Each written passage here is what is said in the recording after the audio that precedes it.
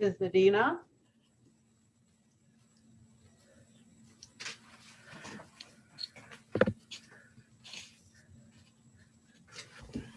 Hey, Soupy. Oh, hi, Dave. We're on YouTube.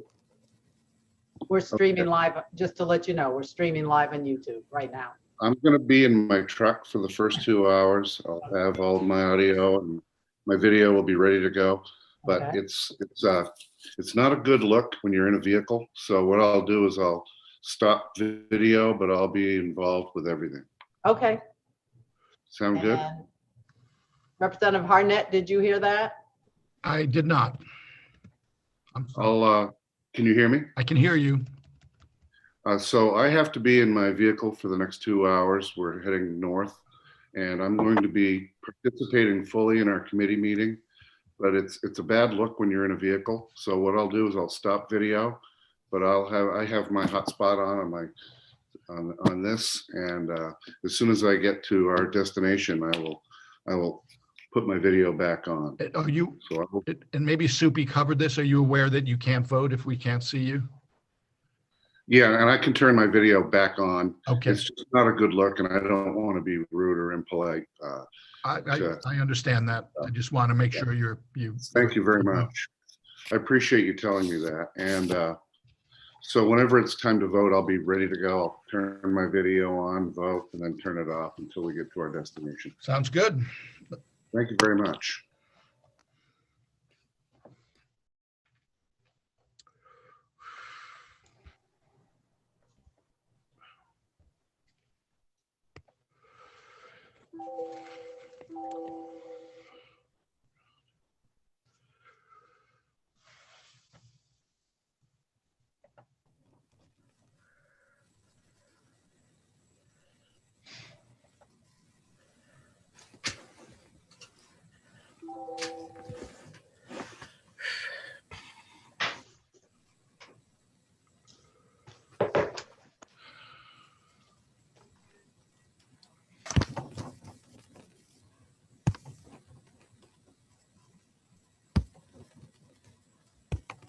Good morning, everyone. We're just waiting for a couple more committee members to join us today, and then we'll get started.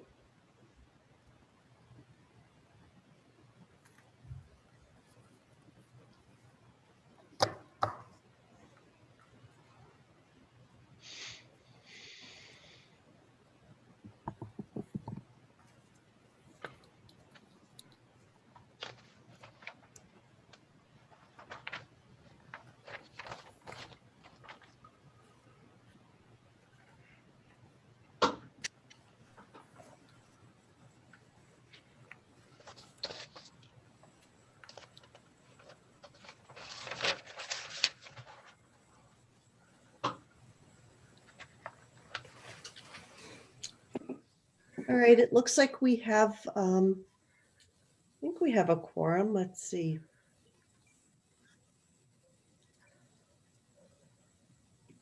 We definitely have a quorum. Good morning, everyone. Welcome to the committee on the Joint Standing Committee on the Judiciary. We have a very full schedule today.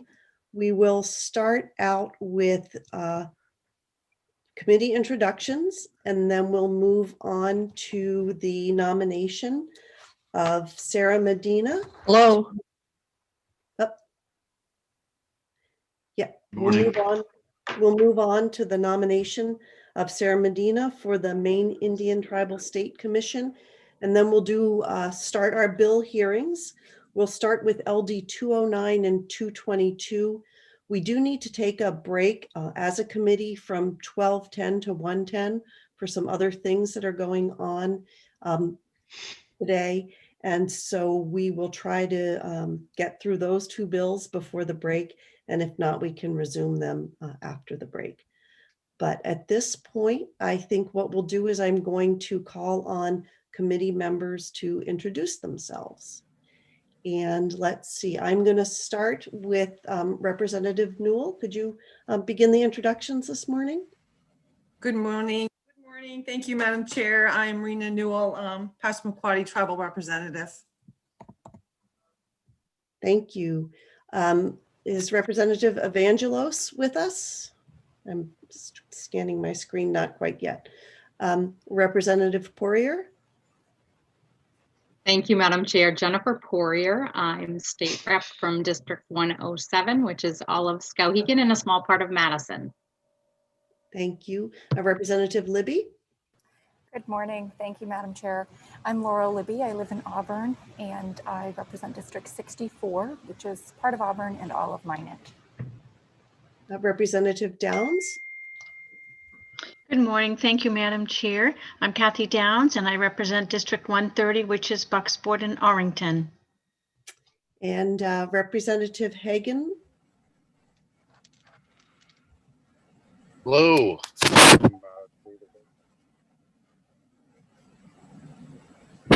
Into you, Dave. Pardon me? Yeah, I couldn't hear you. Couldn't hear. Am I muted? No, not good now.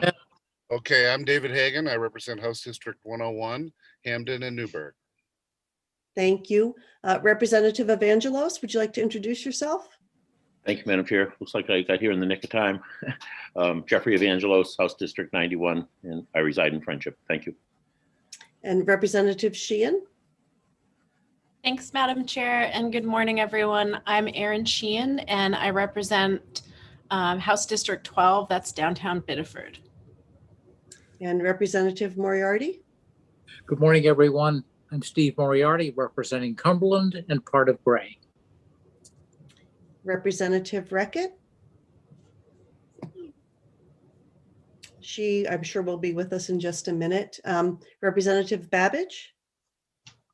Yes, how do you do? Good morning. My name is Christopher Babbage. I represent House District 8, which is part of Kennebunk. There may be 36 Franklins and 27 Springfields, but Kennebunk is the only town in the world so named. Representative Harnett? Good morning, Madam Chair, and thank you. My name is Tom Harnett. I represent House District 83, which is the town of Farmingdale and the city of Gardner. Thank you. Senator Keim? Good morning, everyone. My name is Lisa Keim, and I proudly represent District 18, which is northern Oxford County and two communities in Androscoggin. And I live in Dixfield, which is the only town in the world so named. And let's see, I'm sorry, distracted by another matter that I'm working on. Representative Harnett, have you already introduced yourself? I have. Okay. I didn't make an impression, though. Well, there's many gardeners. If you had spoken to us about it being the only city, I probably would have remembered. I have lived in both Farmingdales at some point in my life. I can say that. Nice. I'm State Senator Ann Carney. I represent Senate District 29, which is the communities of South Portland, Cape Elizabeth, and some of Scarborough. And we will resume the hearing in just 1 minute. I need to take care of one technical detail before we get started. So I'm going to turn off my screen and I will be right with you. Representative Harnett is going to chair the hearing on the nomination. And so actually, Representative Harnett, you could begin and I will take care of my technical thing just as you proceed. Thank you. Is that relative to the motion, Madam Chair? It is, but I'll take care of that while you're beginning the introductions. Thank you very much and welcome everybody.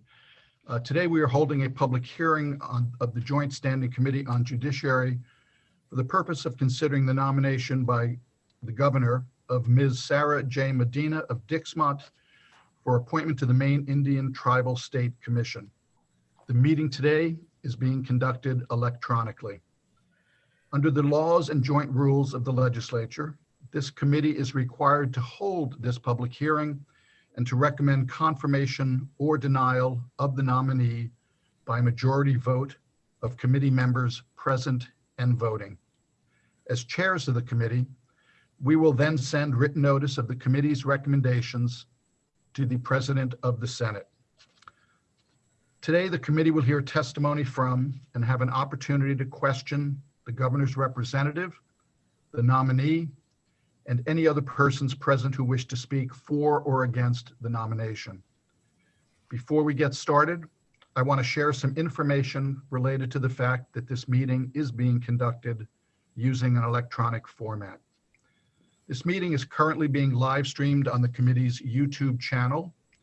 This means that anyone who is a participant in the meeting via Zoom can be seen and also heard if their microphone is unmuted. People testifying cannot be seen or heard until they are called upon to speak. This meeting will be recorded and available to view on the committee's YouTube channel after today's committee meeting comes to an end. Pursuant to Title III, Section 157 of the Maine statutes, which require that there be an affirmative motion to recommend confirmation of the nominee, the chair recognizes Representative Rena Newell for the purpose of making such a motion. Thank you, Mr. Chair. I move that the Joint Standing Committee on the Judiciary recommend confirmation of Ms. Sarah Medina of Dixmont for appointment to the Maine Indian Tribal State Commission. Thank you, Representative. Motion made by Representative Rena Newell. Do I have a second? Yes, Mr. Chairman. Chris Babbage, Kennybunk. I second the nomination of Sarah J. Medina to the Maine Indian Tribal State Commission. Thank you. Motion made and seconded. Again, to remind people, the statutory requirements for the position as a member of the Maine Indian Tribal State Commission have been posted on the committee's webpage. The chair now recognizes Tom Abello for the purpose of making a statement concerning this nomination. Mr. Abello?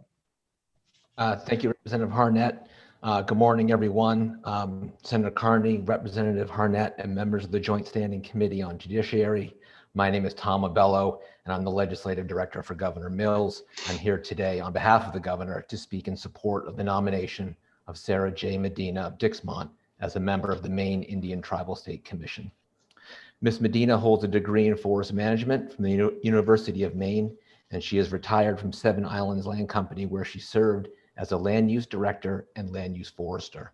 She is active in her community and across the state, serving on the Baxter State Park Scientific Advisory Committee, the Steering Committee of Project Learning Tree, and the board of the Rangeley Lakes Heritage Trust. She has a strong reputation as a collaborator, listener, and a lifelong learner. As she notes in her questionnaire, she seeks to build relationships and trust to find consensus on issues that are approached from different desires and needs. As you know, the Maine Indian Tribal State Commission's principal responsibility is to continually review the effectiveness of the Maine Implementing Act and the social, economic, and legal relationship between the Holton Band of Maliseet Indians, the Passamaquoddy tribe, the Penobscot Nation, and the state. MITSIC is also responsible for making recommendations about the acquisition of certain lands to be included in Indian territory, adopting fishing rules for certain ponds, rivers, and streams adjacent to or within Indian territory, and making recommendations about fish and wildlife management policies on non-Indian lands to protect fish and wildlife stocks. MITSIC can be found in the Maine Revised Statutes under Title 30, Chapter 601. The commission consists of 13 members, 6 of whom are appointed by the governor. 6 of the remaining 7 are appointed by the leaders of the Maine tribal nations, and the 13th member is appointed by the other 12. Ms. Medina is being nominated to seat number 3. On behalf of Governor Mills, I would ask that you support the nomination of Sarah J. Medina of Dixmont. I would be happy to answer any questions that you may have at this time. Thank you very much, Mr. Abello. Are there any members of the committee that have a question for Mr. Abello? And questions, if you have them, please use the electronic raise hand feature. I see no questions, so I will now move on to the nominee and provide her the opportunity to make a statement. I recognize Ms. Sarah J. Medina for the purpose of making a statement concerning this nomination. I welcome you to the committee, and I thank you for your willingness to serve. Ms. Medina. Thank you and good morning. Representative Harnett, Senator Carney, and distinguished members of the Joint Standing Committee on Judiciary. I am Sarah Medina. Thank you for considering my appointment to MITSIC. As Tom mentioned, I'm a University of Maine graduate with a degree in forest management. When I enrolled at the university in 1968, I didn't know it at the time, but I was the first woman to pursue a forest management degree at UM and subsequently the first woman employed as a forester in Maine. I spent my career with Seven Islands Land Company managing the Pingree family forest. Initially, I did all the jobs of a field forester, from cruising timber and preparing management land plans, laying out roads and harvesting operations, inspecting operations, surveying, and maintaining boundary lines, all the things that a forester does. So that field experience gave me the essential foundation for all the work that I would do throughout my career. Over time, my job evolved to more administrative work in the areas of recreation management, regulatory compliance, wildlife management, tree growth taxation, communications, and public policy and ownership issues.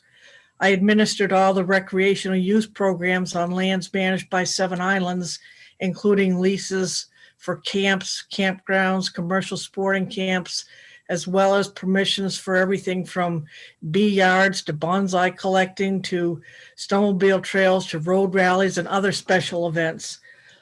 I became proficient in land use regulation, then land use planning commission, law and rules, as well as the tree growth tax law.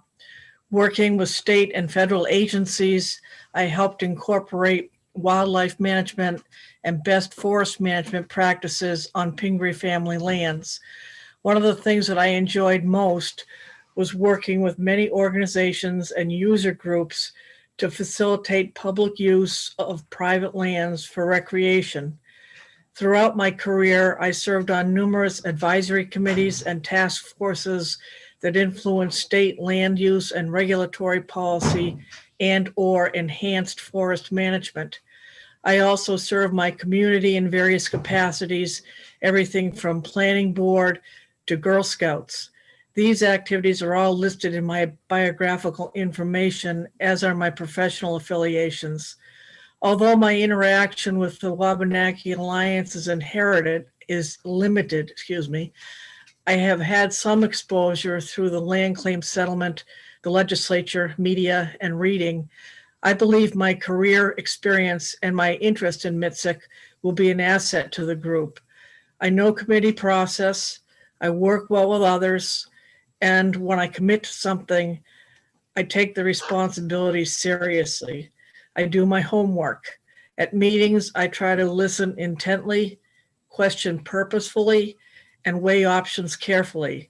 I am respectful, honest, and fair. I seek to find consensus, or at least compromise, on issues that are approached from different understandings, needs, or desires. I understand MITSIC was created as part of the 1980 Maine Land Claim Settlement Act, and I understand its purpose as just relayed by Mr. Abello. I know that there are currently several bills under consideration by the legislature, which MITSIC members are following. In seeking this position, I have no preconceptions or agenda, simply a desire to learn and to contribute. I'll be happy to answer any questions. Thank you.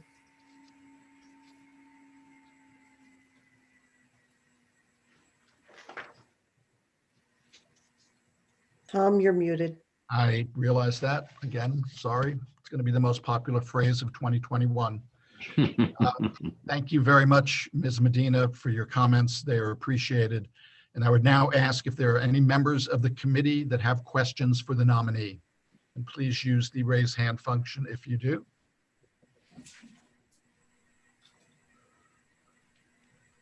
I do not see any. Am I missing anyone? I apparently, Representative Babbage. Thank you, Mr. Chairman, for seeing me. I was a little slow in getting the raised hand up there. Thank you for your statement, Ms. Medina. I appreciate being here today. And you have a fascinating resume. I will start off by saying that I went to the University of Maine. I actually started out when it was one system, one university. I started in Portland, but I did go to Orono. It was the spring of 1971. And I had classes, history classes, English history, in the forestry building. So I'm going to bet that we weren't too physically distanced at that particular time in history. But because that building's really not that large, not back then. But I noticed your background. You know, honestly, my ignorance of Seven Islands, I thought it probably was a Canadian company having something to do with Sept-Îles up in the St. Lawrence, initially with some land holdings in Maine. It was good for me to look at the background of the Pingree family and Seven Islands in doing all this. I really just wanted to ask, first of all, you have experience with the Rangeley Lakes Heritage Trust. I assume that's a conservation commission. I mean, a trust of lands that well, I guess I want to ask you, what does the Rangeley Lakes Heritage Trust actually do specifically for the lands around the area of Rangeley Lakes, Gundacook? The trust has conserved several parcels of land in the Rangeley region. It also Mooselook-Maguntic, I'm sorry. Well, Mooselook-Maguntic is one, and is one of the big ones actually in Cupsuptic Lake. Another thing that the trust does is really tries to work with the local people to provide opportunities for people to get out onto the land. A few years ago, the trust acquired ownership of what is now Cupsuptic Lake Park and Campground and has upgraded that site considerably. It's used primarily by people from Maine, including a lot of the local people, for camping and access to Cupsuptic Lake. We've created a lot of trails, and we've worked with Fish and Wildlife on things like creating habitat for deer management. It's a very active trust with a very active board of directors.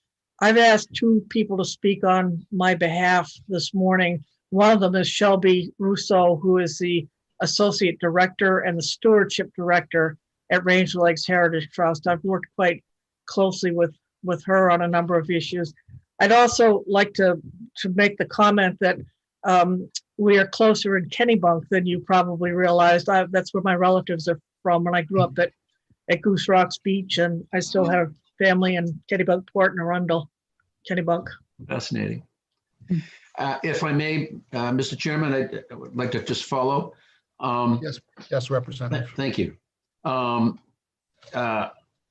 I am unaware of land holdings of Seven Islands that you may have been involved with.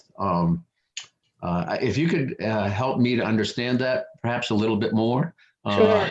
And I know that regarding tribal lands, in the Western Maine Mountains, the only ones I'm familiar with would be Carabasset area and Albany. And if Seven Islands has had any interaction with that, I'd be interested in your experience.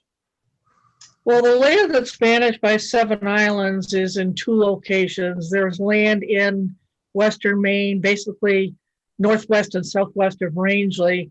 It doesn't reach as far as Albany and Carabasset. And then land in northern Maine is basically north of Big Baxter Park and west of Route 11. Altogether, it's about 820,000 acres, and it is certified by the Forest Stewardship Council, and by it's a legacy tree farm, and it actually was the third parcel in the country to be certified by FSC. It's also certified by SFI, so it's well-managed land.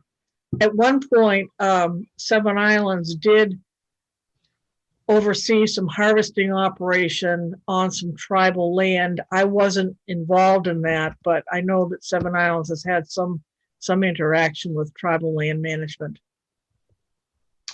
Thank you for that. I guess my last comment would be yesterday in the news, I saw a nice piece, national piece about girls that had joined the Boy Scouts and had reached Eagle Scout status in Baltimore. The only negative was that it wasn't a very diverse group, but I noticed on your resume that you have been much involved with the Girl Scouts of Maine. And I appreciate I was very pleased to see that. So thank you. I am, and I earned the highest award in Girl Scouting, the equivalent of the Eagle Award, which is called the Gold Award. And we could have a side discussion on the benefits of Girl Scouting versus Boy Scouting, but I'm a strong proponent of Girl Scouting because I believe it builds girls of courage, confidence, and character, and it helped me an awful lot. Thank you. Thank you, Mr. Chairman. Thank you, Representative. The next questioner I have is Representative Thank you, Mr. Chair. Good morning, Ms. Medina. Apparently, there are at least 3 of us on the call this morning who are all in college in Maine during the same era. I'm just curious, what drew you to forest management originally, and what kept you in that field for the duration of your career? Well, initially, I had had some experience in the out of doors with Girl Scouting, including a stint in forestry work. And when I looked at the University of Maine catalog, I listed all the courses I wanted to take and then looked to see what major they fit under. And it was forestry. And my reasoning was that if I studied things that I enjoyed, I would end up in a job that I enjoyed. And that did happen.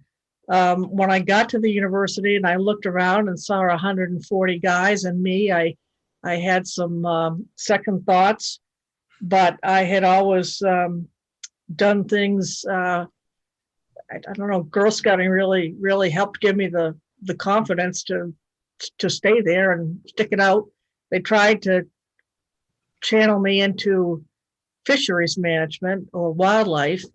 And after a semester of trying to remember the names of fish bones, I decided that wasn't for me. So I stuck to my guns. And when it came time to go to forestry summer camp, which was in Princeton at the time, and we worked on Passamaquoddy tribal lands, they didn't have a place for me to stay. So I had to board in town with a family and drive out to camp every day. But had a great time. And I think the thing that has kept me in forestry is I've had great opportunity to always learn new things. Even though I stayed with the same company throughout my career, I was always doing new things. And the big part is that the people that I have worked with over the years in forestry and with some of the state agencies and with all the organizations that have an interest in forest land have just been terrific. I can't think of a better group of people than all the forestry people that I've worked with. So it's been fun. Very good. Thank you. Thank you, Representative. Senator Keim. Thank you, Mr. Chair. Good morning, Ms. Medina. Thank you for being here. I love hearing all about your life. It's very interesting, and you seem incredibly capable to take on this role. And I think that you'll add great benefit and great perspective. And I was just wondering if you could tell us what you felt would be your greatest challenge on MITSIC. I think I see 2 things. One is I still have a lot to learn, but I can do that. The second thing is, from what I've seen, the first couple of meetings I've just sat in, I think that there are some differences of opinion on what MITSIC should do and where the tribes are headed. And I think the biggest challenge will be working with everybody to sort that out and to come to some agreements on what is the role of MITSIC and how can MITSIC best help the tribes. I know that one thing that we're seriously lacking in the state is an understanding of tribal history and the rich culture. And I think that MITSIC has a role in helping citizens of the state understand the relationship between the tribes and and the state. And I don't know that there's any big thing that can't be overcome, but as I said, when I commit to doing something, I learn about it, and there's nothing on my resume that's there just because I thought it would look good. I've always participated in everything wholeheartedly, and I intend to do that with this. Very nice. Thank you. Thank you, Senator Keim. Representative Reckett?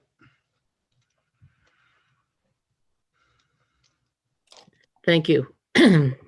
I'm intrigued to hear your story and the crossovers with mine. I spent my first 20 years summering at Goose Rocks. And depending on what age you are, I might have taught you to swim, because I taught swimming lessons in the ocean for years there. I think that I'm interested in particular in your commitment really to lifelong learning.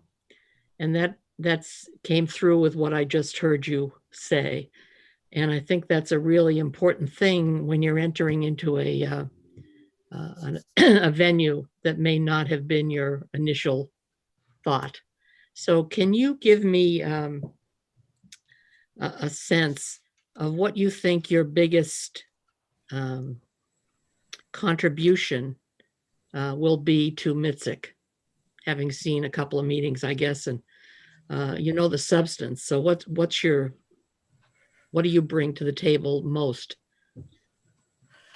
I think I bring sort of an outside view where I have not been involved in all of this for a long time. I probably look at things, or will look at things, with a fresh view and a little bit differently.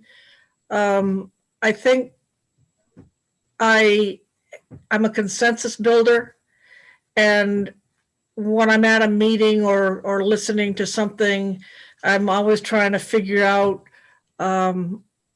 how things fit and how we can work together. I try to not form any opinion until I have all the facts. So I just think I'm a good team worker and a good committee member. I've had experience chairing committees. I was president of the Girl Scout Council for a while. But I've also had lots of experiences as a member. So I know when it's important to speak up and when it's important not to speak up. So I just think I'll be a good team member. And by the way, I hated those 8 o'clock swimming lessons on the beach. It was so cold. Yes, it was. Thank you so much. I, as a champion Girl Scout cookie salesperson myself, I really appreciate your dedication to the Girl Scouts. So I wish you well. Thank you. Thank you, Representative Reckett. Are there any other questions from committee members for the nominee? Seeing none, thank you, Ms. Medina. And I may have overlooked another representative of the governor's office, and if I did, I apologize. I have Joseph Boucher. Are you here to testify for the governor as well? No, I am not. I was just listening in. Oh, okay, thank you. I will now take comments from persons attending this hearing who wish to speak for or against this nomination. Anyone who has a written statement but who does not wish to speak should have submitted the statement with the committee clerk prior to today's hearing. All such statements shall contain the name and residence of the person who prepared the statement.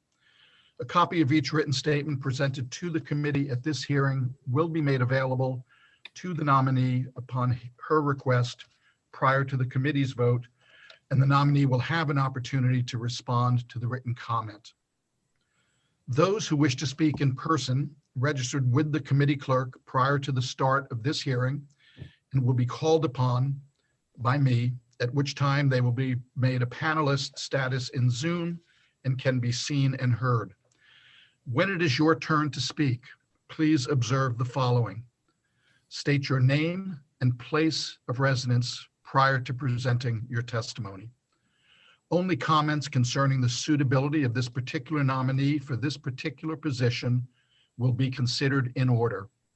All other comments will be considered out of order.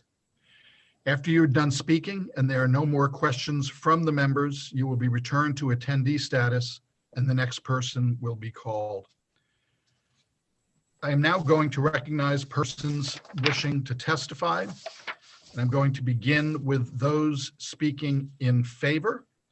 And the first person on my list is Paul Downing, speaking on behalf of the Maine Indian Tribal State Commission. Mr. Downing. Thank you, Madam Chair and committee members. My name is Paul Downing. I am the current chair of the MITSIC. I'm a Passamaquoddy tribal member from Indian Township. I think this is a great opportunity to see all the members and everybody to see my face. I missed one of the meetings. We had an emergency meeting and I'm an acting emergency manager, so I apologize, but it's great to see everyone. After long discussions with Paul, I'm not sure if it's actually proper for MITSIC as a body to weigh in whether we agree or disagree with a particular candidate. It's no different than if a tribe had a candidate, we would be reluctant to interfere with that process as a body. As a person and as the chair, it's been my pleasure to meet Sarah Medina, and I'm very favorable toward her inclusion. And we had some very interesting discussions on our last MITSIC.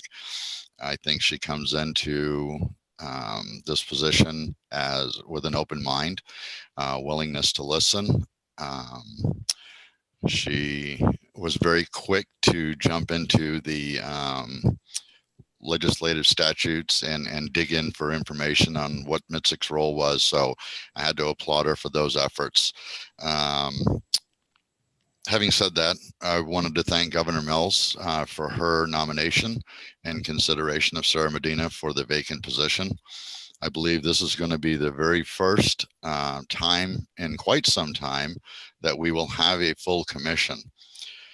This sends that optimistic message that we have a true government-to-government relationship, committee engagement between the state of Maine and the tribes of Maine to mend and overcome some of the issues and problems that have been noted by MITSIC over the years. And I think moving forward, we have to have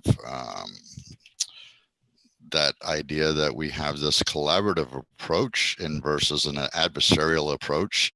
I think I try to bring to the MITSIC a balanced approach, and finally having this full commission, I think it's actually going to be very beneficial to the efforts, the collaborative approach efforts of MITSIC.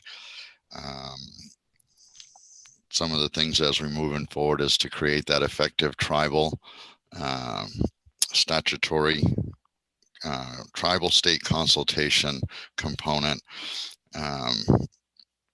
introducing of legislation, creation of a framework, and to hopefully end the back-to-back square ones that we seem to always go through, or at least that was the position of many of the committee people.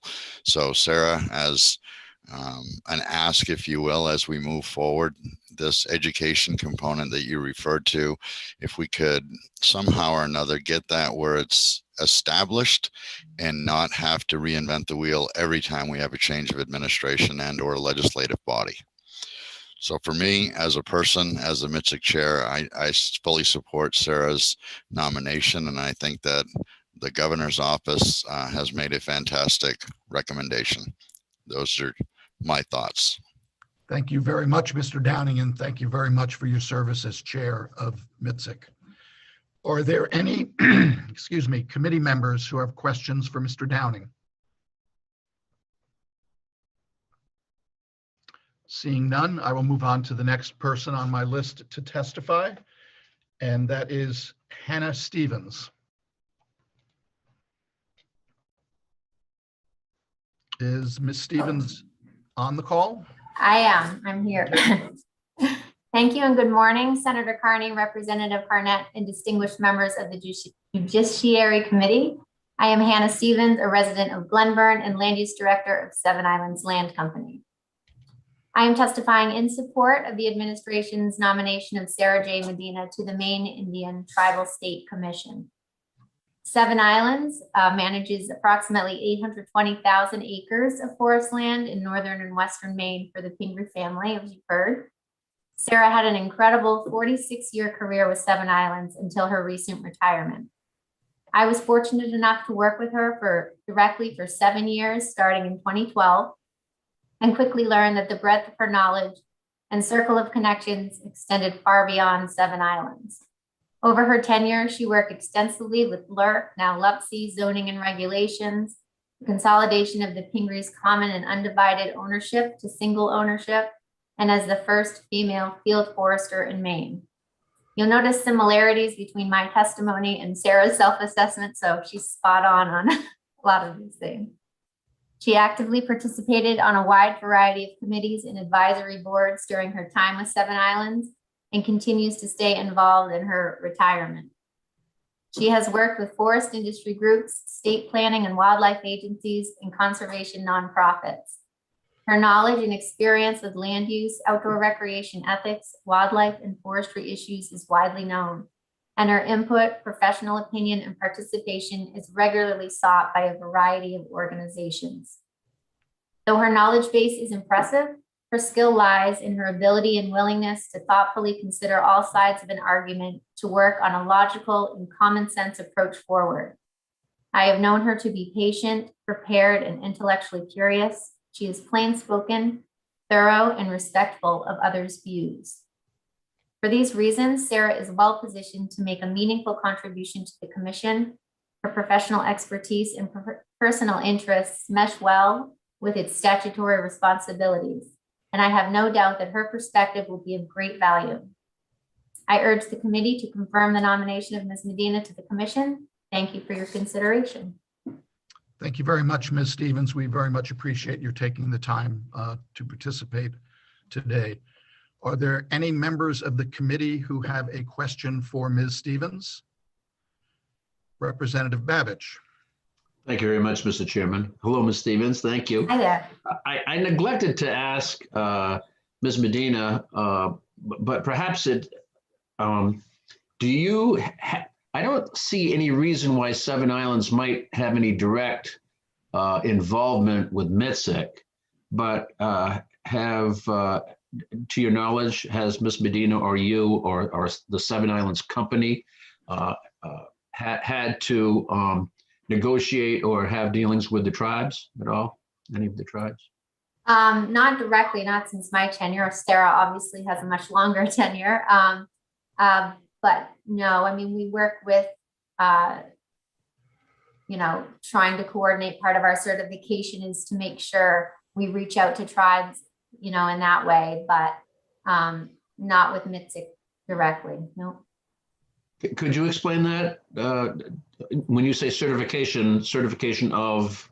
Oh, our FSC, our certified sustainable forest, sort of part of that certification involves sort of social responsibility and things like that. And part of that would be, reaching out to the tribes, which we've done. So, but other than that, no. Sarah might have more historical knowledge on when the settlement was going through, but in our day-to-day operations, no. To your knowledge, has any Seven Islands land become part of the settlement lands eligible for purchase? Nope. Yes. We can get clarification on that later. That's right. Thanks so much. I appreciate that. Representative Babbage, Ms. Medina, we gave a thumbs up on that. Would you like to address that briefly, Ms. Medina?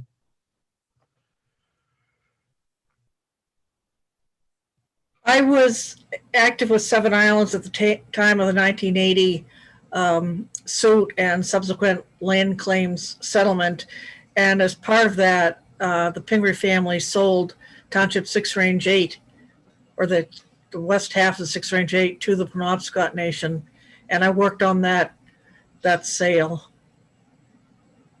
And I've worked with John Banks, a few years ago, we had a national meeting here in Maine, and one of the things that John and I worked on was a video that included some information on the tribes and use of natural resources.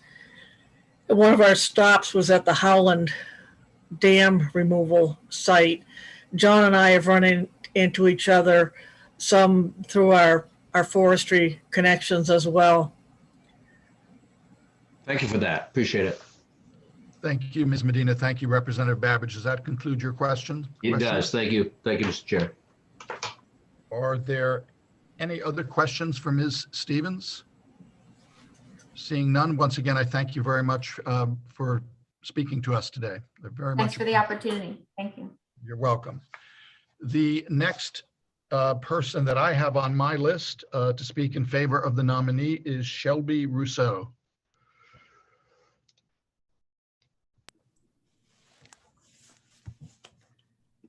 Is Shelby? I am. I'm sorry. Okay. It takes me a few minutes to get the hang of the Zoom buttons here. It's taken us quite a while as well. Thank you, Senator Carney, Representative Harnett, and the members of the committee. Thank you for the opportunity to speak in favor of Sarah's nomination to serve on the Maine Indian Tribal State Commission. My name is Shelby Russo. I live in Phillips, Maine, and I'm the Deputy Director and the Director of Stewardship for Rangy Lakes Heritage Trust, serving over 23 years to the organization. I first met Sarah in 1998 when I became an AmeriCorps volunteer serving with Rangy Lakes Heritage Trust. My service position promoted outreach to surrounding large landowners in an effort to solicit volunteerism relative to a watershed survey that we were conducting within the Rangy Lakes region at the time. Representing Seven Islands Land Company, Sarah was my initial and best contact to understand regional ownerships and best land management practices. Through her guidance, I would learn to tread lightly among varying landowner practices and rights, but most importantly, I learned how to balance actions that made otherwise seem contentious between user groups. Until this day, I appreciate what I learned from those years, as it gave me the experience, the confidence, and the respect required to work within the Maine's large and diverse group of land managers.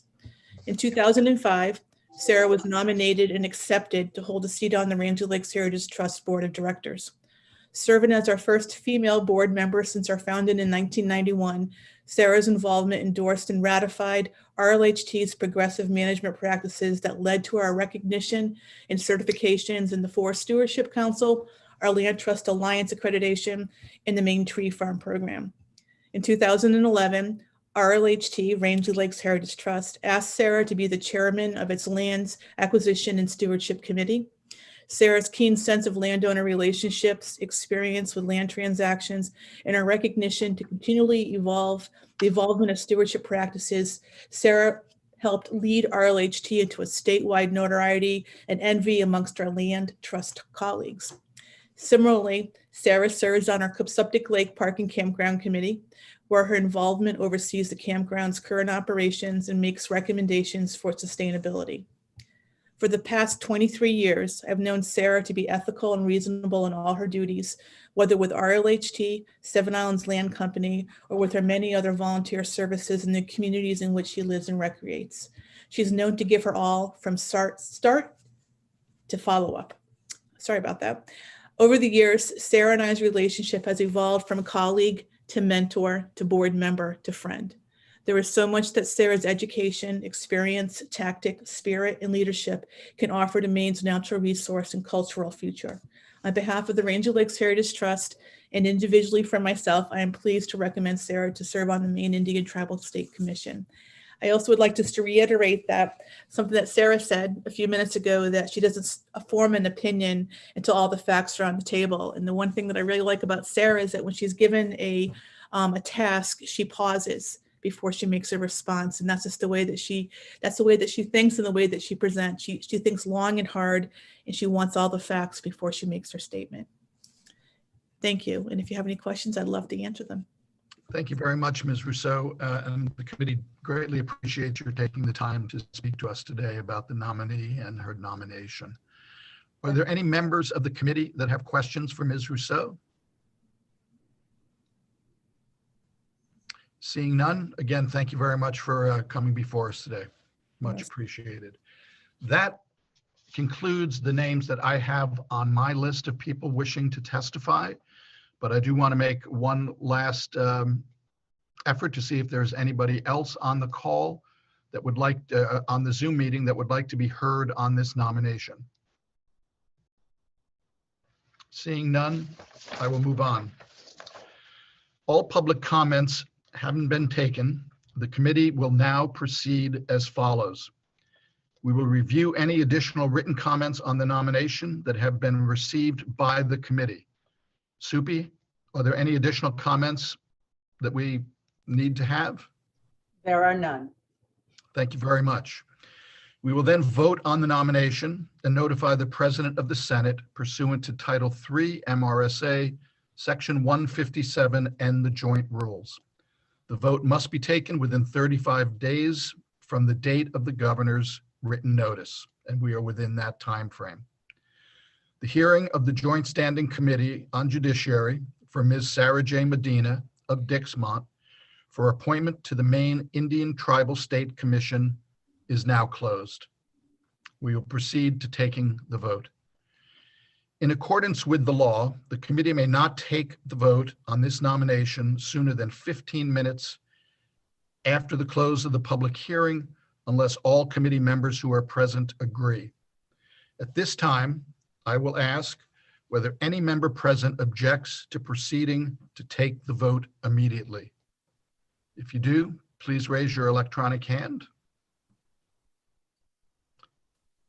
Given that there is no objection, the pending question before the committee is that the Joint Standing Committee on Judiciary recommend to the Senate of the 130th Maine Legislature that the nomination of Ms. Sarah J. Medina of Dixmont for appointment to the Maine Indian Tribal State Commission be confirmed.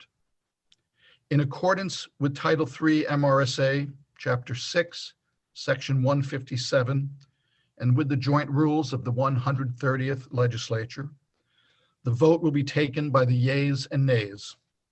A vote of yes will be in favor of recommending confirmation. A vote of no will be against the motion to recommend confirmation. Is the committee ready for the question? I will then ask the committee clerk to call the roll. Senator Carney. Yes. Senator Carney votes yes. Senator Sanborn.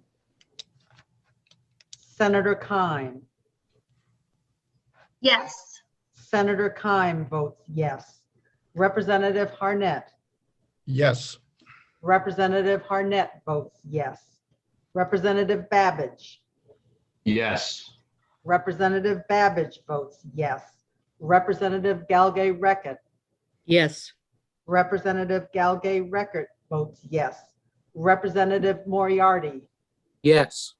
Representative Moriarty votes yes. Representative Sheehan. Yes. Representative Sheehan votes yes. Representative Hagan. Yes, I need to see you, please. I should be on, yes. Thank you so much. Representative Hagan votes yes. Representative Downs. Yes. Representative Downs votes yes. Representative Libby. Yes. Representative Libby votes yes. Representative Poirier. Yes. Representative Poirier votes yes. Representative Evangelos. Yes. Representative Evangelos votes yes. Representative Newell. Yes. Representative Newell votes yes. Senator Sanborn. Senator Sanborn is absent. 13 members voted yes. Thank you, Supi. 13 members of the committee having voted in the affirmative and none in the negative, it is the vote of the Joint Standing Committee on Judiciary that the nomination of Ms. Sarah J. Medina of Dixmont for appointment to the Maine Indian Tribal State Commission be confirmed. Congratulations, Ms. Medina, and thank you for your service. Were we not at a Zoom meeting, we would each stand up, line up to congratulate you in person, and thank you very much for the effort that you are about to undertake. Unfortunately, we can't do this today. So in our new world, you will have to look at your Brady Box screen and just see our virtual applause.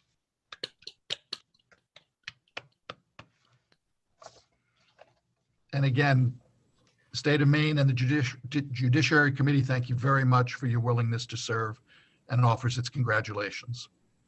Well, thank you very much. I'm very happy to be joining this group, and I also appreciate your service, all of you. It's challenging enough to serve in the legislature, but in the current times, it's even more challenging, and I certainly appreciate everything that you are doing for us. Thanks. You're very welcome.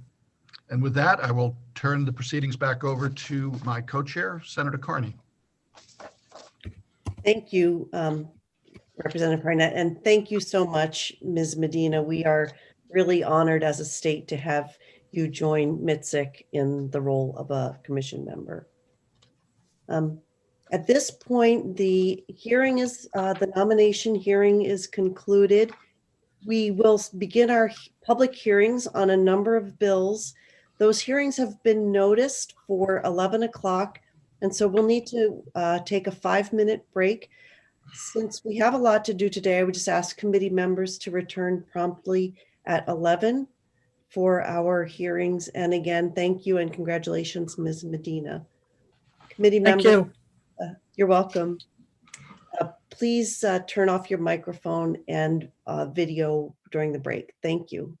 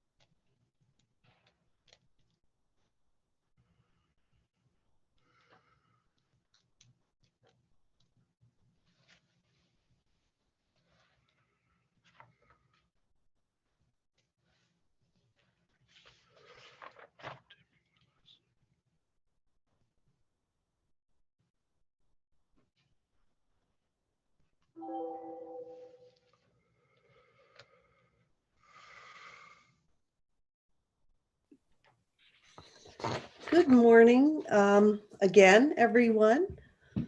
Just ask committee members to turn on your video if you have returned to the meeting for our public hearings today.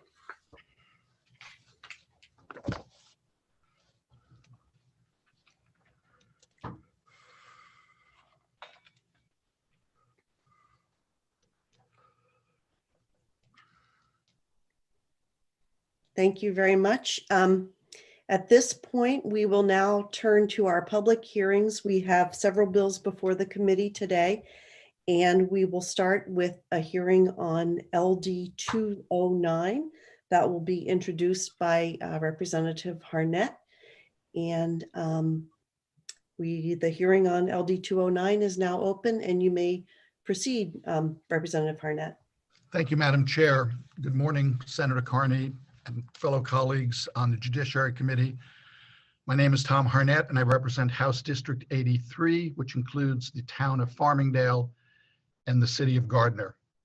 I'm here this morning to introduce LD 209, an act concerning name changes for minors.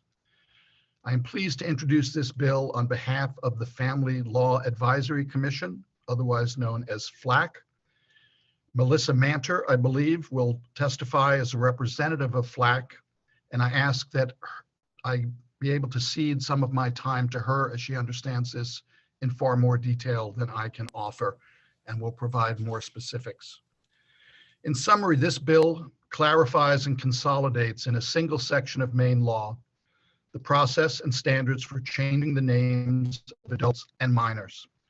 The current process to change the name of an adult is for the adult to file a petition in the probate court in the county where the adult lives, except when an adult is petitioning to change that adult's name pursuant to a divorce proceeding, and this bill does not change that. This bill provides that a parent or guardian of a minor may file a name change petition for the minor in the probate court in the county in which the minor lives, unless the district court has exclusive jurisdiction regarding the minor pursuant to Title IV, Section 152, subsection 5A of the Maine Revised Statutes, in which case the petition must be filed in the district court. The bill also permits a parent or guardian to request to change a minor's name as part of a proceeding concerning parentage or other parental rights with respect to the minor in district court. A separate petition is not required in those cases. The bill defines parent and guardian for the purposes of changing the name of a minor. The bill requires the parent or guardian who requests a name change for the minor in district court to provide notice pursuant to the applicable rules of procedure to any other parent, any guardian ad litem, and any person or agency with legal custody of the minor, and to the minor if the minor is 14 years of age or older. The court must provide an opportunity for those entitled to notice to be heard and may change the name of the minor if the court finds that the change is in the best interests of the minor.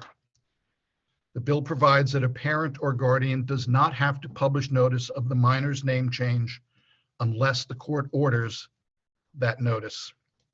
It authorizes the court to make the request of a name change confidential or not public if the court limited the notice required for the name change.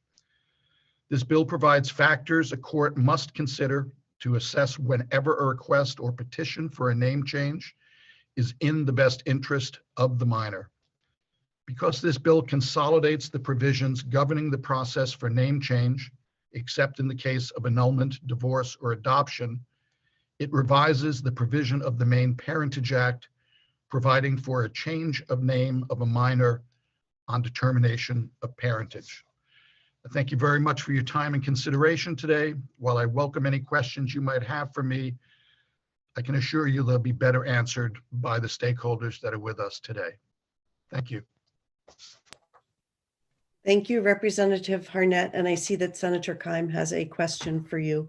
You may go ahead, Senator Keim. Thank you, Madam Chair. Representative Harnett, I had a couple of questions. One is, the first is, what issue or problem is this bill seeking to resolve? If I could defer and ask you to pose that question to the representative from FLAC. Okay, I'll do it. Thanks. Thank you. Are there any further questions for the sponsor? Okay, at this point, we will proceed to hearing from members of the public.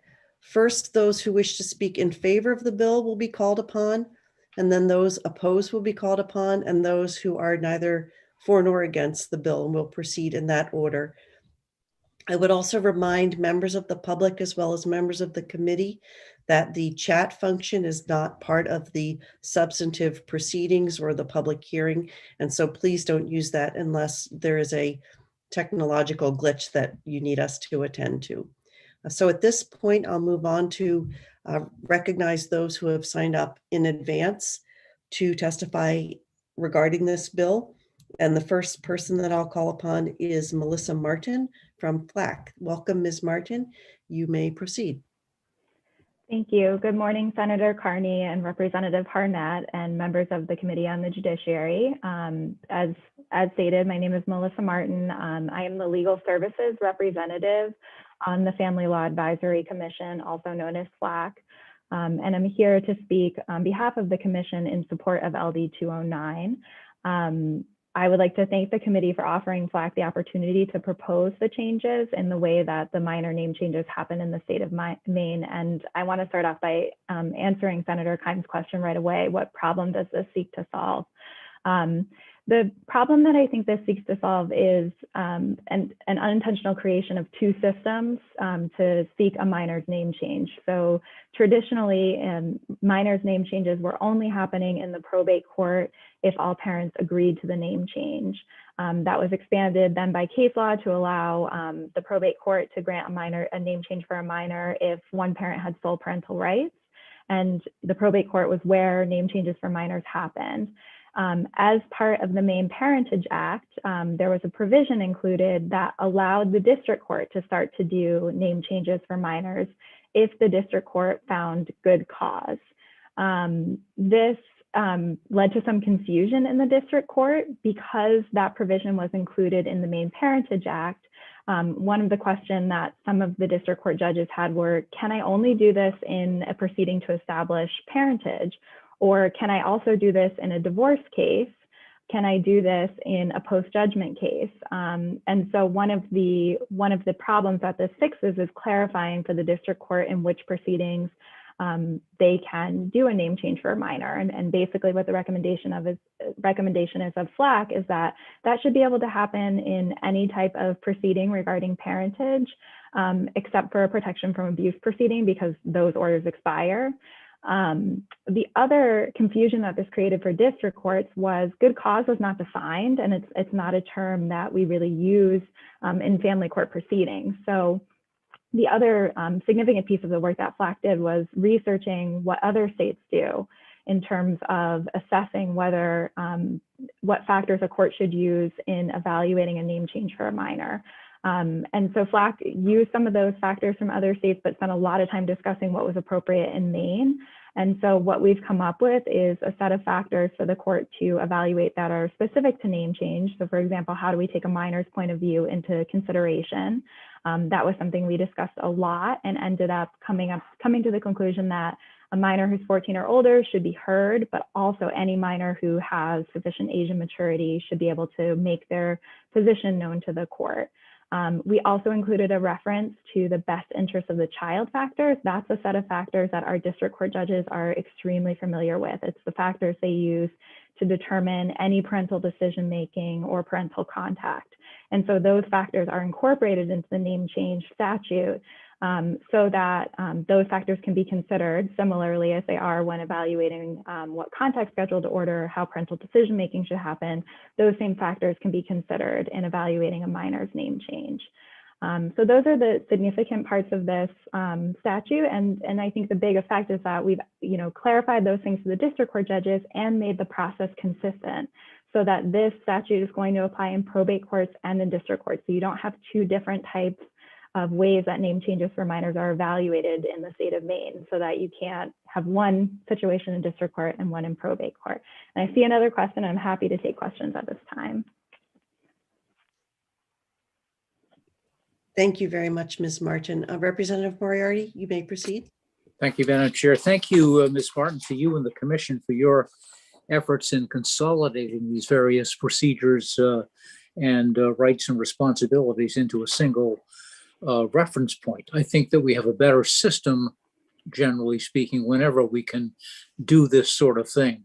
It's easier to turn to one particular statute for all of your answers as opposed to looking to various scattered reference points. So this is a real step forward. I do have two quick questions just to sort of enhance my own understanding of a few minor points. In paragraph 1D, there is a reference to an emancipation proceeding.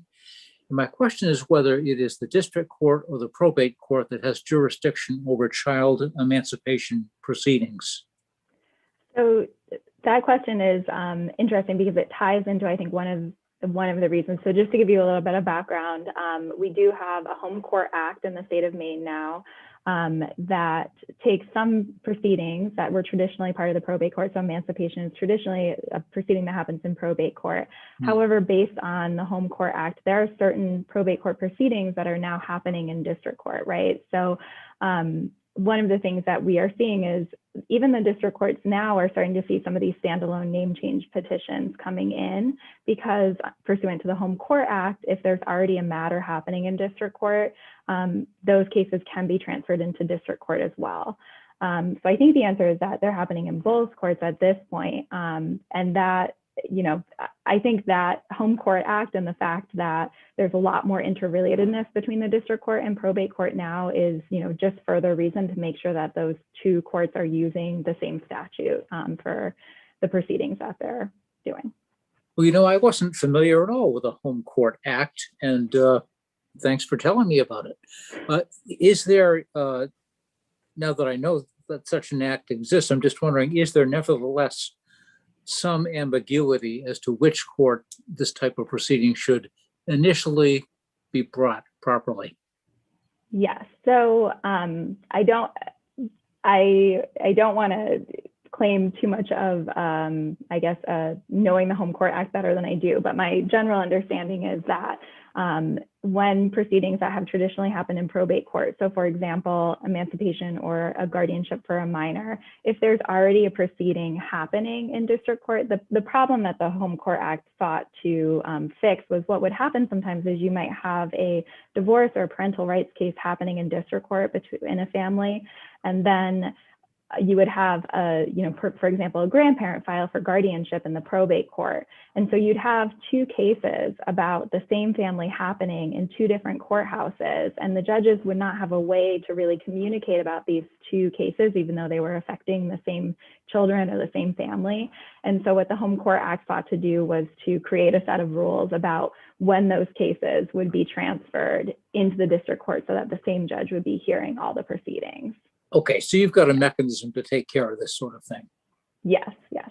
Okay, good then. My last question deals with section 2 with adult name change, and it refers to the power of the court to grant a name change request after what's termed due notice.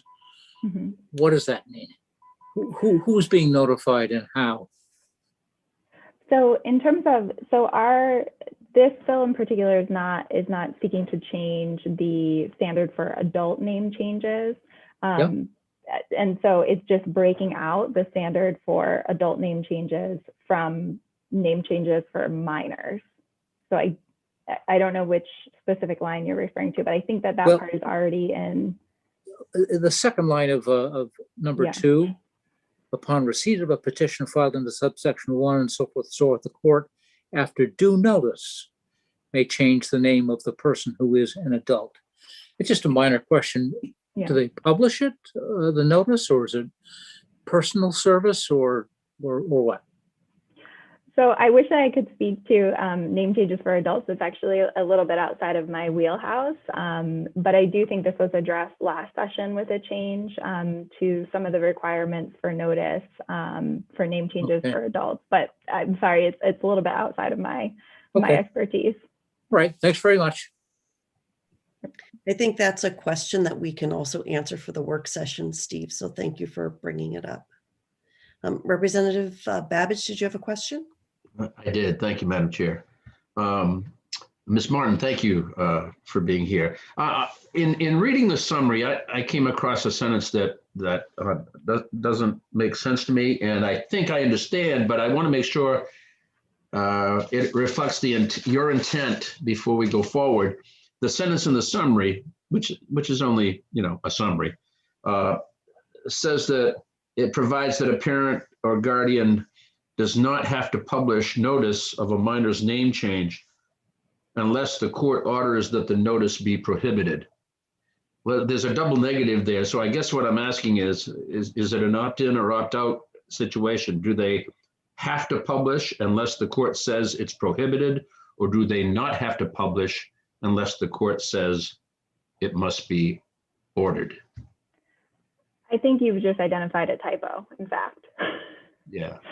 I think that is supposed to be published. So if you look in the actual bill under the notice provision for minors, and so one of the things that we had done when we drafted this bill was sort of break out adults from minors. And so it used to be all in one section, and part of our thought process is it's really a different type of notice that you're providing, and normally it wouldn't be necessary to publish. You wouldn't have the same reason to publish notice of a name change for a minor. And so what we left in essentially was that the court could order that, and I think that the standard that we put in is under the specific circumstances of the case, if there was a specific reason why the court felt that it should be published.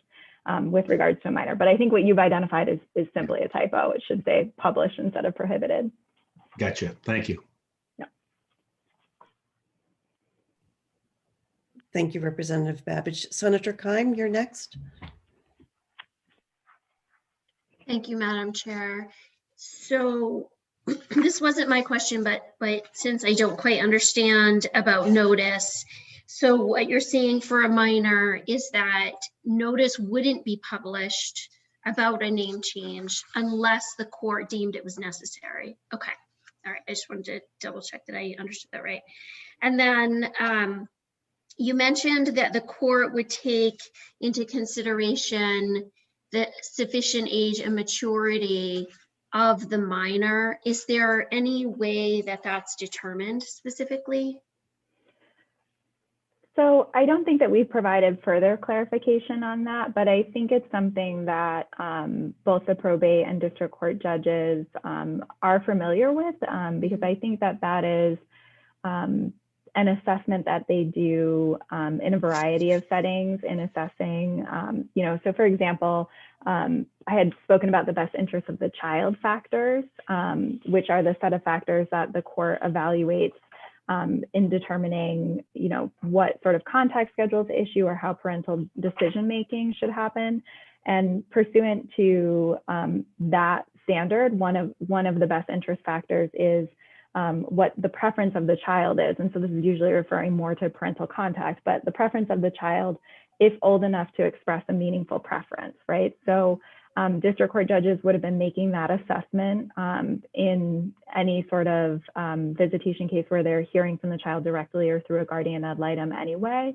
And one of the things that members of FLAC who had acted as guardians ad litem, so people, guardians ad litem are interviewing children and making recommendations. They have this quasi-judicial investigatory role. And some members of FLAC have served as guardians and said, I've worked with, 12-year-olds or 11-year-olds who had, incredible amount of maturity and ability to articulate their preference. And we didn't want to create a bright line rule that that said, you have to be 14. But we wanted to also say, well, if someone is 14 or older, we do want their voice to be heard. So we sort of chose both ways, right? If they're 14 or over, they get noticed and they, their preference has to be taken into account, but also a judge can take into account the preference of a younger child who's able to articulate a meaningful preference. Understood. Thank you. Madam Chair, I have just one more question, if I may. Yes, go ahead. So then my other question is, you mentioned that the courts, district courts were allowed to do name changes based on good cause. But now it's in the best interest of the child. So did we get rid of the good cause completely and now it's just based on the best interest of the child? Right, but we've sort of expanded, so we've kind of redefined what best interest is with these factors, right? So we've referenced all the existing best interest factors, but we've also added some that are specific to name changes. So I think what our thought process was is best interest is what judges have in mind. So I think that was a change we actually made when we work sessioned this in the last session, because the idea being that best interest standard is something that is something judges are familiar with, kind of thinking from that lens, what's in the best interest of the child. And good cause was confusing for them because it's not something that they've been called upon before. But we have sort of tweaked the definition, right? So we're referring to all the existing best interest factors, but we have provided, those specific ones to name changes, like the two that we just talked about having the 14-year-old notice and whether they consent or object to the name change, and the preference of the minor, if they're able to express it, specific to the name change, right? How do they feel about the name change? Right. So then good cause is not one of the factors now. It's just best interest, and you've expanded the definition of best interest. Correct. Okay. Thank you. Representative Libby? Thank you, Madam Chair. Thank you for being here, Ms. Martin. My question is, and this is just a clarification, basically the process hasn't matched in probate court and district court, is my understanding. And so in clarifying the process in district court, will there be a better matchup in the process between the two courts now, or are we still going to see variance in the process between probate and district court? Yeah, so what you're looking at is actually an amendment to the probate code. So 1-701 is actually amending the probate code. And so this is the statute that will apply, though, in both probate court and district court. And so at the bottom of the bill, what you see is you'll see two small, right above the summary, two small amendments that we're making to the existing Maine Parentage Act, so the 1843, but then also we wanted to put right in the parental rights section that everyone looks at when they're litigating those cases. In those sections, we've cross-referenced back to the probate code. So no matter if you're in probate court or district court, you're going to get sent to basically this statute to evaluate a name change for a minor. So this statute that you're looking at will be the one that will apply for probate court judges and district court judges when they're evaluating name changes for minors. Thank you. That's very helpful. Are there any additional questions on the part of members of the committee of Ms. Martin? Okay, I'm not seeing any. Thank you very much. And thank you for all the information you provided this morning, Ms. Martin.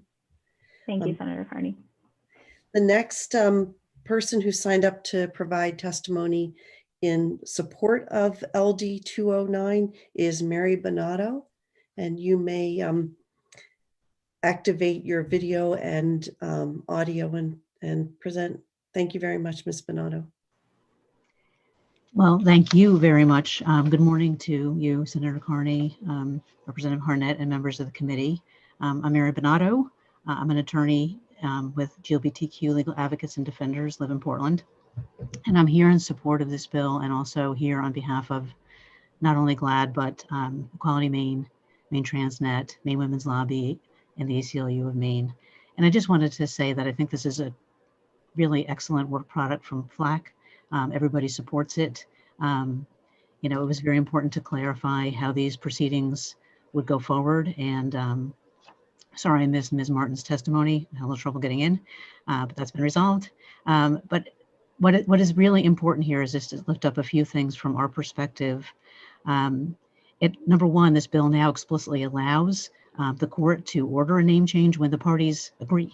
And that's very important. Those parties could be parents, a guardian, a young person age 14 or over, a person or agency with legal custody, or a guardian ad litem. So when there's agreement and when those parties are relevant, this can go forward. Secondly, there are really clear factors for what happens when those same parties may disagree. And that's extremely important as well. And the factors really will allow a broad airing here. And that's in part because there's the factors that are enumerated. And then there's also at the very end, the reference to 19A, section 1653, which allows basically wide-ranging consideration of what it is in a child's best interests. But in particular, what we appreciate here is that the first two enumerated factors include, like, what is the preference of the young person when they have sufficient maturity to be able to express a preference, and then what does a person who's 14 or over think about this? And we think this ties into longstanding law in Maine that recognizes that name changes should be liberally granted. There are law court cases saying so, and that this is really about who a person is when they walk around in the world. This is part of their identity. You know, it's deeply personal on the one hand, and it's also extremely public. So it's extremely important from our perspective for parents to be able to change names and to have a process for doing so when they disagree, because this can be very important to a young person as well. So I don't want to belabor this, but just very pleased with the work product here and the factors and the fact that there can be an airing when parents disagree. Thank you. Thank you very much. Are there questions by on the part of the committee? I am not seeing any questions. Thank you very much for being here today. Thank you. Is there anyone else who is a participant in the electronic meeting who wishes to speak in support of LD 209? If so, please raise your virtual hand so that we can call you into the meeting. I think I have effectively checked that and haven't seen any virtual hands raised. At this point, I will call for anybody in the virtual meeting who wishes to testify in opposition to this measure. I am seeing some folks who are not on the list for 209. Is there anyone who wishes to speak neither for nor against LD 209? Please raise your virtual hand if that is the case. All right, and again, I am not seeing anybody wishing to speak on LD 209. So at this point, the hearing on LD 209 is concluded and closed, and we will now move on to our next hearing, which is on LD 222. And again, the bill sponsor is my co-chair, Representative Tom Harnett. And Representative Harnett, you may continue. Thank you, Madam Chair. Good morning again, Senator Carney and fellow members of the Judiciary Committee. My name is still Tom Harnett, and I represent the residents of the town of Farmingdale and the city of Gardner. And I'm here today to introduce LD 222, an act to update the Maine Parentage Act. I'm pleased to introduce this bill for my colleague, Representative Barbara Cardone, a former member of this committee, who submitted it on behalf of the Family Law Advisory Commission, otherwise known as FLAC.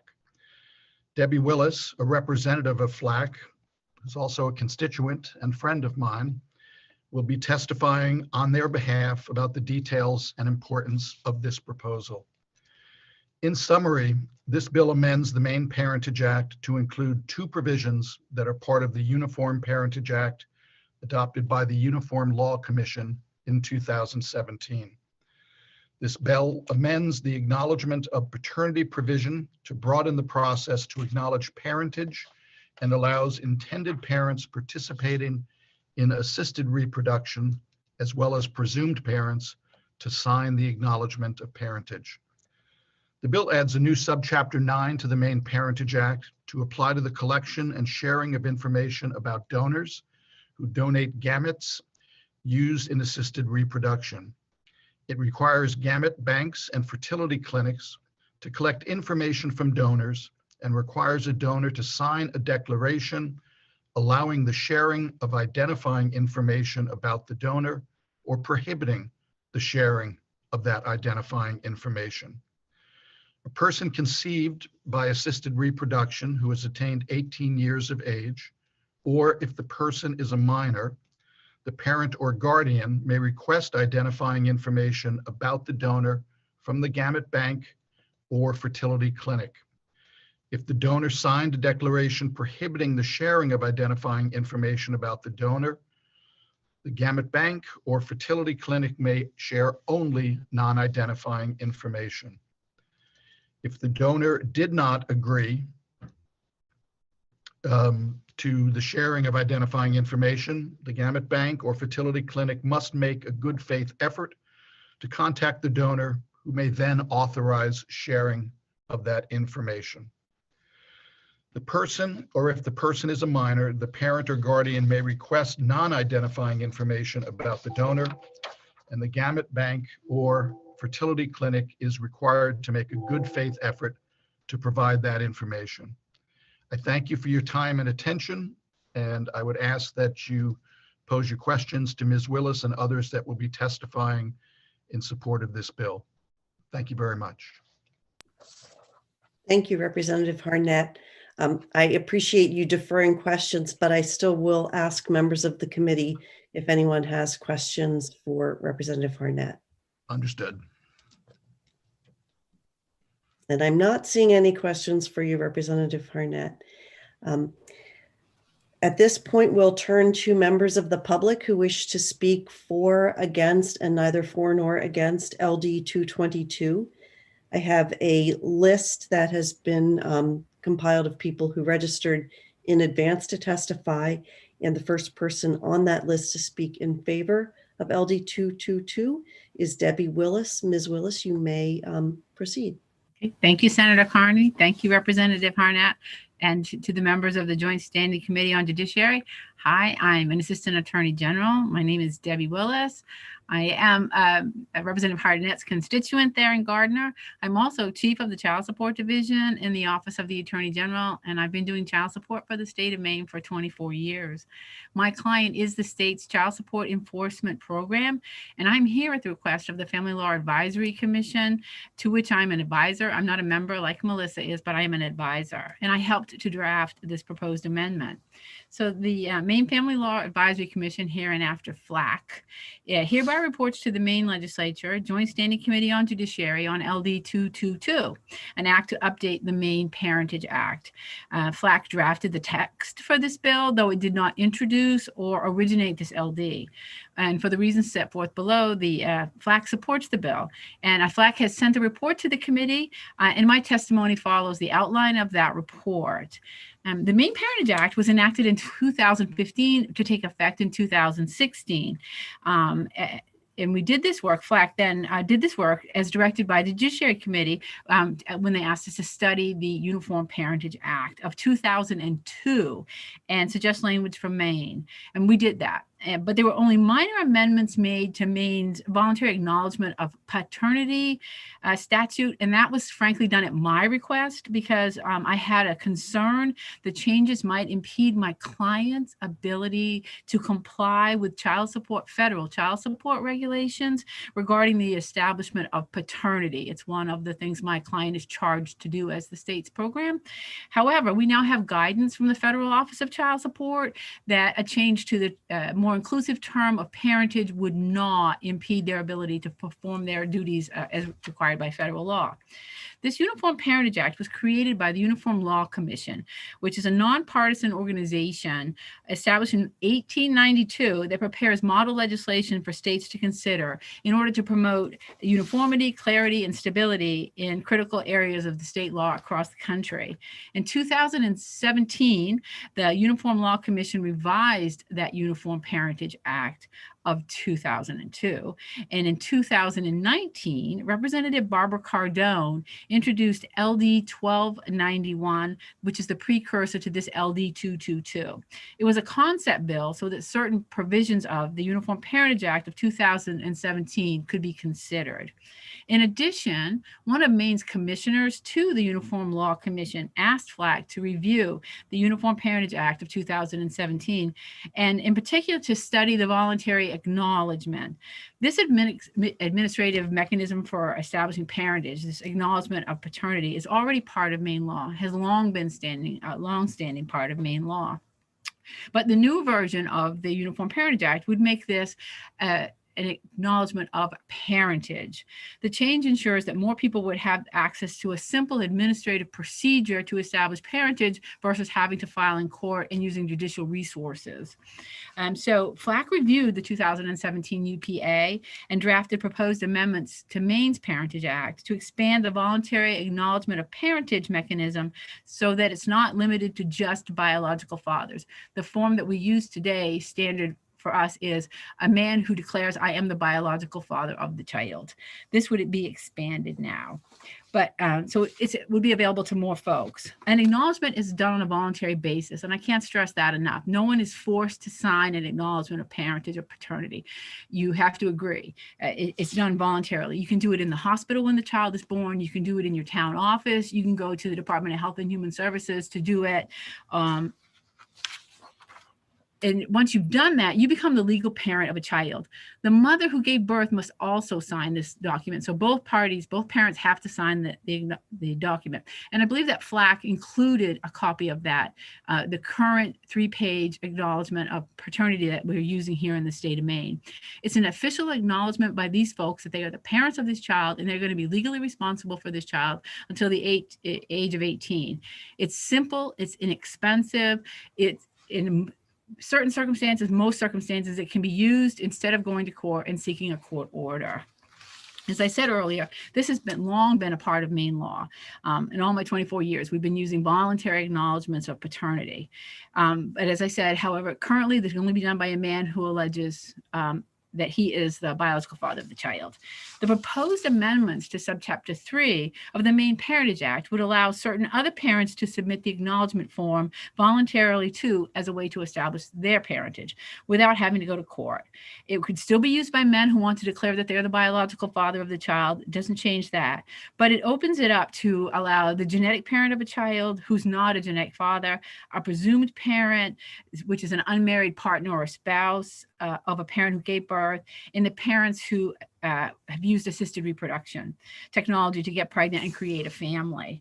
It's important to note that the proposed amendments to LD 222 do not change the scope of who can be a parent in the state of Maine. That's already been determined under Maine law. It's already part of the Maine Parentage Act. What it does is make this voluntary acknowledgement form available to parents other than biological fathers. And now I'll get a little outside my area of expertise. The 2017 version of the Maine Parentage Act also added a section that presently is that is not presently part of Maine law, which you heard Representative Harnett describing, which is an ability for children who are conceived with assisted reproduction technology to obtain information about their donors. So the proposed amendments to the MPA would require fertility clinics or gamete clinics, banks operating in Maine to collect and maintain information about donors, as well as about information about fraternity clinics or gamete banks when gametes used or collected outside of Maine. So if you do it in Maine, you have to have information. If you do it outside of Maine, you have to have this information.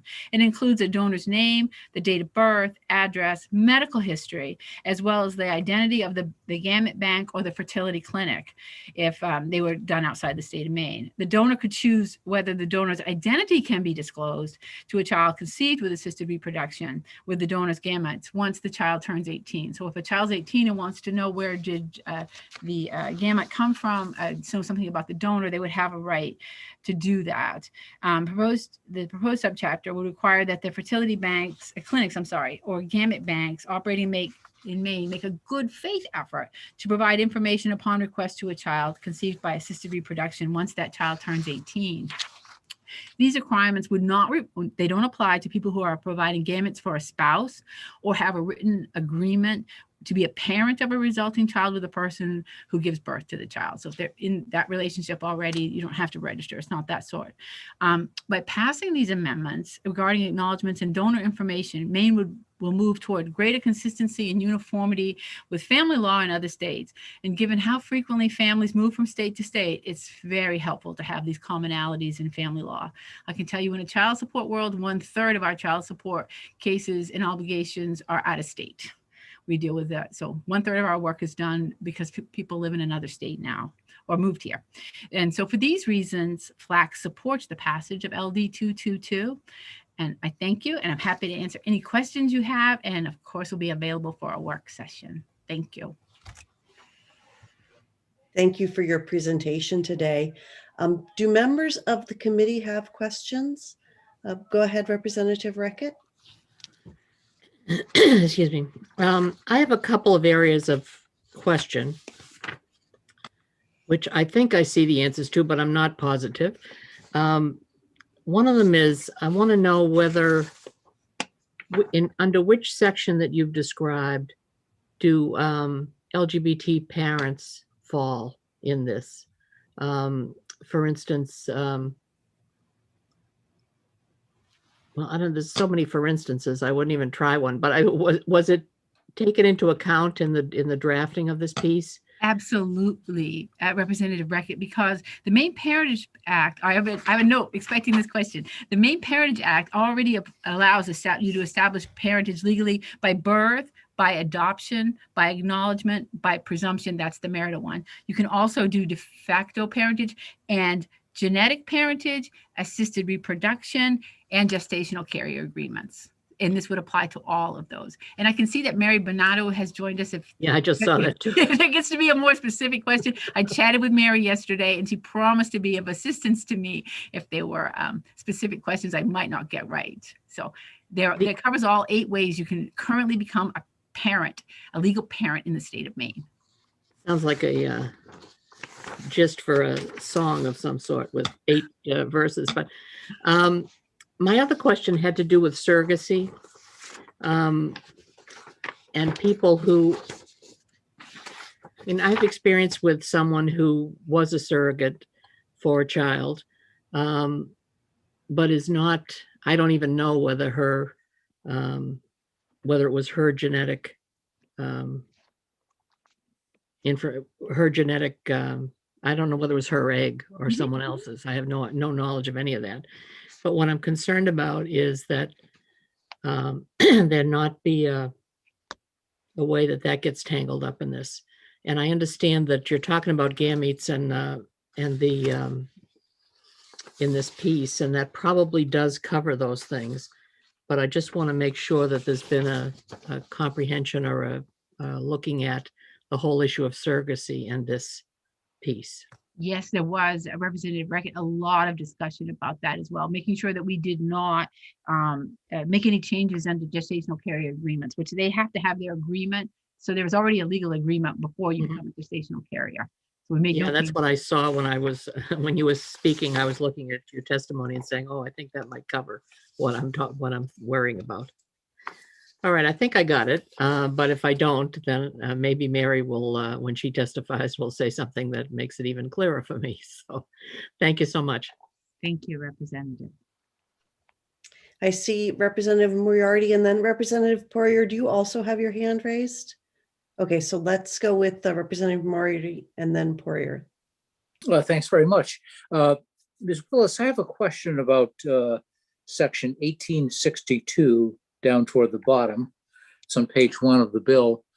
And I may have a brain cramp about the phraseology and the structure of the sentence, but it refers to the person who gave birth to the child other than a gestational carrier.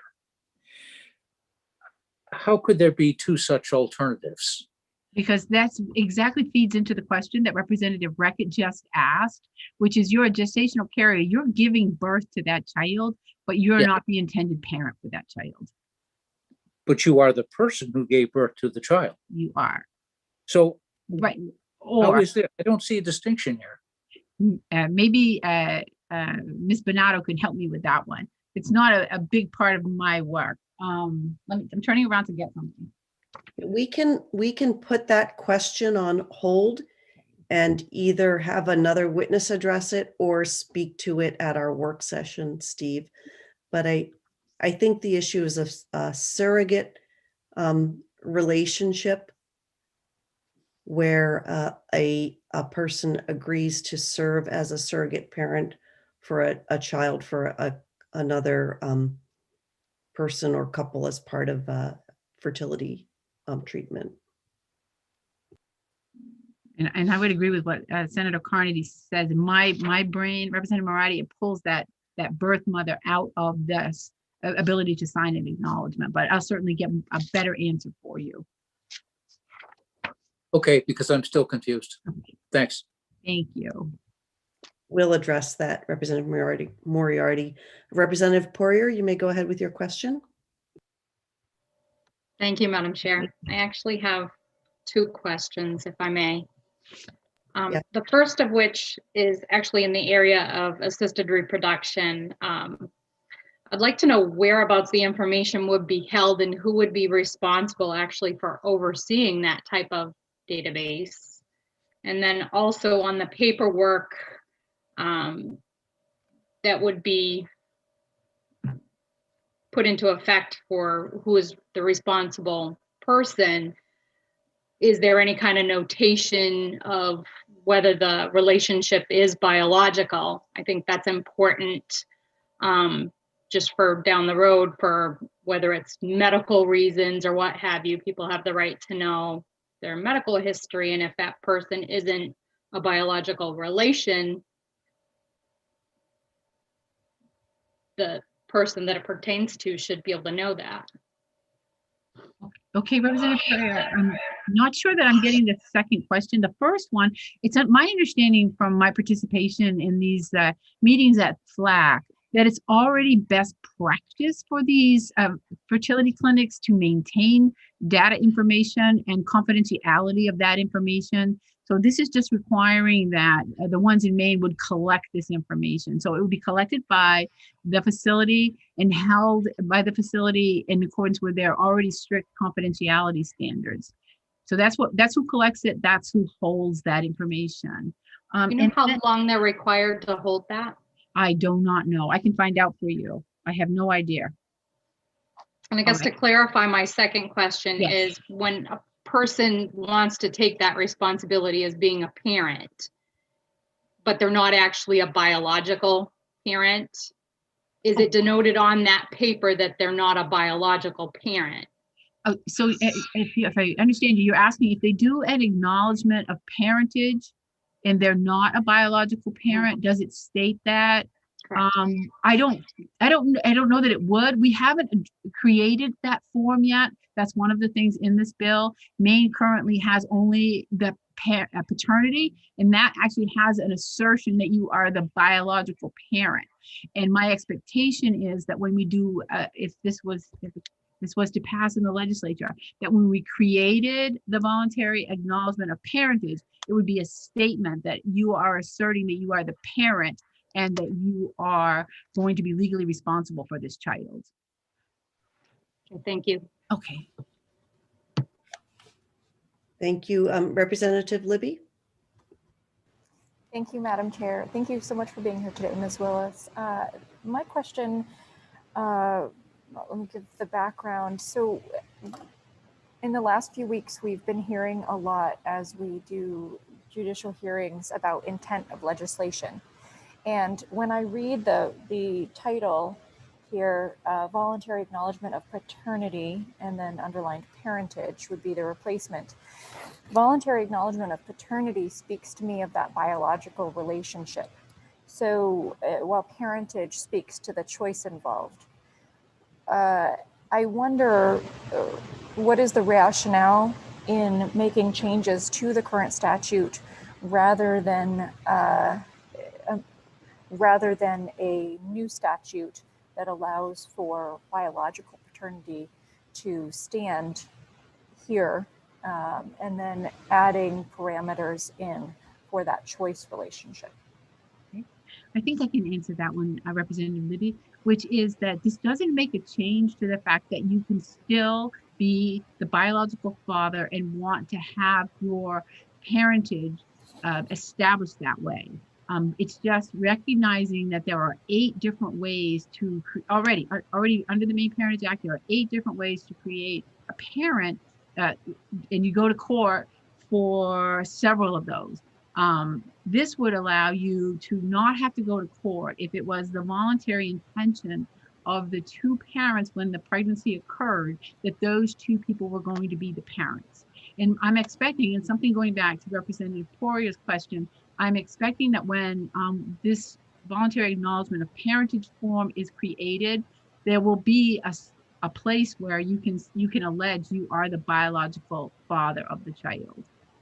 So I have a follow-up if that is permitted, Madam Chair. Go ahead.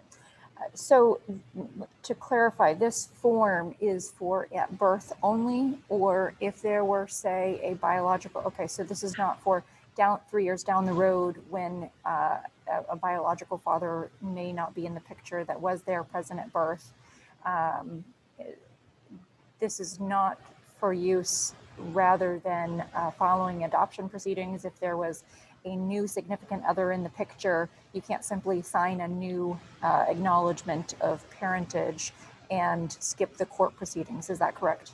That is correct. You can only use, a very good question, Representative Libby, you can only use the voluntary acknowledgement of parentage, paternity or parentage when there is no father's name on a birth record. So we do have acknowledgements of paternity that are executed years later by a biological father. And so it's possible that it's not always done exactly at birth. And sometimes parents aren't together, and sometimes they're not in the states that, we could have a service member deployed. So you can actually sign your voluntary acknowledgement of paternity at this point at any time to state that you're the biological father. But if there is a name on the birth record already, if there are 2 parents' name on the birth record, you can't use a voluntary acknowledgement of paternity by itself to add a second.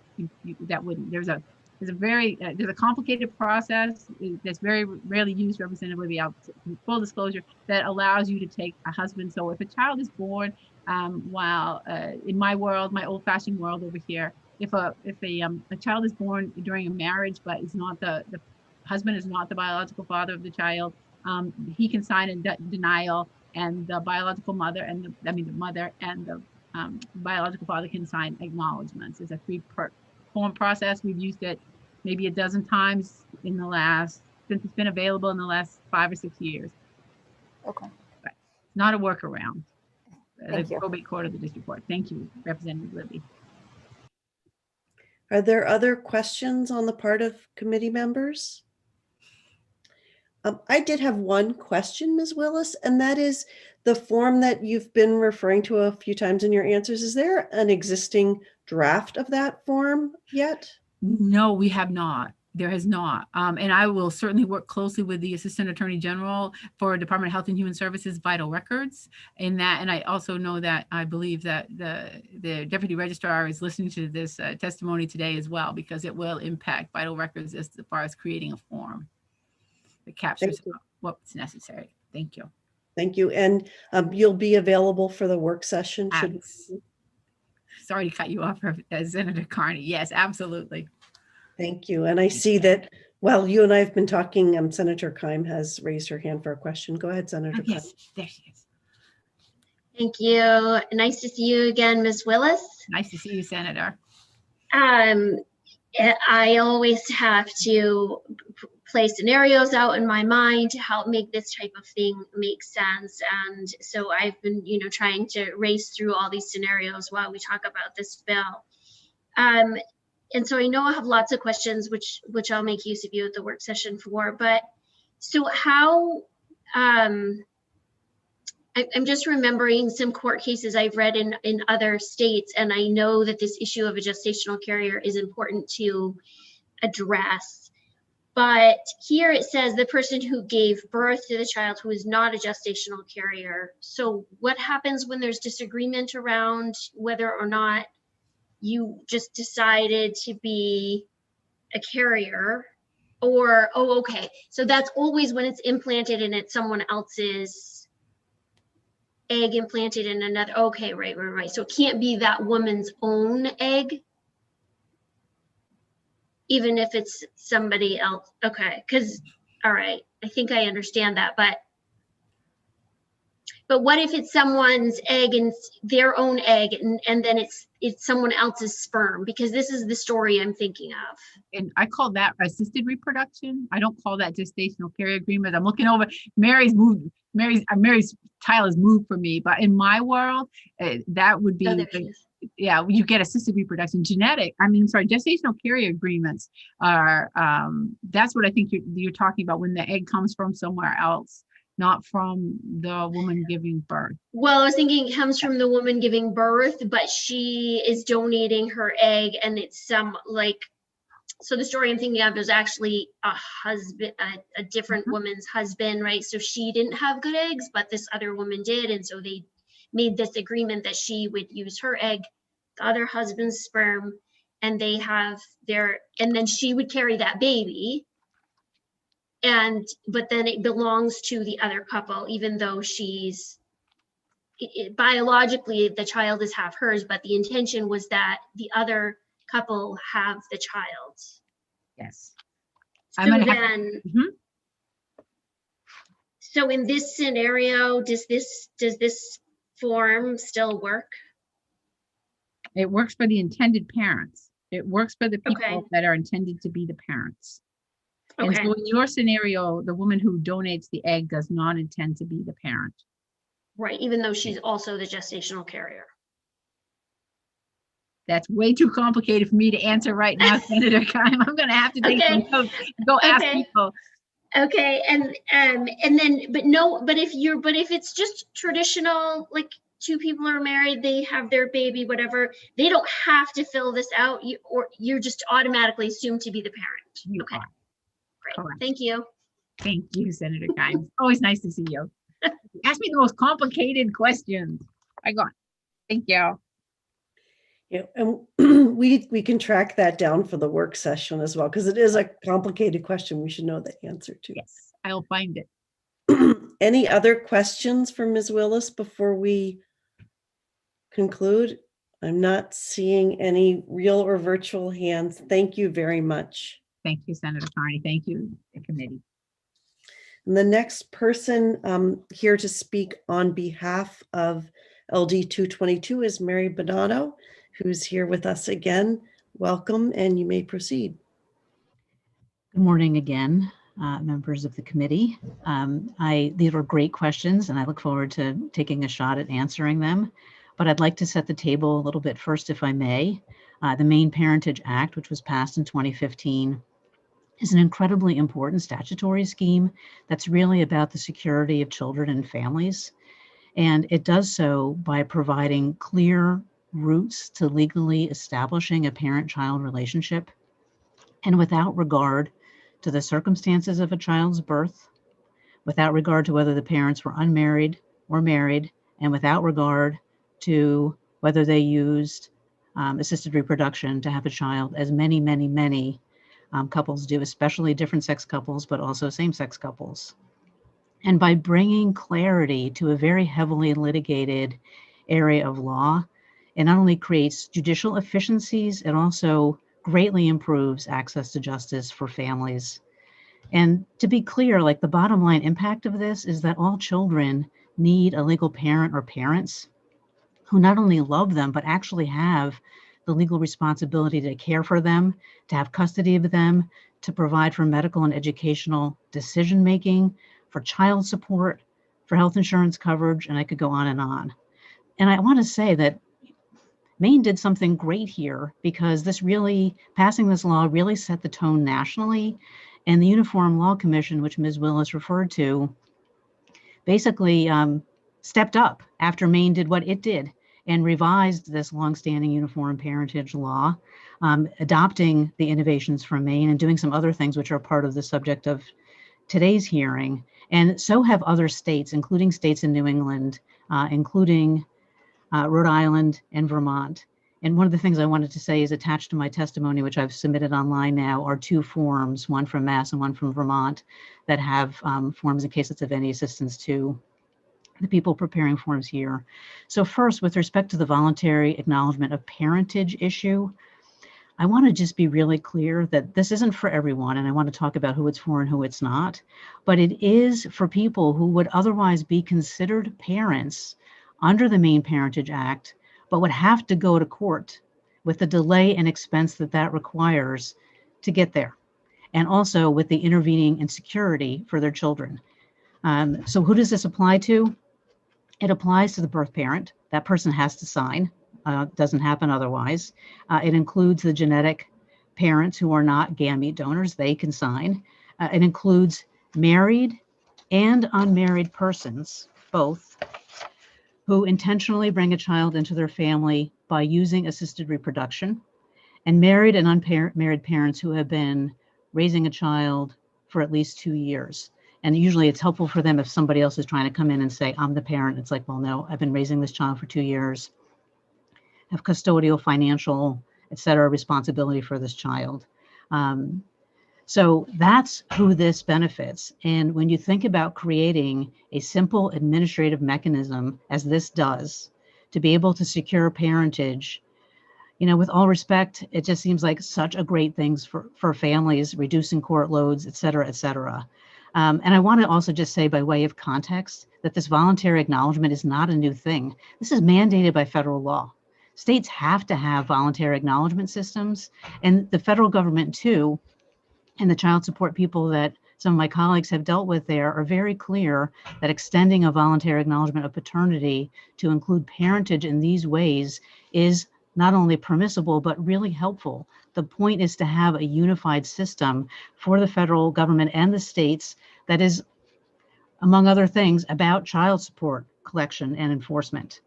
So to be clear, this doesn't change who can be a parent in Maine, but it does mean that people who otherwise would have had to go to court to prove their parentage, you know, because they've raised the child together and the other circumstances that I mentioned, can now have access to this much more simple administrative mechanism that other states are also using to great effect, and that the uniform commissioners recommended.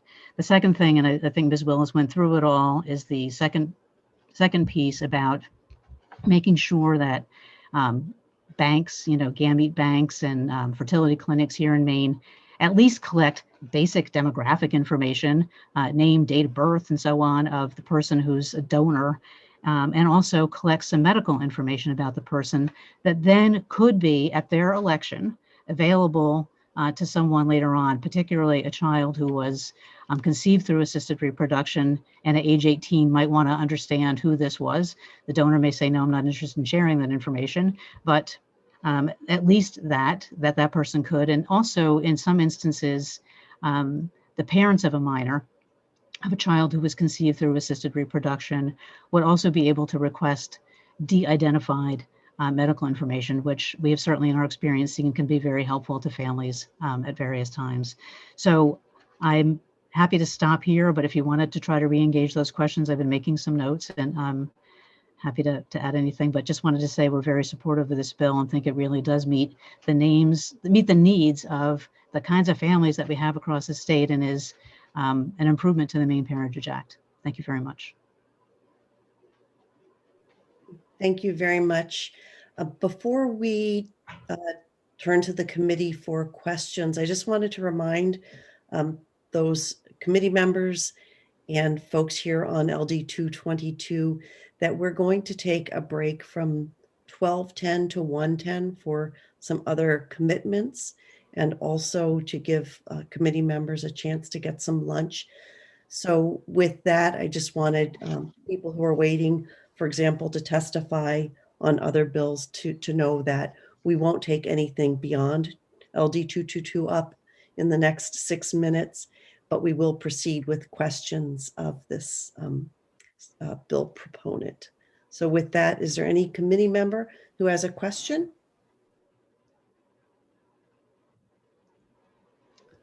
Representative Babbage?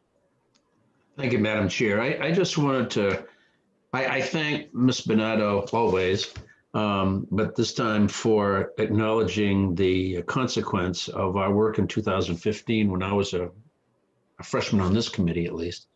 And, but by complimenting us, she's also complimenting, recognizing, I think, her own accomplishments, because I believe it's the first time I came to know her and look up her quite impressive background. I believe she had fairly recently been before the U.S. Supreme Court. And so I'm pleased to know that acknowledgement about judiciary's work in the 128th and her stellar work in making it happen. Thank you. And with the chair's permission, I could try to answer some of these questions extraordinarily briefly, conscious of the limited time that you have. Yeah, If I may have yes, go permission. ahead. That would be helpful. Okay. Appreciate that. Okay, with respect to the questions about surrogacy, and there are the two types that have been acknowledged, I think the idea, whether it's gestational surrogacy, on the one hand, where it's somebody who is gestating the child but has no genetic connection to the child, or whether it's a situation where it is a person who does have a genetic connection to the child and is a family member. And that's the only way in which that kind of surrogacy is permitted in Maine. I want to be clear that these forms are not relevant, okay? Because it is clear under the specific provisions for surrogacy, gestational carriers, and this other limited form of surrogacy for family members, you have to go to court. And courts review this. So this form is not a way to solve parentage or address parentage in those circumstances. So that is off limits here. So that's one thing.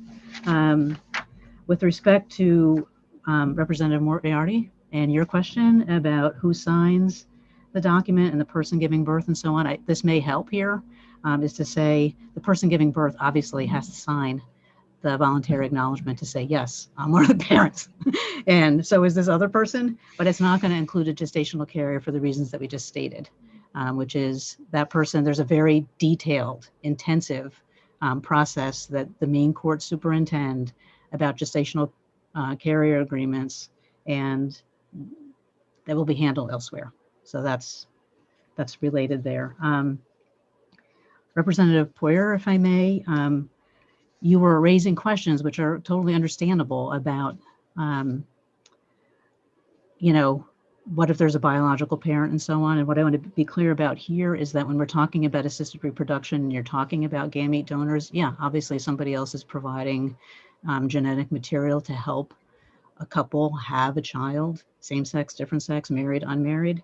And a donor under the Maine Parentage Act, a donor is not a parent. The people who are parents are the people who've worked together, found the donor, worked with the bank to decide to deliberately raise a child together and bring this child into the world. So there's nobody's obfuscating anything here. This is a really large industry to help people build the families that they want to have. Let's see, what did I miss? Senator, okay, yes, you. Representative Libby, I don't know if it helps you at all in terms of what I've said about the genesis of the Maine Parentage Act and what it's trying to do. And that with respect to who keeps all the records, this is, these records are already kept. And maybe Ms. Willis can clarify exactly, I'm sorry, I'm forgetting right now where they're kept, but this is part of a unified system that in part has to do with child support, but really is about the effect of a signing a voluntary acknowledgement is that it's the equivalent of an adjudication. It's as though you've gone to court, but it secures that for the parent and child immediately. To this day, we get calls, and we even had one yesterday, of people who are in these situations who don't have these laws like we have in Maine. And as a result, there's suddenly an insurance issue because the parent who has any health insurance coverage is not giving birth and is not genetically connected to the child. So this really does solve, and it's something I'd be happy to share more about at the work session if that would be helpful, but this really does help solve problems that come up in people's lives. Thank you. You covered a lot of territory in a short amount of time. And I think your presentation is a good reminder that we're actually just seeing one little piece of a greater puzzle that is part of this network of really hard and effective work that's already been done here in Maine. And so we enthusiastically accept your offer to attend the work session, because I think you can help us relate what we're evaluating to that greater body of law. Thank you very much. My pleasure. Thank you. At this point, it's 12:10 and we are getting ready for our break. I just wanted to ask committee members, I'm trying to get a sense of whether anyone has a question that can't wait until the work session. Seems like we're all good with waiting for the work session. I thank you for being here, Ms. Bonato, and we look forward to seeing you at the work session. Before we take a break, I'd like to know if there's anybody present who wishes to speak either in opposition to LD 222 or neither for nor against LD 222. If not, we will conclude the hearing. So I'm going to look at the attendee list and just ask people on the attendee list if you can raise your hand if you're here on LD 222. And I'm scanning the list and not seeing anyone. So with that, we will close the hearing on LD 222, take a recess until 1:10. And just as a friendly reminder, please turn off your video and audio because we will be live streaming during the break. Thank you, everyone. See you at 1:10.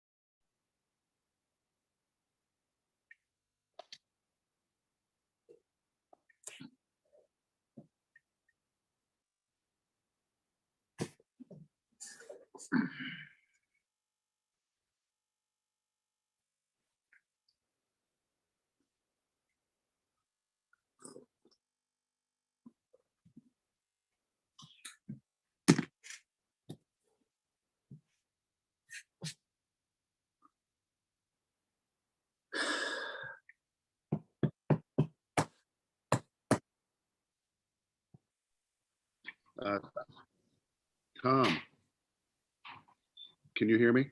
Yes, David, I can. I've arrived at my destination. It's my mother's summer cottage in Island Falls, Maine. You And picked the wrong season. It's winter. Yes, we're gonna go ice fishing tomorrow. Oh, good. But it is 30 degrees in here. Will it be okay if I don't have a suit coat, but I have a black jacket that I use for basketball, or would that not be okay? It's fine. It's fine. I just wear, I just wear my shirt and tie. I don't even throw the jacket on all the time. You're okay. Well, I don't have my suit coat jacket. I have a different one. I'll show you. And if you think it would be inappropriate, just let me know. I think you're fine as you are. Okay.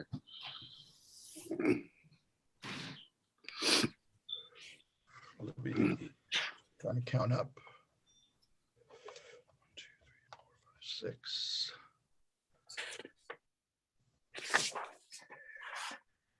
Ann is going to be, Senator Carney is going to be delayed. She's at a work session, then the schedule on her. I am going to wait to just have a few more committee members trickle in. We do have a quorum though.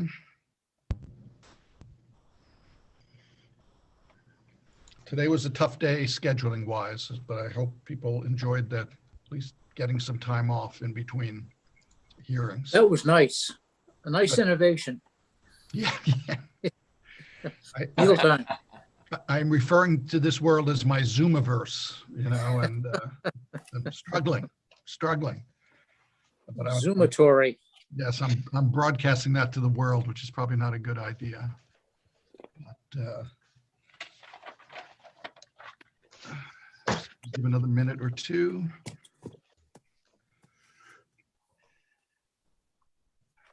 I wear a shirt and tie to committee meetings, but wear a jacket for nominations, and I just realized I did not do so this morning.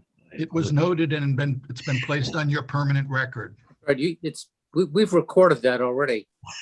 Chris, you've been marked down. You're making me feel guilty. I'm going to put a jacket on.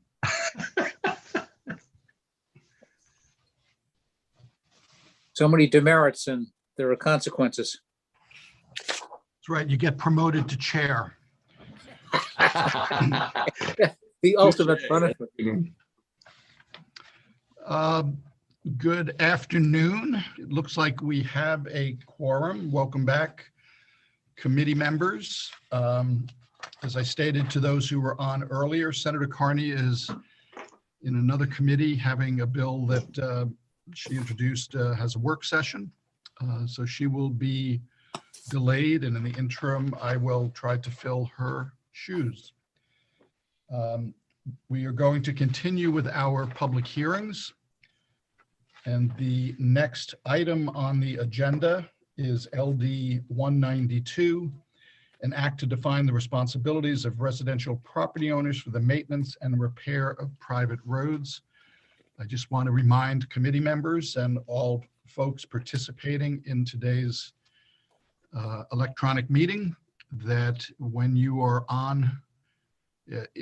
admitted as a panelist, you will be seen and you will be heard unless your microphone is muted. We will be moving people in between attendee status and panelist status based on their need to testify on a particular bill. As we always do, I will call on the sponsor first, hear from other co-sponsors and other legislators, then ask for people who want to testify in favor of the proposal, those that want to testify against, and those that might want to testify neither for nor against. And after each person provides their testimony, I will open it up to questions from the committee. So with that, I will call upon Senator Donna Bailey, member, ex-chair of this very committee. Welcome back. Thank you, Mr. Chair. To introduce LD 192. So Senator Bailey, take it away. Thank you. Thank you. Representative Harnett and esteemed members of the Judiciary Committee. My name is Senator Donna Bailey. I represent Senate District 31, which is the city of Saco and the towns of Old Orchard Beach, Hollis, Leamington, and part of Buxton. I come before you today to introduce and offer testimony in favor of LD 192, an act to define the responsibilities of residential property owners for the maintenance and repair of private roads. This bill is a resubmission of a bill that was heard last session. At that time, it was known as LD 1598. We heard this bill in Judiciary, held 2 work sessions to provide stakeholders with time to discuss language that would work for everyone. Those of you who have worked on private road bills can appreciate how challenging that can be. However, the Maine Association of Realtors, Maine Roadways, the Maine Alliance of Road Associations, the Maine Bankers Association, Maine Woodland Owners, Maine Forest Products Council, and others collaborated and reached an agreement that worked well for everyone. The committee, you may remember, strongly supported the amended bill in a 12-to-1 report, and it looked like the bill would move quickly to passage. And then, of course, the pandemic hit and we adjourned early. I offered to resubmit this bill this session because I was so pleased with the hard work and problem-solving consensus these groups reached. And as an attorney who practices real estate law and conducts closings, I have seen how important this bill is. Also, I know that Representative Reckitt would be very disappointed if there wasn't at least one private road bill per session. So this is for you, Representative Reckitt. So what is this bill about? In a nutshell, it seeks to solve a problem in the real estate and mortgage industries whereby transactions are being terminated or delayed because people cannot get lending due to federal secondary market requirements. You will hear some testimonies of stories illustrating real life examples of this problem. LD 192 seeks to remedy this issue by creating a statutory default for how road maintenance costs are to be shared among property owners with no agreement is in place. To be clear, nothing in this bill would in any way change the current practice of property owners getting together and reaching their own agreement of any kind. This bill simply says that in the absence of such an agreement, then the cost of road maintenance will be shared equally so lending can occur. Also, this bill only applies to residential properties because the mortgage products at issue apply only to residential properties. This bill is about making sure that there's something in place so real estate can change hands and people are able to select the mortgage product they feel is best for them without being disqualified because our statutes don't include the language the lender requires. I ask that you vote favorably on LD 192 and would be happy to answer any questions you may have, although those coming after me may be in a better position to answer questions, but I will try. Thank you, Senator Bailey. It's very nice to see you back in front of our committee. And I just want to assure you that Representative Reckitt did mention her feelings about this bill coming back in front of committee, although she used slightly different terms than you did. So with that, I will open it up for questions from committee members. Please use your electronic hand raising function if you are able to, otherwise wave and try to get my attention. And I see that Representative Moriarty has a question for Senator Bailey. Representative Moriarty, you're muted. Good afternoon, Senator Bailey. I just was curious, how long did it take you and others to come together and produce this this product? I will not take credit. I simply was the chair of Judiciary at the time who, along with my co-chair, kept directing stakeholders to keep going back until they could work it out. And so I don't remember how long, but I know it was a few work sessions. And again, they worked very hard. It was not easy. So in a manner of speaking, you lock them in a room. Yeah, I understand. Thank you. yeah. Thank you, Representative. Representative Chris Babbage. Thank you, Mr. Chairman, and good to see you again, Madam former Chairman. That's great to have you here before us. I think one of the biggest issues with regard to assessing responsibility along a road of this sort is whether or not to make it equal or to apply assessment according to frontage or something like that. But by doing it to the property and not to the people, you're looking probably, I mean, it was the thinking of the group, or are you aware of this, that the usage factor would probably be similar if we're doing residential properties only? I think so, yes. And again, that this, hopefully this wouldn't come into play that often. And of course, if people feel that it's not fair for their particular circumstances, they can always get together and come up with their own agreement. So again, remember, this is kind of the default, last resort type thing. Thank you. And Mr. Chairman, if you allow me, I know that former members are asked to pay tribute to the committees, and I just wanted to point out to Senator Bailey that our geographic distance isn't so great that I couldn't swing by after committee to pick up anything on the front porch that you may leave there for me. So I've lost 5 pounds in 3 days, and I think this lack of tribute is a contributing factor there. Yeah, and the lack of soupy treats, correct? That's true. That's true. Does that conclude your comments, Representative Babbage? Thankfully, yes, Mr. Chairman. Thank you. Representative Hagan. I'm unmuted.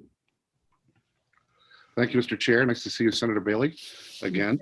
Quite a bit of work on this thing, and I'm in Island Falls on a lake with a camp road, and I pay dues and whatnot. I thought the realtors had an issue with enforcement. Was that resolved? The Maine Realtors Association? I do not recall that, so I can't answer that.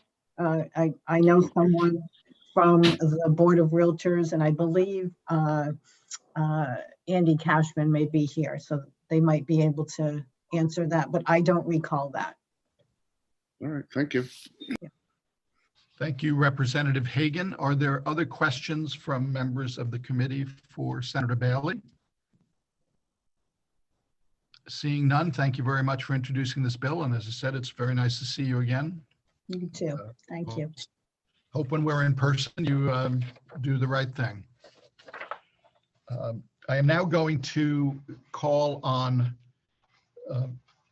individuals who have indicated they are testifying in favor of the bill on a list that our clerk has prepared. And the first person I will call on is Aaron Bolster. Representative Harnett and members of the Committee on Judiciary. My name is Aaron Bolster. I live in Norwich Walk, and I'm a licensed real estate broker and owner of Allied Realty with offices in Skowhegan, Wilton, and Rangeley. I've held a real estate license here in Maine for almost 21 years. I'm honored to be and to serve the Maine Association of Realtors as the president in 2021. Few issues have generated more feedback from our Maine Realtor members than residential real estate transactions on private roads. I'm here today with our collaborative partners to ask for your support of LD 192 and for consumer choice for their mortgage financing. We have heard numerous instances recently where federal government-backed loans required road maintenance agreements, and sellers were unable to move quickly enough with their neighbors to draft and execute a road maintenance agreement before closing. In addition, we've learned that sellers have required buyers to actually establish the road maintenance agreement, which involved added time and cost to the real estate transaction. And often it actually resulted in the collapse of the transaction. Sellers basically sometimes have chosen to sell to a competing buyer with financing or cash that did not require a road maintenance agreement. And lastly, buyers may have used a different financing product that was actually more expensive than the federal government-backed loans. I'll give you a specific and fitting example is the consumer who was moving forward with a VA loan for his primary home in Pittsburgh in Sadahoc County. A road maintenance agreement was required for VA financing for that particular loan. Out of 3 owners on the road, one of them was not willing to sign any agreement. That transaction could not move forward, and the veteran could not purchase the home because he did not qualify for any other mortgage financing products. I can tell you this happens regularly in Maine. The development of LD 192 has been a cooperative effort that addresses the concerns of varied industry interests and promotes consumer choice for financing. Please vote ought to pass on LD 192. I'm grateful and thankful for your consideration and for your service to our beautiful state. Thank you very much, Mr. Bolster, and we appreciate your coming here today to educate us on this topic and express your support for the bill. Are there any questions from committee members for Mr. Bolster? I see Representative Laura Libby. Thank you, Mr. Chair. As someone who is new to the committee and new to the fascinating issue of private roads, I wonder if you could just give me a little background on the example you gave, where there were 3 owners on the road and one was unwilling to sign an agreement. Just, is there a general reason? They must have a maintenance plan that they're already doing. Is there a reason that an owner is generally reluctant to sign such an agreement? Yes, thank you very much for the question, Representative Libby. So there's a lot of informal agreements in Maine, and we all know that most people are very neighborly and they do their part on these little private roads. They do a handshake and they add, the value they need in their particular section. But a lot of people do not want to have a signed concrete document that actually has to be notarized and filed at the registry. They just feel like, I've done it this way for however many years, and I'm just not comfortable signing a document that, again, it has to be notarized and it has to go to the registry in order for these lenders to approve, the underwriter to approve the final loan documents. Sure. Thank you so much, Mr. Bolster. You're welcome. Thank you, Representative. Our next question comes from Representative Chris Babbage. Thank you, Mr. Chairman. Thank you, Mr. Bolster. Do I understand this? Are they worried about a lien or a financial responsibility? In other words, does this bill provide a default position for procedure that would satisfy the maintenance agreement requirement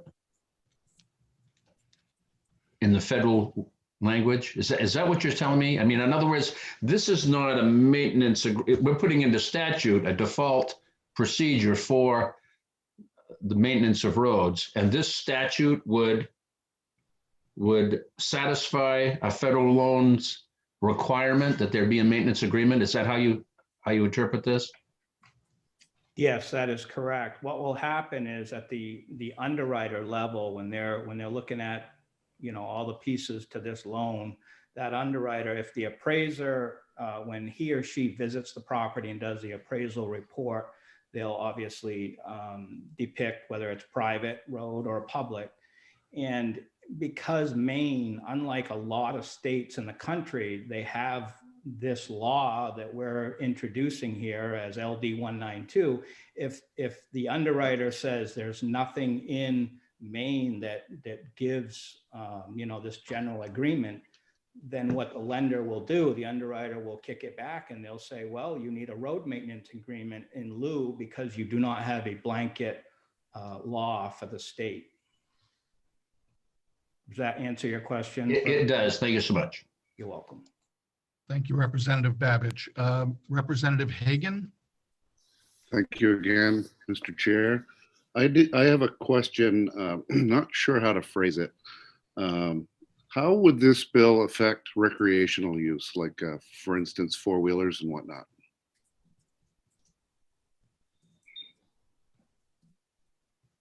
You want to speak to that, Andy? I don't believe it has any impact on the recreational part. It's just, again, for the use of snow removal, and that's the big one. It seems like the snow removal part, because they're doing Google searches on these properties, and if the bank ever has to foreclose on that property, they want to know that they have an access to that piece of real estate. You have anything to add, Andy, on that? I'll wait for Mr. Cashman to testify. He's next up on the list. I'll continue with questions from committee members if you're not in a position to answer that one, sir. And Representative Libby. Thank you, Mr. Chair. And Mr. Bolster, you might not be the appropriate person to answer this question, and so I will defer to your judgment. I just am wondering, a theoretical down the road. So it would be in the case of a home not being bought or sold, but let's say there are 4 homes existing on a private road, and one of the homeowners decides they're not happy with the current informal relationship that they have going on with their road maintenance plan. It's always been handshake. Under this new law, would that say that that homeowner could then push and have this carry for their road?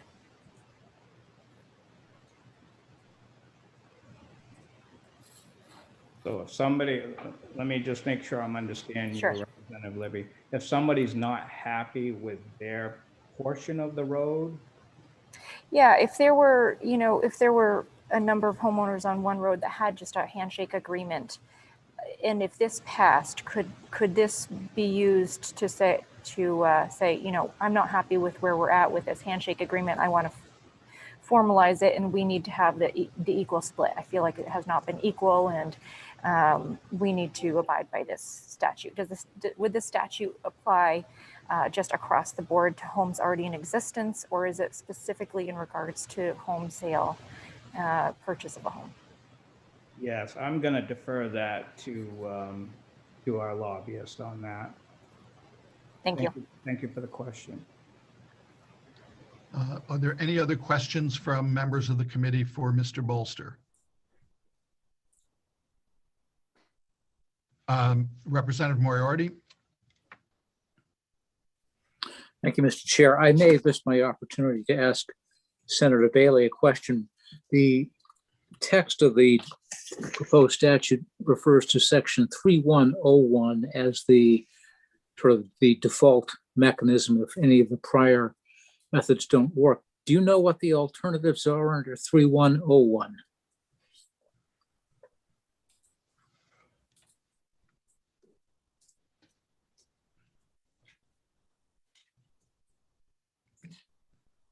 Mr. Bolster? Yeah, I do like not to defer. know. Yes, I'd like to defer that. I do not know. Thank you for the question, though. Are there other questions for Mr. Bolster? Seeing none, thank you very much for your time today. We appreciate your coming before the committee. Thank you very much, Mr. Chair. And our next person to testify is Andrew Cashman. Well, good afternoon, Representative Harnett, distinguished members of the Committee on the Judiciary. My name is Andy Cashman. I'm a partner at Preddy Flaherty, and I'm here today on behalf of my client, the Maine Association of Realtors. They represent over 5,600 members across the state, representing buyers and sellers of transactions, both residential and commercial. They have affiliate members in related industries as well. I'm really glad that you had an opportunity to hear from Aaron. He did a great job outlining, sort of the big picture of everything here.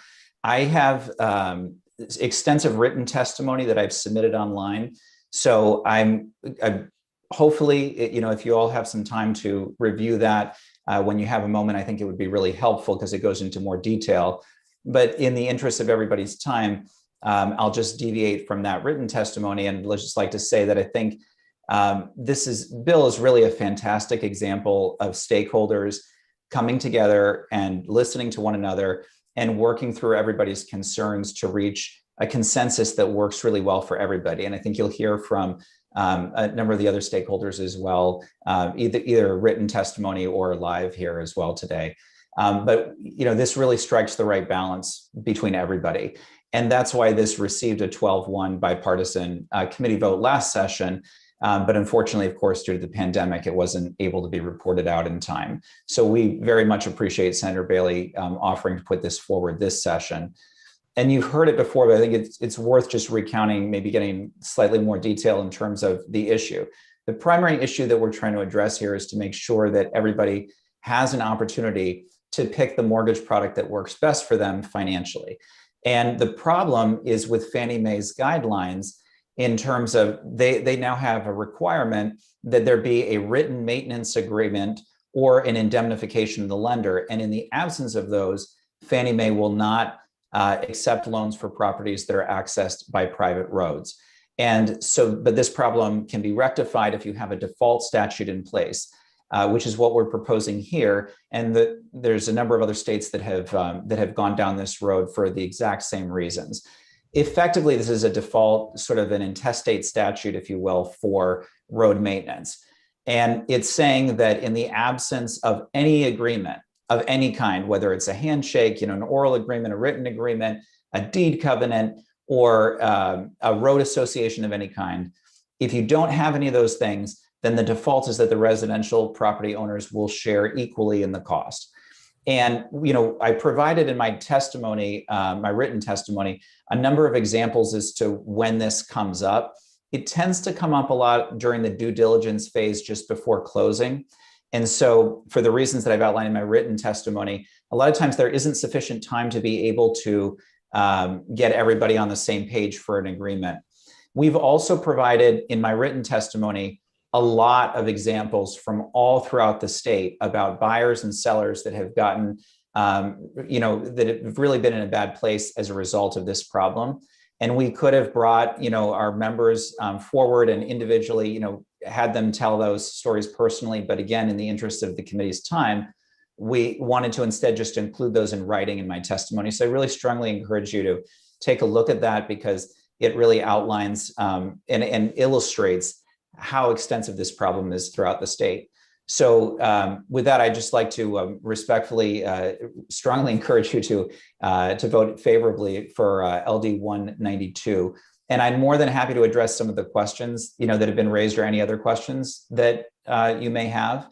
I know that I think there's a 3-minute block, so I might have already gone through that. So I just want to be respectful of that. I probably shouldn't admit this, but I am not timing you because I don't have a timer, but thank you all.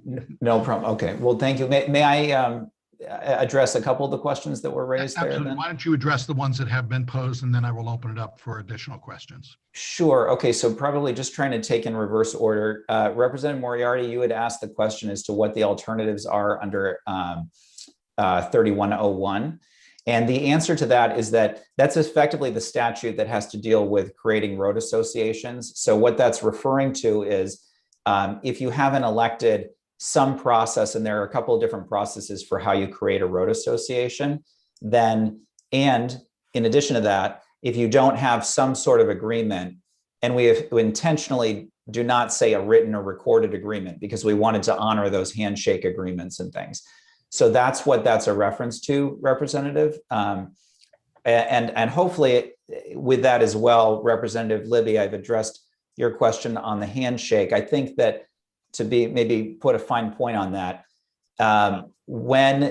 if you have an oral agreement and that's how maintenance has been occurring on those 4 properties that you mentioned, and then somebody says, you know what, we don't like the way that's working, then effectively, then you would be in the position of no longer having an oral agreement. So at that point, you could work through it however, through any of the mechanisms that people currently can. You could create a road association. You could decide that you're going to have a written agreement. You could pursue any of those mechanisms for solving it. But if those parties cannot reach an agreement or don't want to reach an agreement, work through it, then it would go into this, it would be a default so that people would share equally. The residential property owners would share equally. So I hope that answers, I think Representative Hagan, you had asked the question about 4-wheelers. And I think just on that point, this doesn't intentionally doesn't talk about use. It's talking about just the maintenance of the road. So, and it's referring to who is responsible for that maintenance. So whether the maintenance is required as a result of 4-wheelers or, regular traffic, this doesn't distinguish between any of those things. I hope that answers questions. I'm happy to take any others the committee may have. Thank you, Mr. Cashman. And I will now open it up to committee members for follow-up questions to the answers you just provided or for other questions they might have. And the first hand up was Representative David Hagan. Thank you again, Mr. Chair. Thank you, Mr. Cashman. Appreciate that. Just a quick question. I probably missed it somewhere. Snow removal in the winter. Would summer residents have to be also included in the payment of the snow removal in the winter, even though they're not there? Yeah, so what this says is it says that if you have a benefited property, which means that if your property is accessed by a private road, then yes, they would. If it was a residential property, they would. Yeah, again, in the absence of any other agreement.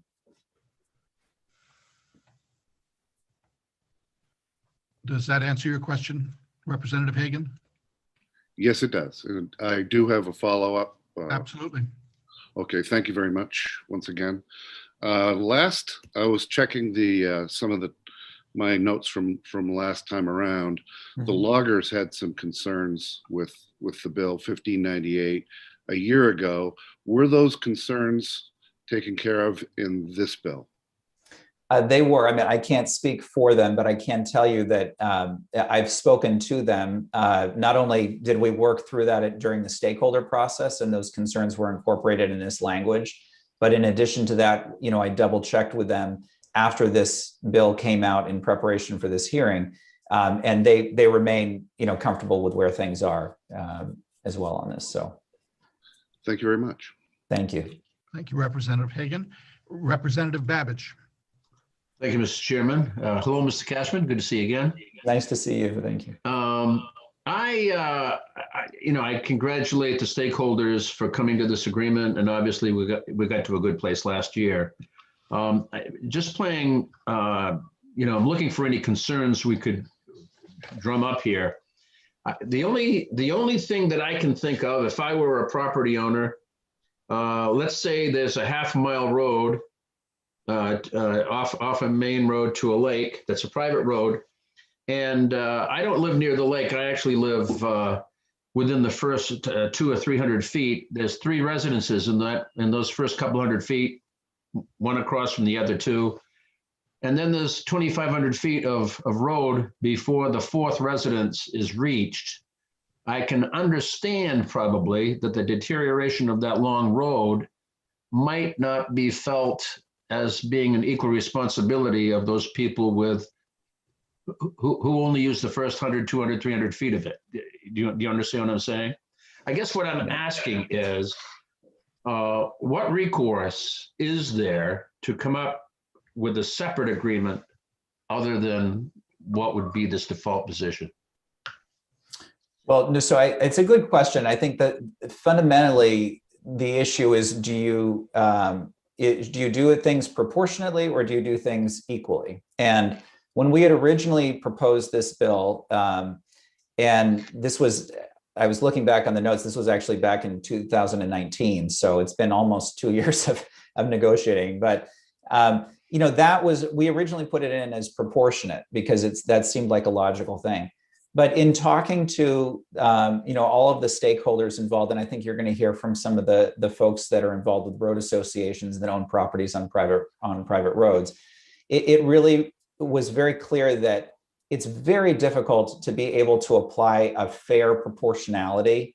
And so for that reason, that's why we went with equal, because that seemed to be the easiest way to do it. You know, you can apply for, I'll give you an example of where it becomes vague when you're talking about proportionality.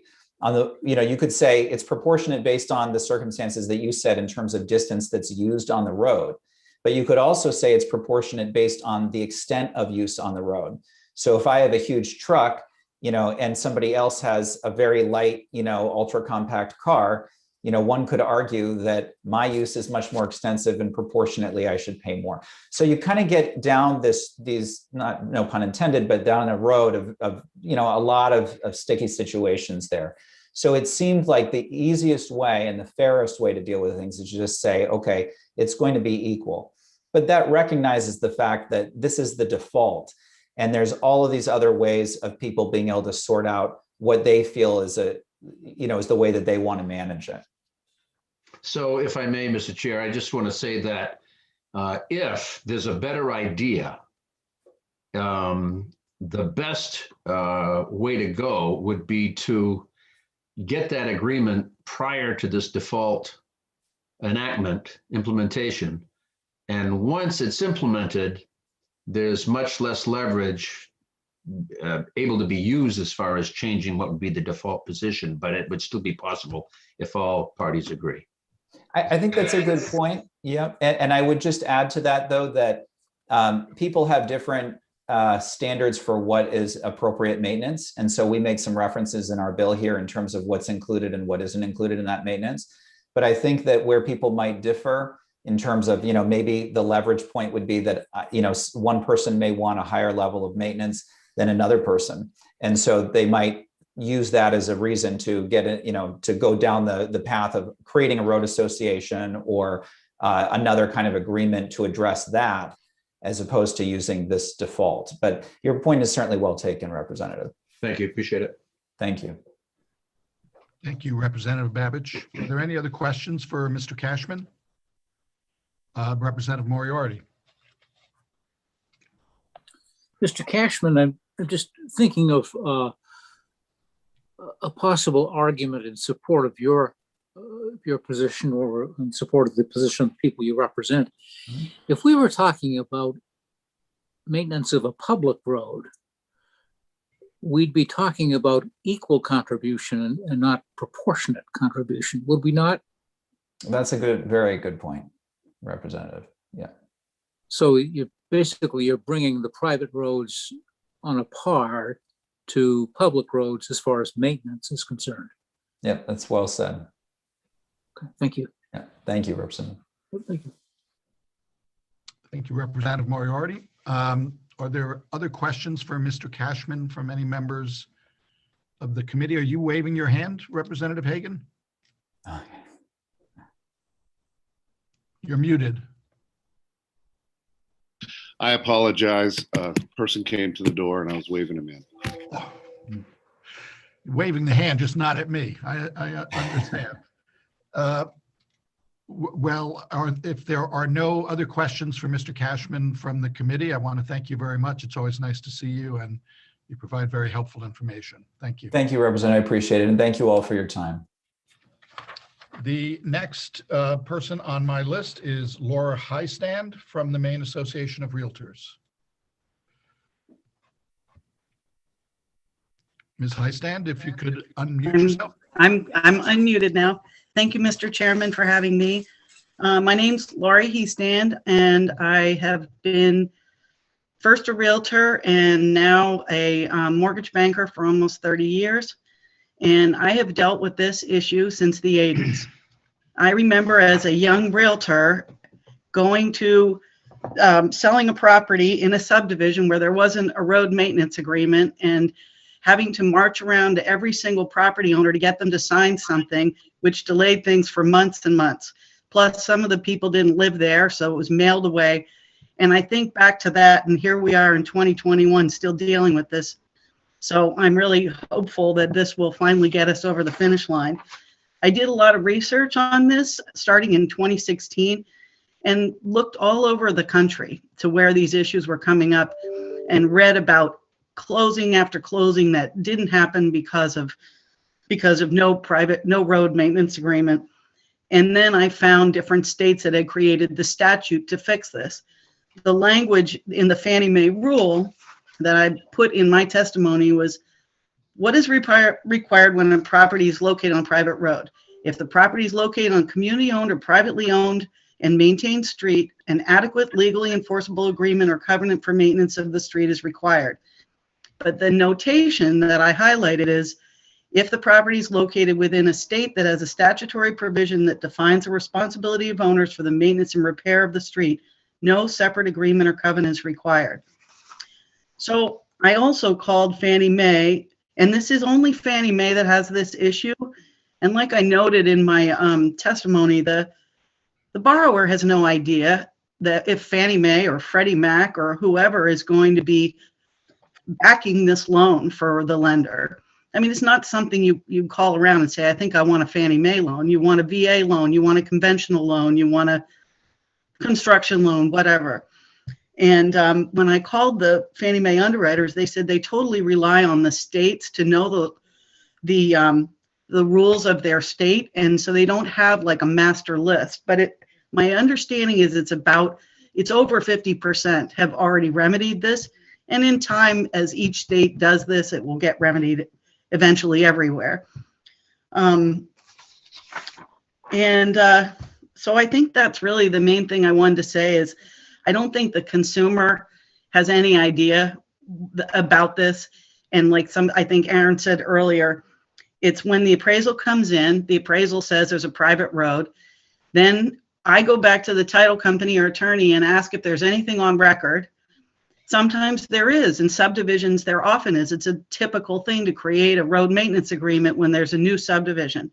But there certainly isn't on old camp roads, fire roads, dirt roads, family divided roads. And even like if 3 family members use one road and one person's getting a mortgage and it's going to be a Fannie Mae back loan, they have to have a road maintenance agreement, despite the fact that it's their mother and father and sister, you know? So, I think that it comes up late in the game. We do our research, find out if there is something, and if there isn't, this will fix that.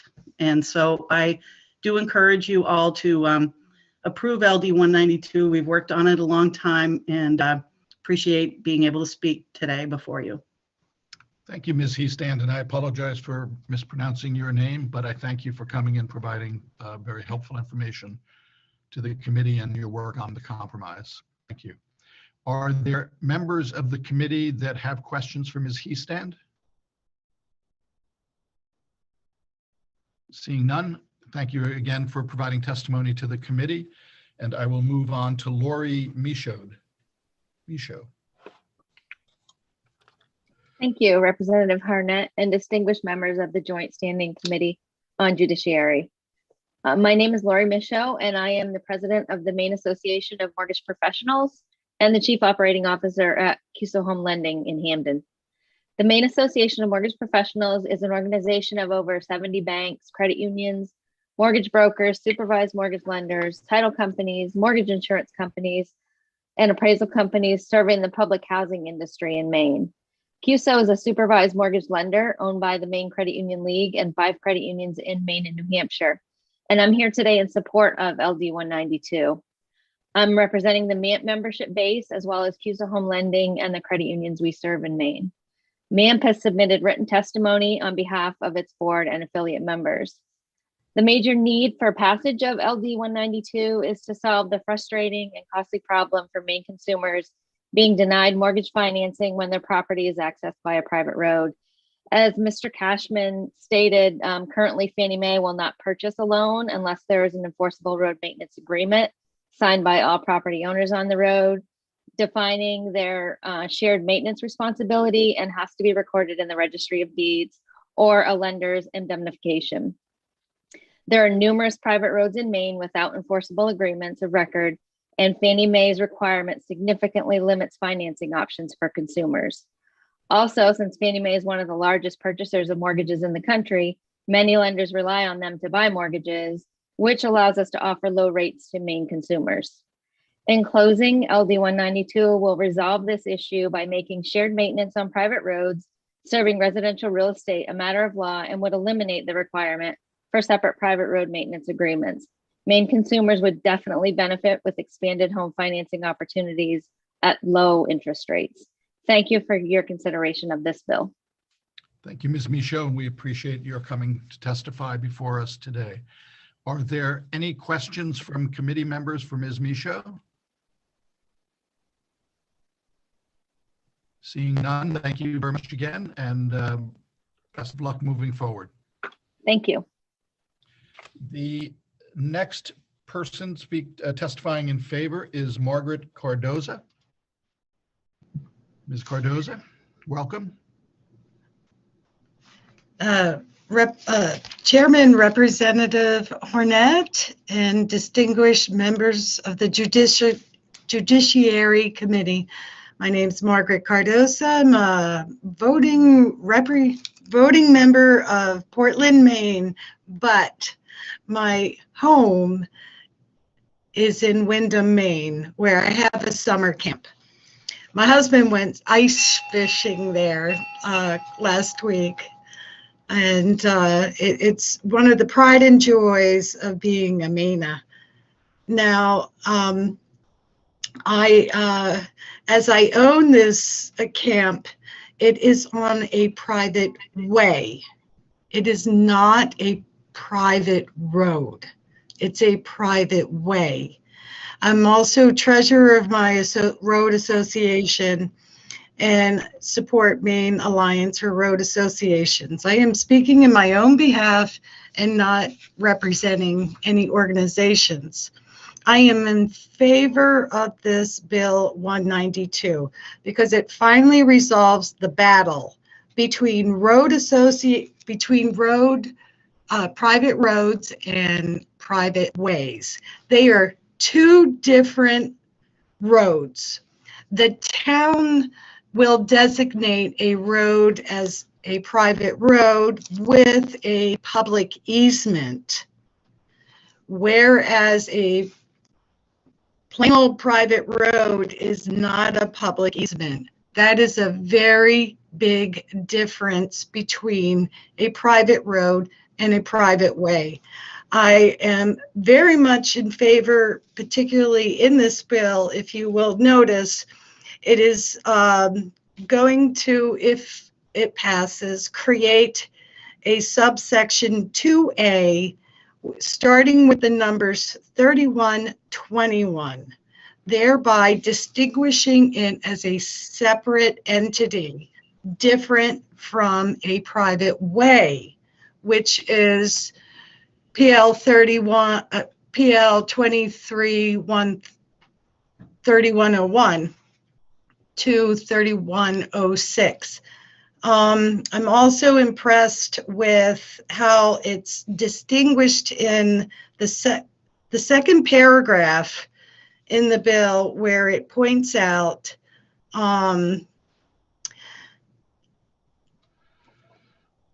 the letter B in 3101, subsection 1, paragraph B. That's about just take care of your road.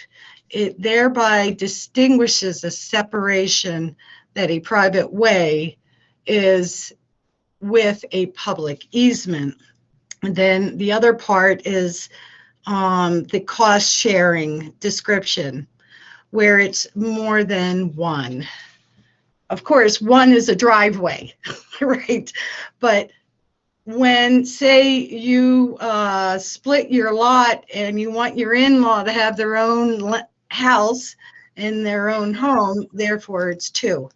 And because it's 2, that becomes a road. A municipality needs to define these roads for emergency purposes, where they report to the emergency MEMA about information if someone was to dial 911 to find the home.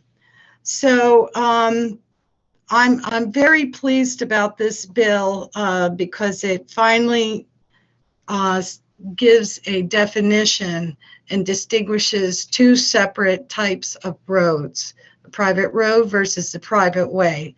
Now, it runs like when you have this like small community on a road, you have to take care of each other. Ms. Cardoza, Yes, I have not been keeping a hard clock, but if you could wrap it up, that would be helpful. Yes. I need to correct my document that I submitted to you, that in the last sentence, I meant Senator Bailey, not Senator Conley. My apologies for the confusion. I'm in favor of this because it allows roads to get fixed, access to your property, and safety for all, and helping each other. Thank you.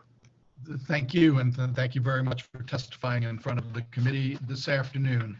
Are there members of the committee with questions for Ms. Cardoza? Seeing none, thank you again. We appreciate your time and the information that you've provided to us. I will now turn to Roberta Manter of Maine Roadways and Mara. Ms. Manter, nice to see you again. Thank you for having me. Representative Harnett, members of the Judiciary Committee. I'm not going to read through my testimony. I already submitted it in writing, and I realized that a lot of what I said in it has already been covered by the other people who've spoken. But I thought maybe the best thing I could do is to run down some of the questions that have been asked. I will do my best to keep it within 3 minutes, but I can't watch the clock while I'm speaking. So let me know if I'm going too far. Answering questions doesn't count against your time. So Okay. you go ahead. Thank you. Let's see. How long did it take us to hash this out between the various interests? I would say it was somewhere between several weeks and several months. We worked very hard on it, and it went back and forth. One party would bring up a concern and suggest a solution, and another party would say that solution isn't going to work for us, try again. And we finally came up with something that I think everyone is pleased with, and therefore I'd urge you to keep the wording exactly the way it is. Don't change anything, because you try to change one little thing and it could go through a whole round of disagreements again. We think we've got it, so if you can stick with what it says, that'd be great. As far as enforcement goes, there is a clause in the bill that gives a procedure if it's not working, if somebody is not paying their fair share. There is a procedure to go through. And for those roads where they decide to go through Section 3101, the road association law, there is a very fine set of procedures that you can go through there that's been working quite well for established road associations. That only applies where there are at least 4 people that benefit from the road. And part of the reason for this bill is that when there are only 2 or 3 people, you can't use sections 3101 through 3106. So this kind of fills in the gap. But either way, there is a procedure for enforcement if it's not working. As far as equal division of the payments, or having that, trying to figure out how to divide it equally, there are so many different ways that it can be divided. It can be divided by the value of each property, the assessed value. It can be divided by how much frontage you have on the road, how much of the road you use, whether you use it seasonally or year round. As someone mentioned, the weight of your vehicle, just the way you drive your vehicle. People who know how to ride on dirt roads can use them in ways that they don't do much damage. And people who just drive straight down the middle every day in the same 2 tracks can do a horrible job on the road. So trying to figure out how to divide that up can be a real nightmare. And that's why the flexibility of this bill is critical, because it allows the people on the road who know the situation with that road to figure out what works for them. And sometimes there can be some pretty creative solutions. Just to give you a few examples of things that I've seen done that are maybe not what you'd expect. There's at least one road that I know of where there were, I believe, 3 or 4 properties, residences, and there was one person who was a real stickler who absolutely refused to contribute anything. And the solution the other people came to was, okay, he's not doing much damage to the road, we'll just divide it up amongst the rest of us. And for them, that worked fine. They decided that it was going to cost them more than it was worth to try to get him to comply. And so they just agreed to divide it amongst them. Lots of times on these small roads where there are only 2 or 3 people, one person has always maintained it. Maybe he was there first, he bought the equipment that he needed to plow it, and he's just always been doing it. And the other people may contribute, they may not contribute. But if they agree to it, whatever they're agreeing to, if it's working for them, that's fine. Sometimes when somebody new moves in, they'll make more use of the road than that person is comfortable making up for. And then maybe they'll ask them to chip in something. Or maybe each of them chips in voluntarily once a year, they just pay what they can. There are all kinds of different ways of solving it, but whatever is working for that road, that's why the flexibility on this bill is so beautiful, because it allows people to find what works for them rather than trying to force them into something that doesn't work. If you try to force them to do something that isn't working for them, then you run into problems with people getting contentious about it. And I can see it being a real problem if in some of these cases, if you told people that they had to do it in a certain way, because that may just not make sense for them. Okay. Let's see, some of the other questions about how quickly someone can get a loan. Yes, because of the default position in this, that solves the delay in trying to set up a road association or come to some agreement. But if after the sale of this one residence, if the other people say, look, dividing it equally doesn't really work for us, then I see no reason why they couldn't go ahead and come up with an agreement that works. But in the meantime, that default position covers it so that they can get the loan. Okay. Let's see. I'm trying to think what some of the other questions were. What does section 3101 say? Basically, sections 3101 through 3106 are for roads where there are at least 4 properties that benefit from the road. Those may not be all residential properties. There may be 1 residential property and several undeveloped properties, but as long as there are still 4, they can use that law, which would not apply here because there's only 1 residence. On the other hand, you could have 3 residences and it wouldn't be enough to qualify for section 3101. One of the concerns we had when we were going over this bill was that as originally worded, there was nothing to say that 1 or 2 of the residents couldn't say, well, we want the road paved, and demand that everyone else pay up their share of paving, which is phenomenally expensive. Section 3101 specifically says that it is not to cover paving except in a couple of very limited circumstances, one of them being erosion and the other being pavement that was installed years and years ago. So this bill, as currently worded, refers back to section 3101 to say that you can only do the things that are considered maintenance under section 3101. So that takes care of that problem. As far as recreational use goes, my suspicion is that there wouldn't be much recreational use of these. These are talking about residential roads primarily, and because they're private roads, they shouldn't be being used by ATVs. This is a road. This serves residential properties. And because it's a private road, they can post it private property and they can post it no ATVs. As far as snowmobile use goes, there wouldn't be snowmobile use on a plowed road that's being privately maintained. There is a provision in the snowmobile laws that specifically says that a road that's being plowed is not to be used for more than a certain number of feet by a snowmobile. Okay. I'm going to have to, Ms. Mantor, I'm going to have to ask you to wrap up. Yep, I think I had just one more question I was going to answer, and that was about whether summer residents would have to contribute to plowing.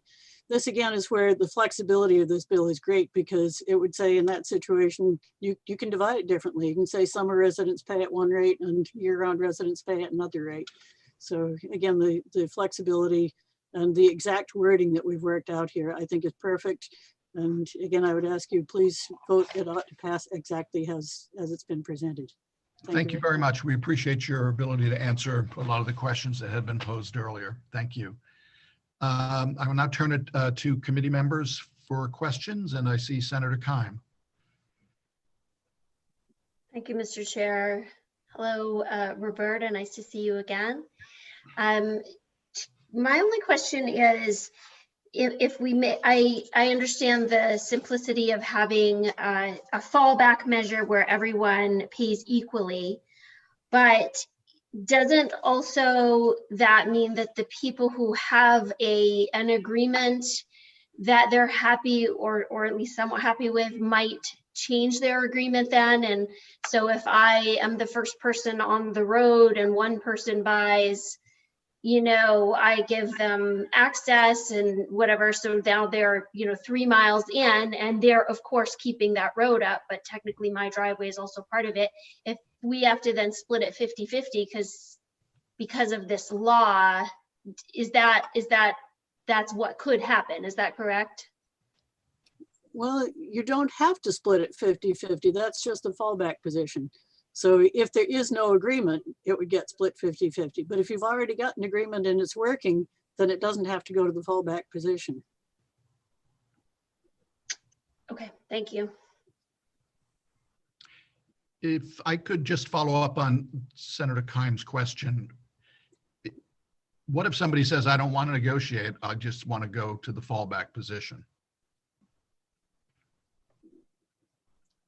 Well, that's an interesting question. I think I would have to give that one some thought. I suppose there is a possibility where somebody would say that, you know, this is how I've been doing it, but now I have a chance to get out of it by saying that I only have to pay an equal share. I suppose then it would have to go to a negotiation process and see what they could come to an agreement among the various parties.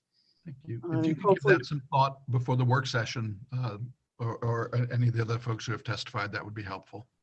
Okay. Thank you. Representative Hagan, I saw you had your hand up, your blue hand. Have you The question was answered. Thank you very much. Thank you, Representative Hagan.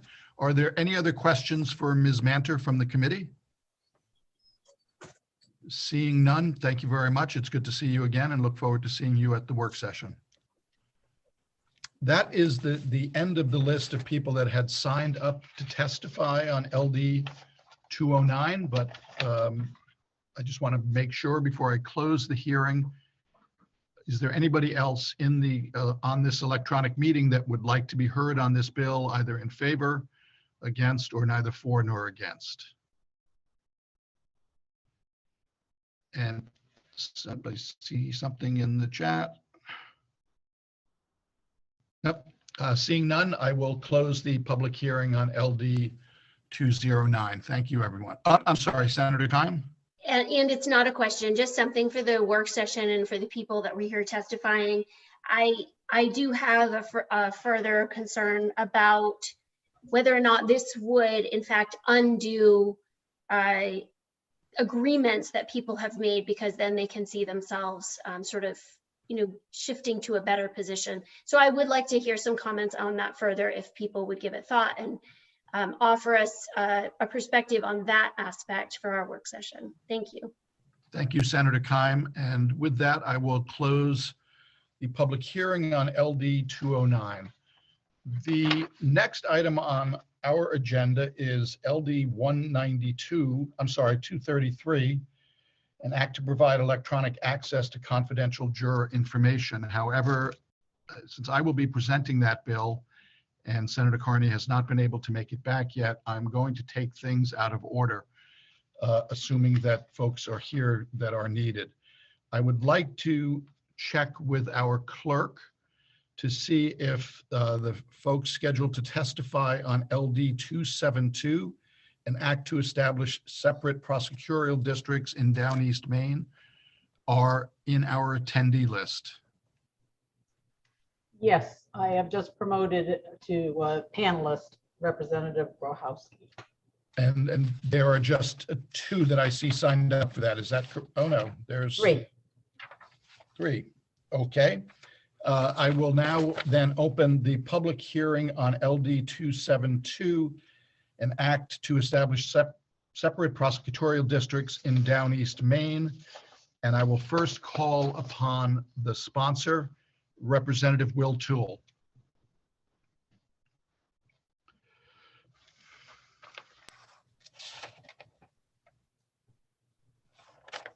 I'm sorry, I thought we went on 237. No, I was asked to hold that until Okay, my apologies. Courtney could return. Sorry if I was confusing there. No, I do not see Representative Toole. I'm right here. Okay. Hello? Yep, Representative Toole, how are you? I'm doing well, thank you. We're jumping around to scheduling conflicts, so I would welcome your testimony to introduce LD 272, which we addressed in the 129th, but never finished. Okay, well, that sounds fantastic. Thank you, Senator. I realize Senator Carney is not present. Representative Harnett, distinguished members of the Judiciary Committee. My name is Will Toole. I represent the communities of Cutler, East Machias, Eastport, Lubec, Machias, Machiasport, Brook Bluff, Whiting, and Prescott Township. I'm here today to enthusiastically present LD 272, an act to establish separate prosecutorial districts in Down East Maine, which I submitted at the request of Washington County Sheriff Barry Curtis, who I will say is somewhere in the ether getting logged on to testify. First, I want to thank all those who have been working on this legislation for almost 2 years. Those who have stuck with it through the pandemic and who have made this commitment to be here today via Zoom to have their voices heard. It speaks volumes to the need and urgency for proceeding with this bill. In presenting this proposal, great care has been taken to bring you multiple perspectives from law enforcement, county government, the bar, and others on why it is critical that Washington County have a chance to elect its own district attorney in 2022. And again, you will be hearing from several folks along those lines today, as well as various co-sponsors.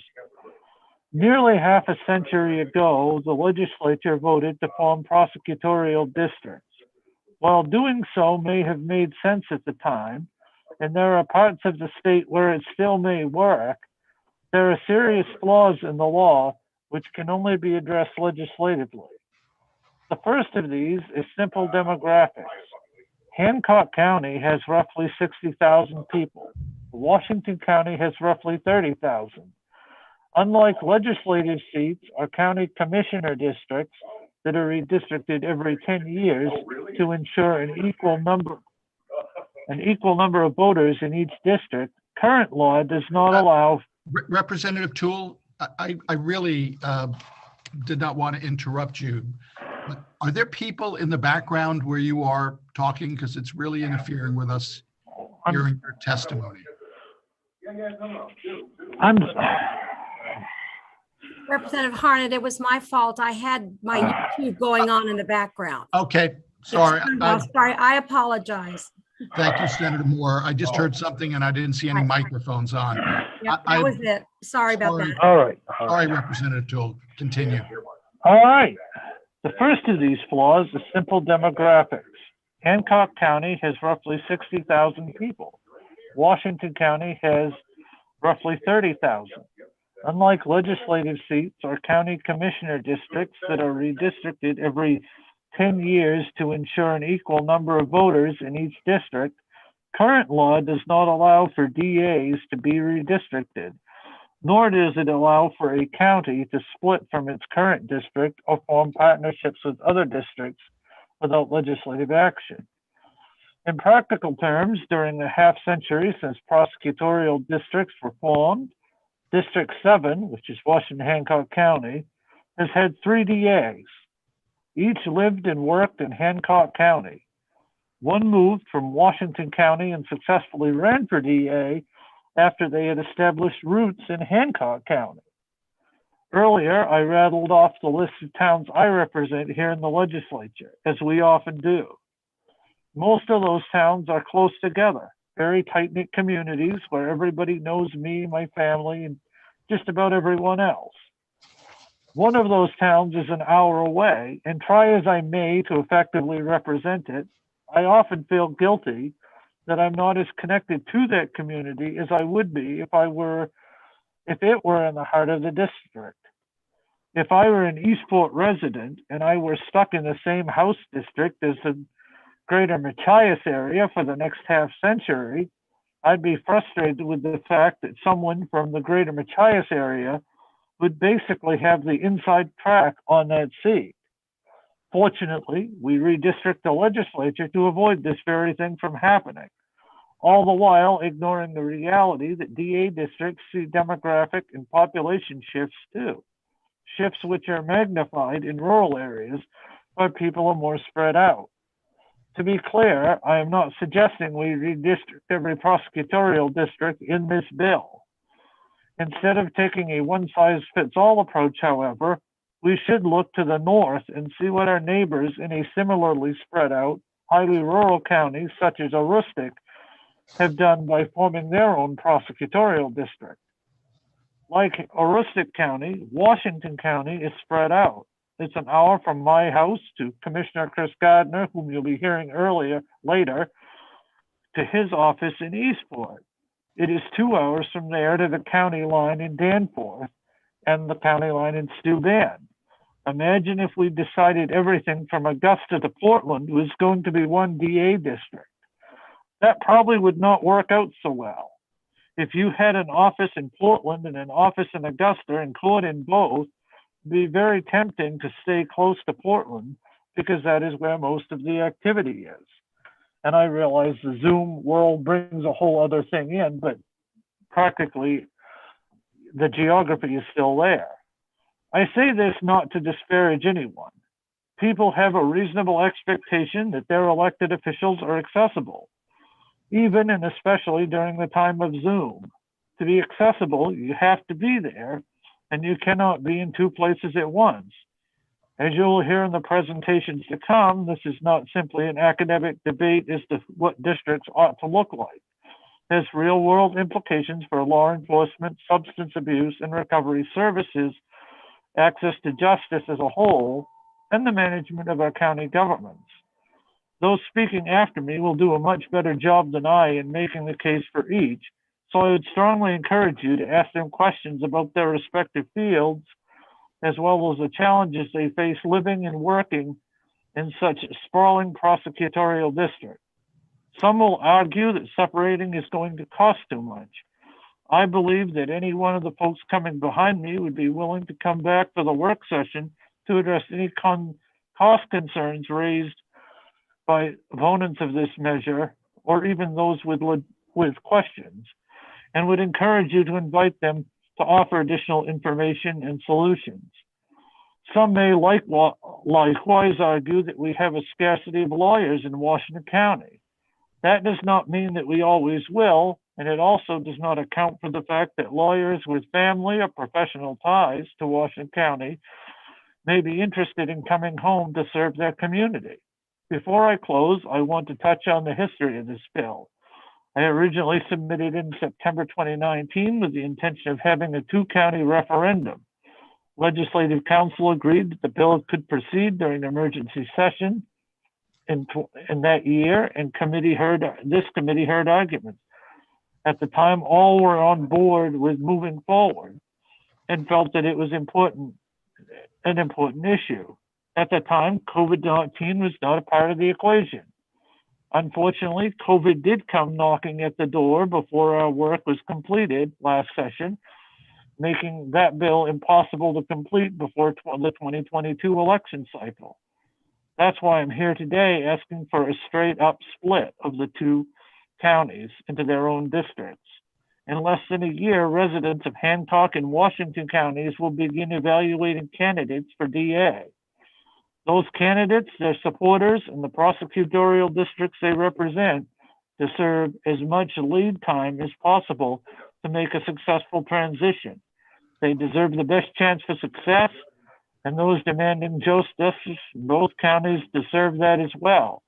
In closing, I thank you for the opportunity to present this bill today.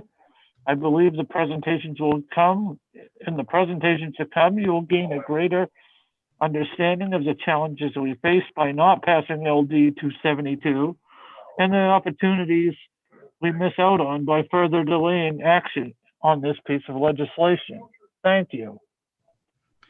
Thank you very much, Representative Toole. Happy you brought this bill back again, and it was very nice to see you. And I will now open it up for questions to committee members and would ask you to use your electronic hand function if you have any question for the bill's sponsor, Representative Will Toole. I see Senator Lisa Keim. Senator Keim. Thank you, Mr. Chair. Good afternoon, Representative Toole. I'm wondering how you feel about the change being sort of placed legislatively, us making this change for the county as opposed to last time you proposed that would be voted on by the people of the county. So how do you feel about that change? Because generally, you know, we consider what all the people want, not just the representative or the sheriff. I feel confident about it because I think we're in a position where we have to move forward, and to wait another 4 years or 6 years or 8 years is not really a good option to take. The circumstances that led to this bill will only be more dire if demographic shifts continue to occur and such. So I feel confident in doing it. I would have preferred the pandemic. No, I think we all would have preferred the pandemic not happened and we would all be in the building and things had gone on. But the reality is the pandemic did happen and this bill needs to move forward. A follow-up, Yes. Mr. Chair? Yes, Senator. So my only other question then is, your main reason for wanting a different district is that you want more accountability and accessibility? Is that my understanding? That is the main argument I'll be making today. You'll be hearing from others who can make other professional judgments and points of view as to why they feel the bill needs to move forward. Thank but you. I think we have a broad coalition of support. Thank you, Senator Keim. The next person from the committee with a question is Representative Moriarty. Mr. Chair, good afternoon, Representative Toole.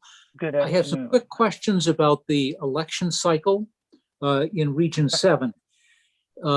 If the bill passes as an emergency measure, presumably it would take effect immediately in either March or April of this year. When does the term of the current incumbent in District 7 expire? So I believe in this bill, to answer that in two parts, the actual district would not transition until January 1st, 2023. And if that's not specifically stated, that is the intention, so that when the current incumbent's term is completed on that date, it would be phased in at that time. Our district attorney currently serves a 4-year term. The term began on January 1st, 2019 and runs through the end of next year. Obviously, 2022, there's an election, candidates declare, and ideally when the calendar changes to January 1st of 2022, people are going to want to be making decisions about whether they're going to run or not. So the sooner we have the change settled upon, the sooner they can make those decisions as to whether they're going to run or not. I hope I did a good job answering that. Well, yeah, I understand it's good to have as much lead time as possible, but are you saying the election of a DA for Washington County would take place in November of 23? No, the election would take place in November of 2022. So But the that's- campaign, the run up to it would coincide with the legislative races and the general election for governor and all of that. We Okay. certainly we're not proposing having a special election in an off year. Okay. Well, the assumption I made, because this is an emergency bill, was that you wanted an election in November of this year Oh, and no. not next year. Why is it an emergency then? Because of the timing and wanting to make sure that it gets settled. If this gets carried over to a second session, if God forbid the pandemic were to go sideways and this was to get carried over again, we would be out of time. This has to be, in my opinion, settled this session. And had we been able to do it last session before the pandemic, then we wouldn't be here with this way today. Okay, I understand then. Okay, thank you very much. Yeah. Thank you, Representative. Next up is Representative Lois Reckett. Hi, Will. Sorry not to have seen you for a year. I know. I miss seeing you as well. Yeah. Here's my my two-part ignorance. One is I should know the answer to this question, and I don't remember it. Is it accurate that the prosecutors themselves are paid for by the state and the rest of the operation is paid for by the county? Is that how that operates? I believe the county commissioners coming behind can speak to that, but that I believe is generally true. Okay. And so, so I assume there's a fiscal note on this bill. Yes, there would be. I'm assuming so as well. I believe there would be.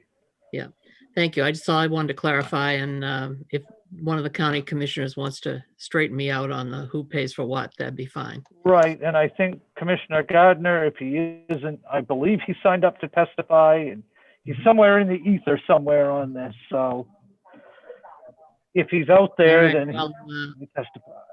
Yeah. Well, good. It sounds like I may see you on the 11th of March, but anyway, hopefully. Oh, good deal. Looking forward to it. Yeah, thanks. Thank you. Thank you. Conclude your questions, Representative Yes, Reckett? it did. Thank you. Thank you. Representative Evangelos. Thank you, Mr. Chair, and nice to see you again, Representative Toole. Are you still on the State and Local Government Committee? I am. I am enjoying it very much. Miss seeing you there as well. Yeah, I wasn't able to take two committees this time for some reasons, and so miss working with you there. My question was the same as Representative Reckert's, except do you have an exact or a rough ballpark on the fiscal note? I do not. I have rumor mill. Some have said it could be.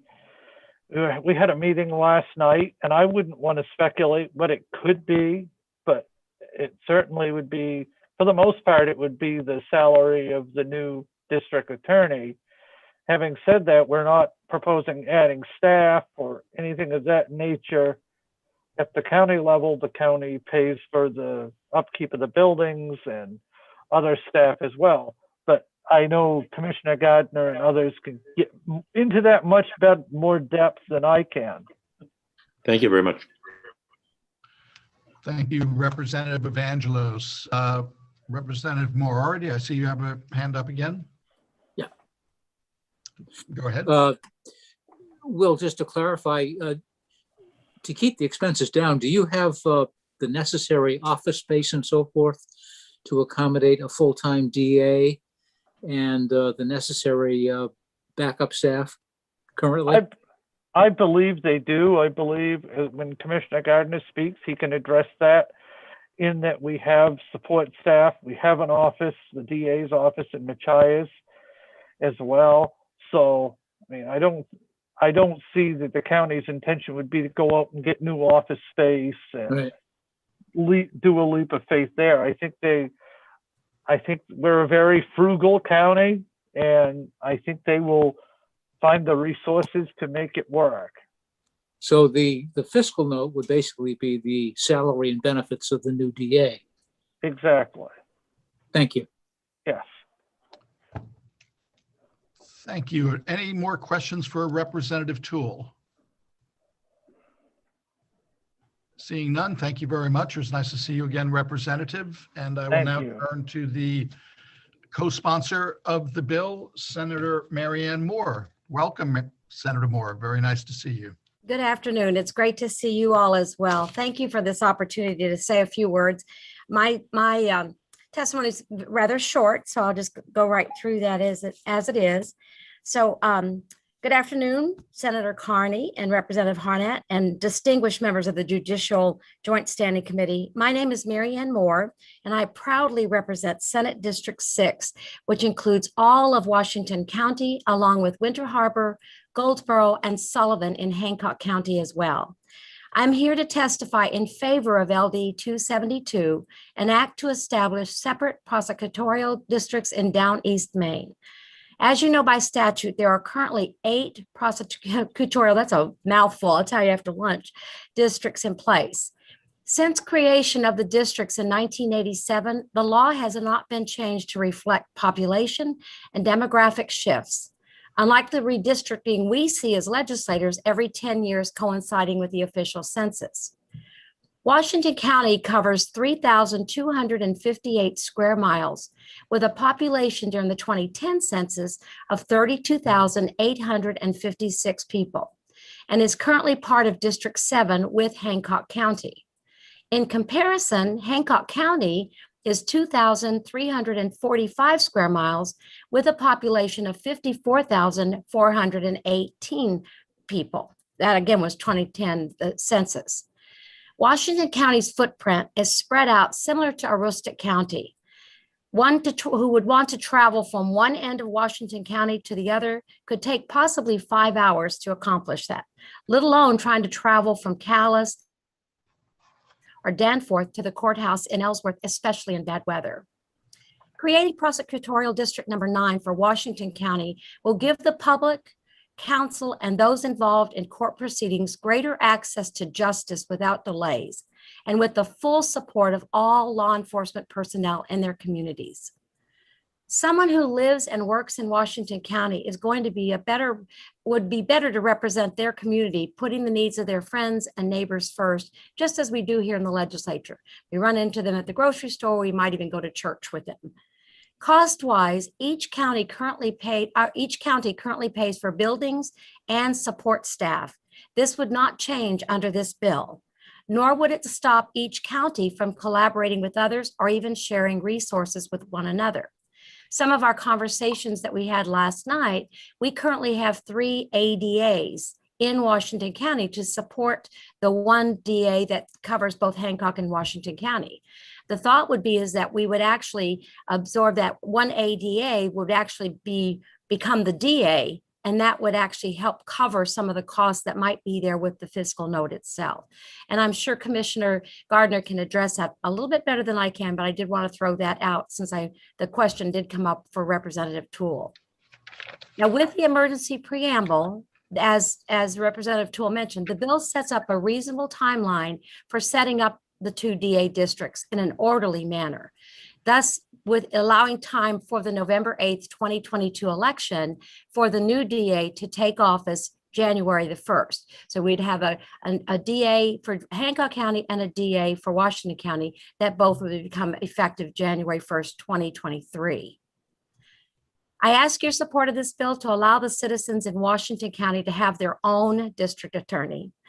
Thank you, and I would entertain any questions you might have for me at this time. Thank you very much, Senator Moore. Sure. Are there questions from committee members for Senator Moore? Senator Keim. Afternoon, Senator Moore. Hello there. Do you know how the prosecutorial districts were set up originally? That I do not, Senator Khan. That'll be something maybe we would ask for the work session, because Oxford, I'm in Oxford and we're with Franklin and Androscoggin. Right. So ours is pretty spread out as well. And it was formed in 1987, so that was a long time ago. Looking at that. All right, thank you. Very welcome. Thank you, Senator Keim. Senator Carney. Thank you, Representative Harnett. I'm very sorry that I missed the previous hearing and the beginning of this one, so excuse me if this question has been already addressed. But I was curious, Senator Moore, and it's lovely to see you here before the committee today.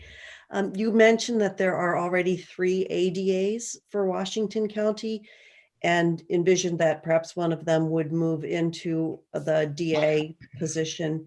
Do they currently already have office space in Washington County, obviating the need for new office space as well? We currently have an office space for the district attorney's office in Machias. And then we do have a district court in Machias and also a district court in Calais. So there would not be any additional office space required to accommodate this. And then just one other comment to make too is that typically your ADAs are an appointed position, and then the DA would be an elected position. So that, you know, we're talking about moving an ADA into a DA. There still is that whole that it does have to be elected as opposed to an appointed. But I guess at the end of the day, you would have 1 DA and then 2 ADAs for Washington County. So the kind of the personnel count would be similar. That is correct. That is correct. Yeah, thank you. You're welcome. Thank you, Senator Carney. Are there other members of the committee that have questions for Senator Moore? Seeing none, thank you again for testifying, and again, wonderful to see you in our new virtual way. I know. Thank you.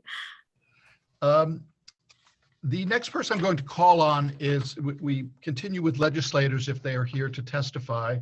And I see my friend Representative Ann Perry, and would invite you to address the committee. Representative Perry. Thank you.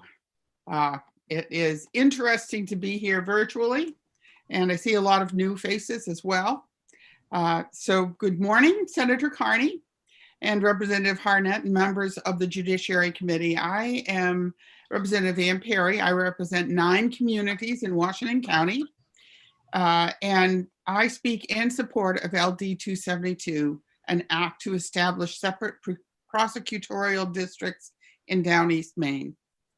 Currently, although Washington County and Hancock County share a district attorney, they are drastically different places. Washington County has a population of 32,000 with an average median household income of $38,239 as compared to Hancock County's population of 54,000 with a median income of $51,438. Washington County is the most ethnically diverse in the state. With its 2 Native American reservations and a significant Hispanic population, it is 9.8% non-white in comparison to Hancock County has a non-white population of only 2.5%. I first discovered the extent of Washington County's opiate problem in 2000 because of the significant jump in hepatitis C cases. Through further research, I also found the same level of increase in drug-related arrests. Washington County has and was the canary in the coal mine of the opiate problem in Maine. The opiate crisis is a problem that needs immediate response and the ability for its victims to make it through the courts in a timely manner. They need to quickly get into the appropriate program, such as drug court or another form of rehabilitation or mental health service. In my time on Health and Human Services Committee, Maine's sheriffs have told us that they are housing people who have mental health needs and do not belong in their jails. These individuals need to be processed quickly and given the opportunity for appropriate placement. LD 272 would help residents with substance use disorder and legal woes to both resolve their cases and get the help they need more quickly. People in recovery need to be able to access these resources where they are without delay and with the full support of all law enforcement in their community. We need a district attorney who knows the particular culture and makeup of Washington County so that the criminal justice system may work more efficiently and with a greater level of cultural sensitivity. I therefore ask you to pass LD 272. Thank you very much, Representative Perry. We appreciate your coming to testify before us today. And now I will open it up for questions for the committee, and I will start with Representative Moriarty. Thank you, Mr. Chair. Representative Perry, I certainly hear you when you speak about the problems of the county and the opioid crisis and so forth. And I just wonder, since this is styled as emergency legislation anyway, what do you think about having an election this November as opposed to 2 Novembers from now? You'd get your own DA a full year ahead of schedule. I don't think I'm in a particular rush. I would like an orderly transition, quite honestly, than a rush. It gives us the ability to work out the issues that really have to be resolved as the county split up their district. And I think that I'm not worried about an election as much as a smooth transition into the 2 prosecutorial districts. Thank you, Representative Moriarty. Next, I have Representative Laura Libby. Thank you, Mr. Chair, and thank you for being here, Representative Perry. I appreciate you bringing up the issues with the opiate problems and more. I do wonder, this sounds like really this bill is more of a personnel shift, and I wonder if you think that there's any you bring up the need for immediate response and appropriate placement of folks that, maybe do not belong in their jails. Is there also an issue with adequate legal representation? Actually, I do not know that at all on that level. Okay. Thank you. Thank you, Representative Libby. Are there other questions from committee members? Seeing none, thank you very much, Representative Perry. Good to see you. And again, we appreciate your taking the time to testify today.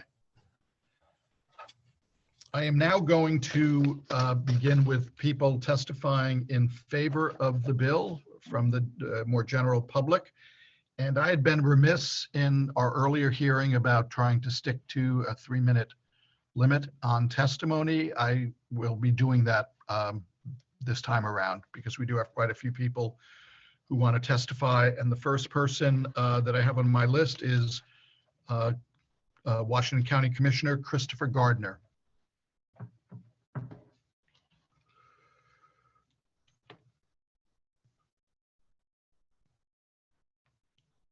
Is Commissioner Gardner with us? I am. Oh, thank you, sir. Sorry for the delay. Just technological advances are not my thing. So join the club. Thank you all very much. I do want to thank the committee and the respective chairs for the opportunity here to speak on behalf of LD 272.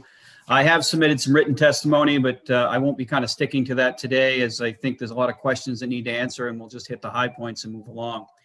To introduce myself more formally, I am chairman of the Washington County Commissioners. I've been elected 5 times to that role, and I've been there for some time. The entire Board of Commissioners has a very unique experience as it pertains to the problems that we're discussing today. I myself, as being a commissioner, have also been a police officer for 24 years here in Washington County. My fellow commissioner, John Crowley, has served as a county commissioner for 20 plus years, and he was also a two-term sheriff. And the other commissioner that we have is former state senator Vinton Cassidy. For maybe some may know him. He served for a while in Augusta as a multi-term senator, and also a longtime mayor of the city of Calais. So I say all that to preface the fact that the commissioners have a pretty good handle on the situation as it's been presented today. And we want to thank Representative Toole for and the co-sponsors for putting this bill forward not once, but twice. There's the issues that we face in Washington County have been much discussed, and I don't need to go over them again. But I mean, realistically, the economics, our size, the cultural diversities, make us kind of unique in our own right. We are not unlike any other place in the state that's facing, an epidemic, I guess you would say, in the opioid crisis, and it's hit us quite hard. Sadly, even though a lot of the times these people that are suffering from addictions are just that, people with addictions, the system, just because of lack of other resources, diverts them into the criminal justice system. And as a police officer for a lot of years, and the police officers I'm sure you'll hear from today, well, they'll tell you, we recognize that, not everybody that gets put into the criminal justice system is in fact a criminal. A lot of people are just good people who have put themselves in bad situations. And part of being able to solve that problem is proper interdiction. And that, of course, unfortunately, sometimes falls at the court system. Not because we like it to, but unfortunately, just the way the system is set up, that's the way it is. So having a district attorney's office at the local level that best understands the people they represent, and having, I heard it said before, it's about accountability and accessibility. I would also argue it's about continuity. The problem we've had in Washington County is, even though we went for many, many years with just 3 elected DAs, in most recent time, we have struggled in it to maintain any continuity at the ADA level. It's been a virtual revolving door. Now, this problem isn't necessarily going to be solved by having our own DA, but it's going to be a great step in the right direction, in the sense that obviously one of the people is certainly going to want to be there because they ran for DA and they're going to put down roots. And I think also by having a dedicated DA, it helps cultivate, a prosecutorial team, or a family, if you will, that is as committed to the community as we need them to be. From the county's perspective, Commissioner Gordon, I'm going to ask you to try to wrap up because I know there will be some questions for you. No, I was just getting to that. So with that, I just want the people to know that, from the commissioner's standpoint, we do stand committed. I know there's a lot of questions on funding, and I can, kind of take those as they come, but we have no concerns. The people of the county, we've been paying attention to them. Their voice has been heard, and this is strongly supported and wanted here in Washington County. Thank you very much, sir. Thank you. Questions for Commissioner Gardner from the committee? Well, after I told you they were going to be up, here we go. Representative Babbage. Yeah, thank you, Mr. Chairman. While we have Mr. Gardner here, I welcome Mr. Gardner. Thank you for being on. Thank you. Despite the lack of a census and all that, I'm sure Washington County is still losing population, to my understanding, very slowly though, pretty stable, I would guess. But I'm not sure how relevant that is to what's being, to what you want to happen here with a separate prosecutorial district. I want to acknowledge that I think I was very surprised 3, 4, 5 years ago in doing my research, that I found out that Washington County and southwestern Virginia were 2 meccas very early on in this opioid explosion. And I wanted to ask you if the demands in Washington County had changed over time. I know the population hasn't that much, but I wondered if the demands on the system had changed very much in the last few years.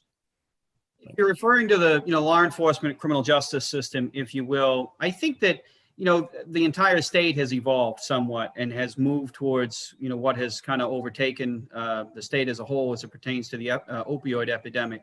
I think Washington County has been a calling card to that. Like you said, we were kind of first through the door as it pertains to it.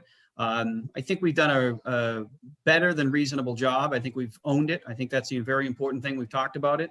And I think that we're, making strides as much as we can, locally. But unfortunately, as with the rest of the state, the rest of the world has found us. What was once more of a localized community problem has now become big business from those outside of the state that is, come into the state for the purposes of exploiting what they see as, new potential customers, for the lack of a better term.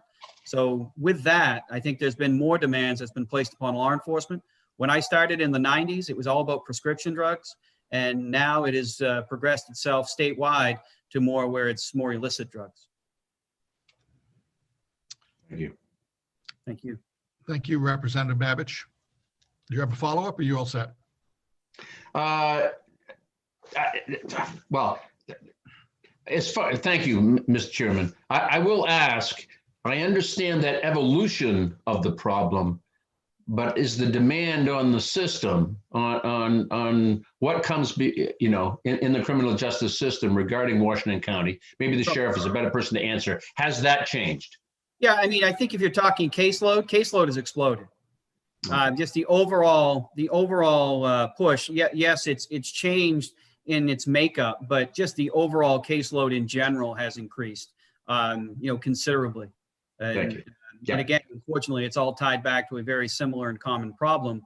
But drug crimes are not just drug crimes; they're property crimes that support drug crimes. They're domestic violence issues that come from a myriad of other related instances. So yes, to answer that question. I appreciate that. Thank you. Yeah, thank you, Mr. Chair. Thank you, Representative Babich. Are there other committee members with questions for Commissioner Gardner? Seeing none, thank you very much, sir. If I may, Mr. Chair, briefly. I just, on the cost component, I wanted just to clarify that from the county's perspective, we have looked at this. We do look at the fact that it would be a repurposing of one. We have not one, but two district attorney's offices in Washington County. There is zero cost concerns from the county's perspective. And as far as the fiscal note goes, I would just, your analyst may want to look at the fact that it's all based upon the experience of whoever gets hired as a DA. The reality is, depending on who wins the election, it may actually be less cost than what some ADAs are making in other parts of the state. So I'm not sure it's actually going to be outside of a range. So when we do that fiscal note analysis, I think that'd be an important process for us to look at. Thank you for that clarification, sir. Thank you. And we appreciate your time today. Absolutely. The next person on my list is Jeffrey Davidson.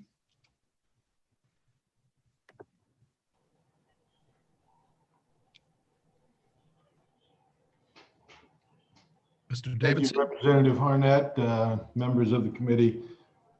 I submitted written testimony for the committee last night, which sort of sets forth my position. I was going to read it all to you, but in light of some of the comments that I've heard, you can all read that at your leisure later. And I want to just sort of explain to everybody what's going on here in Washington County so that you can understand the need for the passage of this bill. We have, since the district attorney system began back in the early 70s, we have never had a district attorney come from Washington County, not once. The demographics, such as they are now, are such that we will never have a district attorney elected from Washington County in this district. And we know that because in the election when Mr. Foster, who's our current district attorney from Ellsworth, ran, he was a defense attorney with no experience as a prosecutor whatsoever. He ran against the deputy assistant, Paul Cavanaugh, who was a 20-year prosecutor here in Washington County, and he beat him soundly. And it was because the votes in Hancock County were double that in Washington County. And so even a prosecutor with 20 years experience could not possibly win an election. Without this bill, we'll never have representative in the district attorney's office that comes from our county. It will not happen. What's happening right now in Washington County, just to give you an idea of where the priorities are in the office, is we functionally only have 2 people working in Washington County in the district attorney's office. There are 3 people, but because of that revolving door of assistant ADAs that we've experienced over the past 10, 15 years, one of those 3 people is a part-time district attorney. He works 20 hours a week and doesn't work a minute more than that because that's all he gets paid for, because he has a private practice on the side that he has to work. One of the DAs that we have here is the deputy assistant. What happened recently is that an ADA from Hancock County quit her job over there to go into private practice. And as soon as she did, our deputy assistant, who was working full-time here, got pulled over to Hancock County to fulfill their needs. That deputy assistant district attorney right now has a caseload of over 700 cases. Representative Libby asked earlier about whether there was an effect on Washington County in the caseload. There is 100% an effect. One attorney cannot handle the amount of cases that we have one attorney handling in the district attorney's office right now. It's impossible for somebody to handle 700 cases. I see it on a daily basis. I've worked here doing criminal defense in Washington County for 17 years.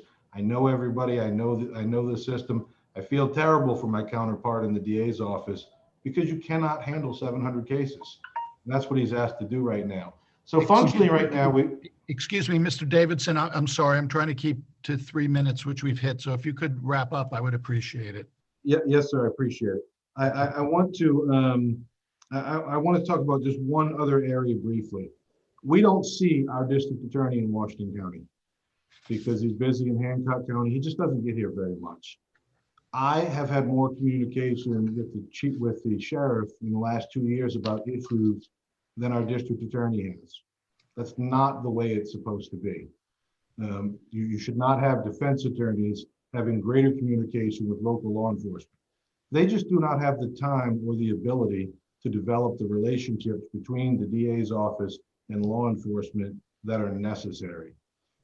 I think everybody that testifies will attest to that fact. We need this for Washington County. Thank you, sir. Are there questions from committee members? Representative Evangelos, I saw you had your hand up, but then it disappeared. Yes, it was up, and I don't know why it disappeared, but thank you for recognizing me, and thank you, Mr. Davidson, for your testimony. I just had a quick question.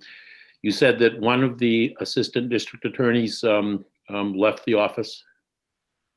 Over in Hancock County, within the last month, she left the office and went into private practice. And as soon as she did, the deputy assistant, who basically runs Washington County down here, had to pick up most of her caseload. And so most of his time got taken away from Washington County to go deal with Hancock County matters. And I talk to these people on a daily basis. The number of cases he's handling right now, it's impossible for an attorney to do that. But Hancock County gets him first. We're the redheaded stepchild of the district. So this resignation just happened very recently then? Yeah, that was within the last month, maybe month and a half. It was this year when she resigned. Thank you. Thank you, Representative Evangelos. I next have Representative Moriarty, then Representative Hagan, and then Senator Carney. Thank you, Mr. Chair. Just a quick note of thanks, Mr. Davidson. I thought that your written comments were probably the finest piece of writing I've seen since we began public hearings about 2 weeks ago. Well, you really nailed it, and in a concise and extremely clear way. So many thanks for that. That's all I wanted to say. Thank you. Thank you, Representative. Representative Hagan. Thank you, Mr. Chair. Appreciate it. So the 700 cases for the one person, I'm not a lawyer, a history teacher. That seems like an impossible load. So what happens when these cases cannot be litigated? It is an impossible load. And it's been exacerbated because of the pandemic that we've had. I can't imagine numbers were ever that high at any time in the past. But he didn't have that many until there was an issue in Hancock County.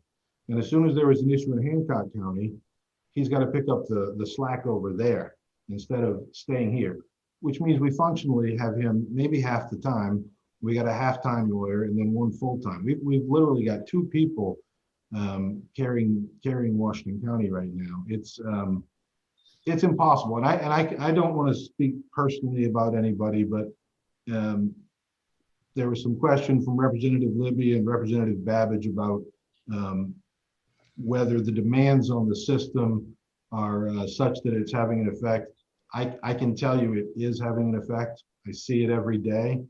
I go to court and we have stacks and stacks of cases, and just having an ADA remember which case is which is difficult when you have that kind of caseload.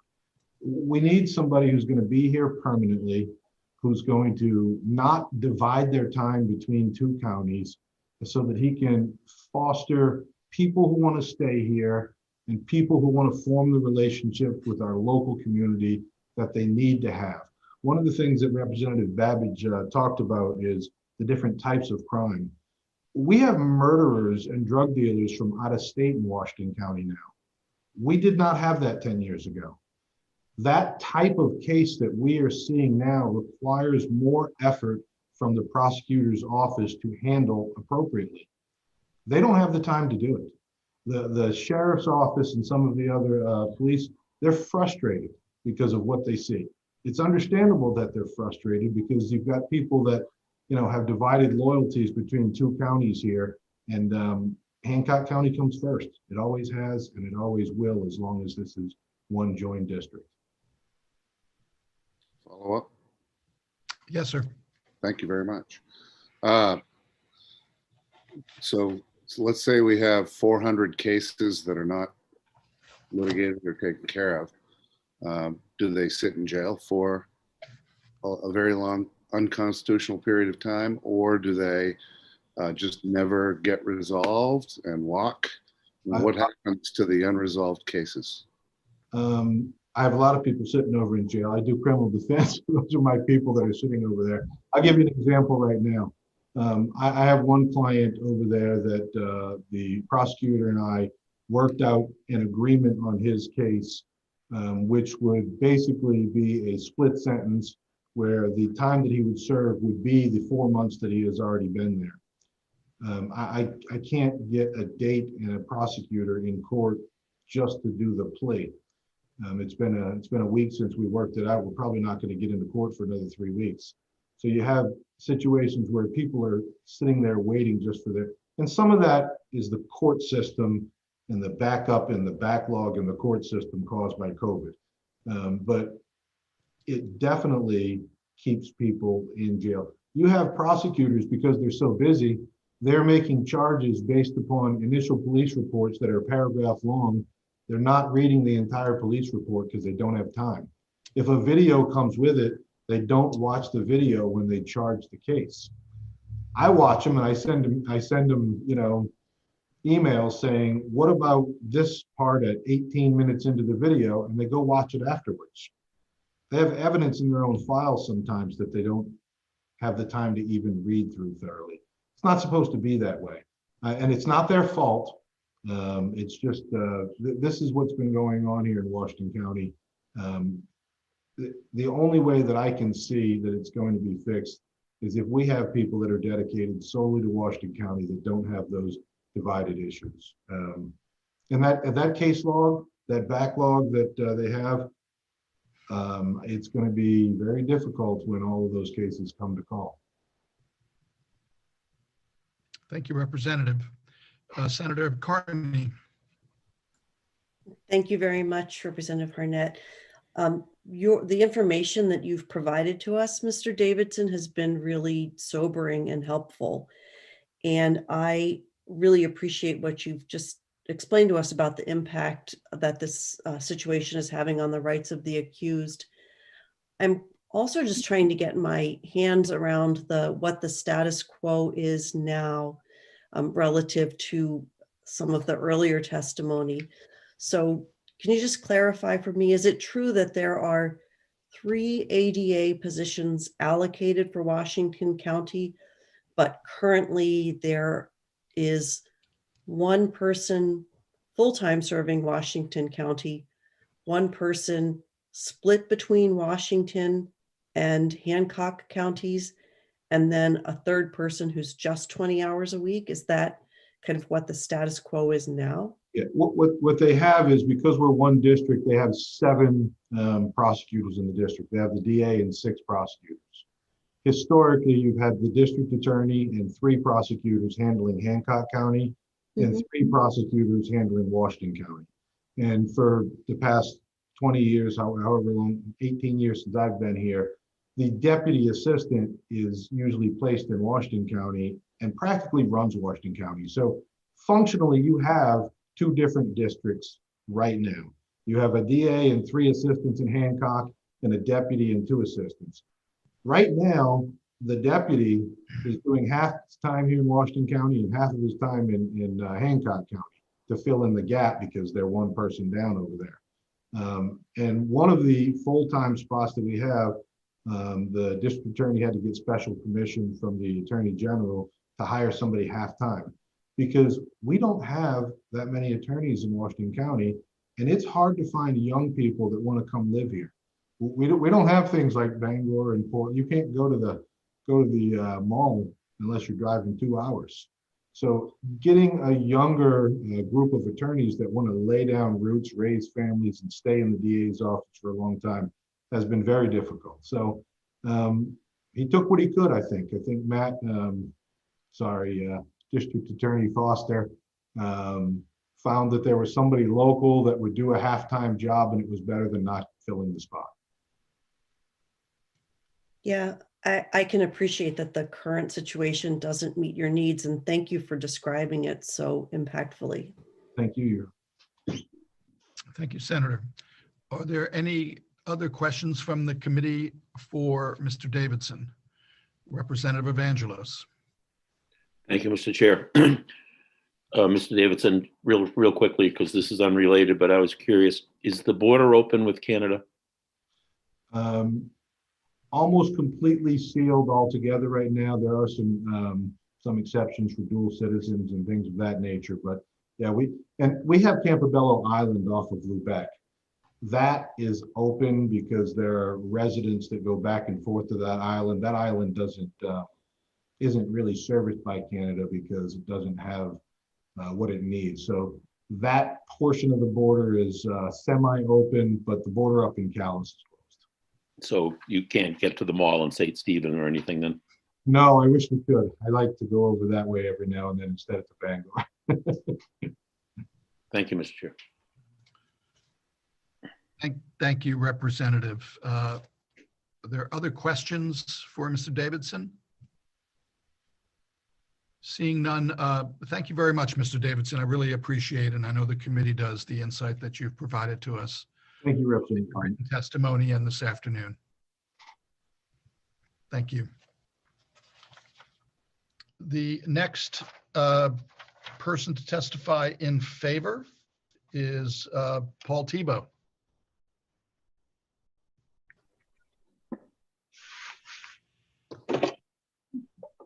Hello, can you hear me? Yes, I can, but I can't see you. I apologize for that. I'm covering the road, so if I get called off real quick. I'm sorry, is this Matthew Dana? Yes, it is, sir. I'm sorry, I was calling Paul Tebow. Oh, okay. A little further down the list, I apologize. Is Mr. Tebow with us?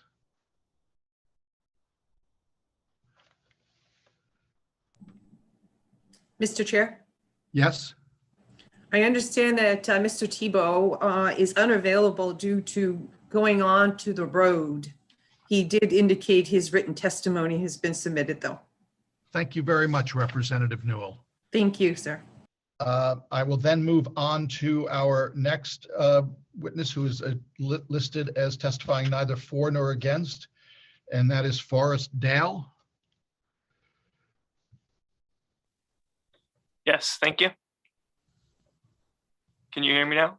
Yes, I can, Mr. Dale. Thank you very much. And welcome to the committee. And you will be on 3 minutes, just so you know as well. Thank you very much. Ladies and gentlemen of the esteemed Judicial Committee, I appreciate you allowing me to speak. I'm Pastor Forrest Dale. I have run a homeless shelter in Washington County for nearly the last 15 years. I am also chairman of the Washington County Libertarian Party. We need this district attorney. I am not sure that this is going to fix the problems that we have in our community, but we definitely need our own district attorney. That would be a great first step. In the heroin epidemic, there are 3,008 counties in the country. We are 10th. That didn't happen by accident. That was caused by policy. I'm one of the people that I'm 35 years old. If you look at heroin addiction, usually between 20 and 50, I'm right smack dab in the middle of it. I have buried more friends and family than I could possibly sit here and list to you. I've done memorials with almost 100 different people that I knew that have passed away. We need this. We need to do something. I'm watching too many people die. I go to sometimes a funeral to 2 funerals a week.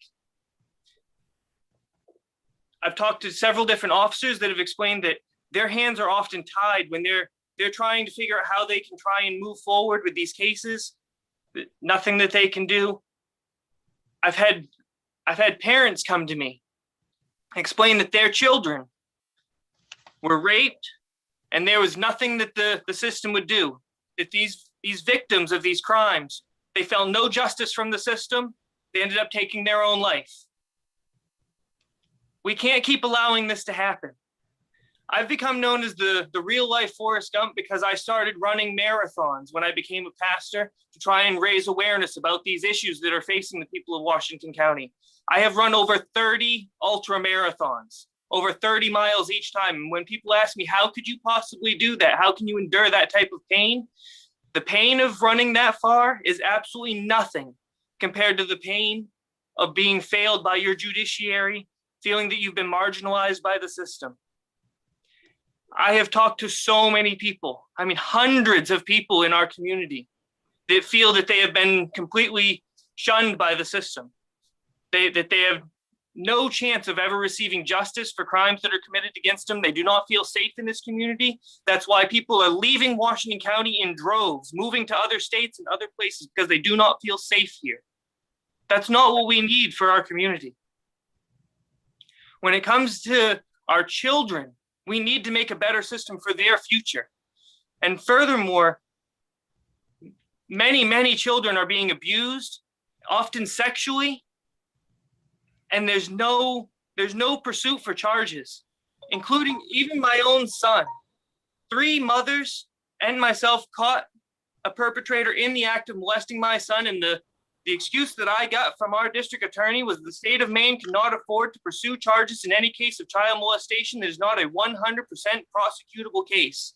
How are we going to sit there and say money is more important than making sure that our children are not sexually assaulted? We can't do that. As adults, as people that are supposed to protect our community and our constituency, we cannot allow this to continue to transpire, especially against our children. Thank you, Pastor Dale. I'm going to have to ask you to wrap up. I realize I'm not sure that this is going to fix the problem, but if we don't get our own district attorney, the problems are still going to exist. So if you don't fix this way, please band together, try and figure out what you're going to do to try and save our community. Because I'm watching people pass. I'm watching life just be pulled from people. So please do what you can to help us. Thank you very much, Pastor Dale. I very much appreciate your testimony, which obviously comes from a very deep personal connection to the issues. Yes. Are there members of the committee with questions for Pastor Dale? Seeing none, I again want to thank you very much for participating today and sharing your heartfelt concerns with the committee. Thank you very much, sir. And the final person on my list who I interrupted before, and I apologize, is Matthew Dana II from Indian Township Police Department. Welcome, sir. Thank you. Good afternoon. I had submitted written testimony. Again, my name is Matthew Dana. I started my law enforcement career in 2001 with the Passapartout Warden Service. I've held various ranks throughout the Warden Service. I'm currently the chief of police for the Indian Township Police Department and have been for about a year and a half. I'm here to testify in favor of LD 727. I believe that having a Washington County prosecutorial district separate from Hancock County not only benefits the Passamaquoddy tribe, it would greatly benefit Washington County as a whole. Washington County has the highest population density of Native Americans in Maine. Roughly 1,800 persons, or nearly 6% of the population, is Native American. The Passamaquoddy people have lived in this area, now currently known as Washington County, Maine, and parts of New Brunswick, Canada, since time immemorial. There are 2 Passamaquoddy reservations within Washington County. Zebaig, or Pleasant Point, is located on Passamaquoddy Bay near Eastport, and Madocnagook, or Indian Township, is located inland on the shores of the western branch of the St. Croix River system. Both reservations have our own police department and court systems. The Passamaquoddy tribal courts have civil and misdemeanor jurisdiction over tribal members only. The defendant and victim have to be a member of the tribe for the court to have jurisdiction over the matter. The offense also has to be a Class D or E misdemeanor. In any other case, if the offender is a non-tribal member or the victim is a non-tribal member or any felony charge, they are sent to the Main District or Superior Courts. Sometimes in the same case, charges can be brought both to the Passamaquoddy Tribal Court and the Main District Court for the same defendant on the same incident. The complexity of the Maine Indian Land Claim Settlement Act and the Maine Implementing Act in regards to jurisdiction within Indian Territory can be hard to grasp if you don't live it every day. This is why I feel it's important for Washington County to have its own prosecutorial district.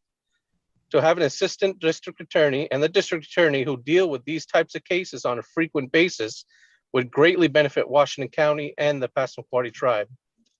A little over a year ago, I had spoken to an assistant district attorney in regards to a case where the defendant would be charged both in Passamaquoddy Tribal Court and Maine District Court for the same incident. After explaining the facts of the case and why some charges would be brought to tribal court and some to district, their response was, "This is why I hate tribal cases." I don't mean to speak ill of anyone, but just wanted to use this example to show why a local and separate prosecutorial district is important from the Passamaquoddy tribal perspective. Their intent was not to speak badly of tribal jurisdiction. I believe it was to express their frustration of the overlap of jurisdictions. They do not deal with tribal cases frequently enough to adequately understand the intricacies of Maine Indian law. This is but one example of many instances where a local DA would be beneficial. There are many times where I have to educate as to why and where charges are to be handled. With Washington County having the highest density of Native Americans as compared to any other county in Maine, and having 2 out of the 5 federal Indian reservations of Maine located in Washington County, and having to frequently deal with overlaps of tribal and state court jurisdictions are the reasons why we feel that separating the prosecutorial districts in Down East Maine is crucial to improving the criminal justice system in Washington County. Thank you, Chief Dana. Does that conclude your testimony? Otherwise, I'm going to have to ask you to wrap up, sir. Yes, sir, that's it. Perfect. I appreciate very much hearing from you. We already have some committee members with questions, and thank you for all of your service to Maine and to the Passamaquoddy people. Representative Evangelos. Thank you, Mr. Chair. And hi, Matthew. How are you? Great. How are you? Good. You were Representative Matthew Dana, were you not? Yes, sir.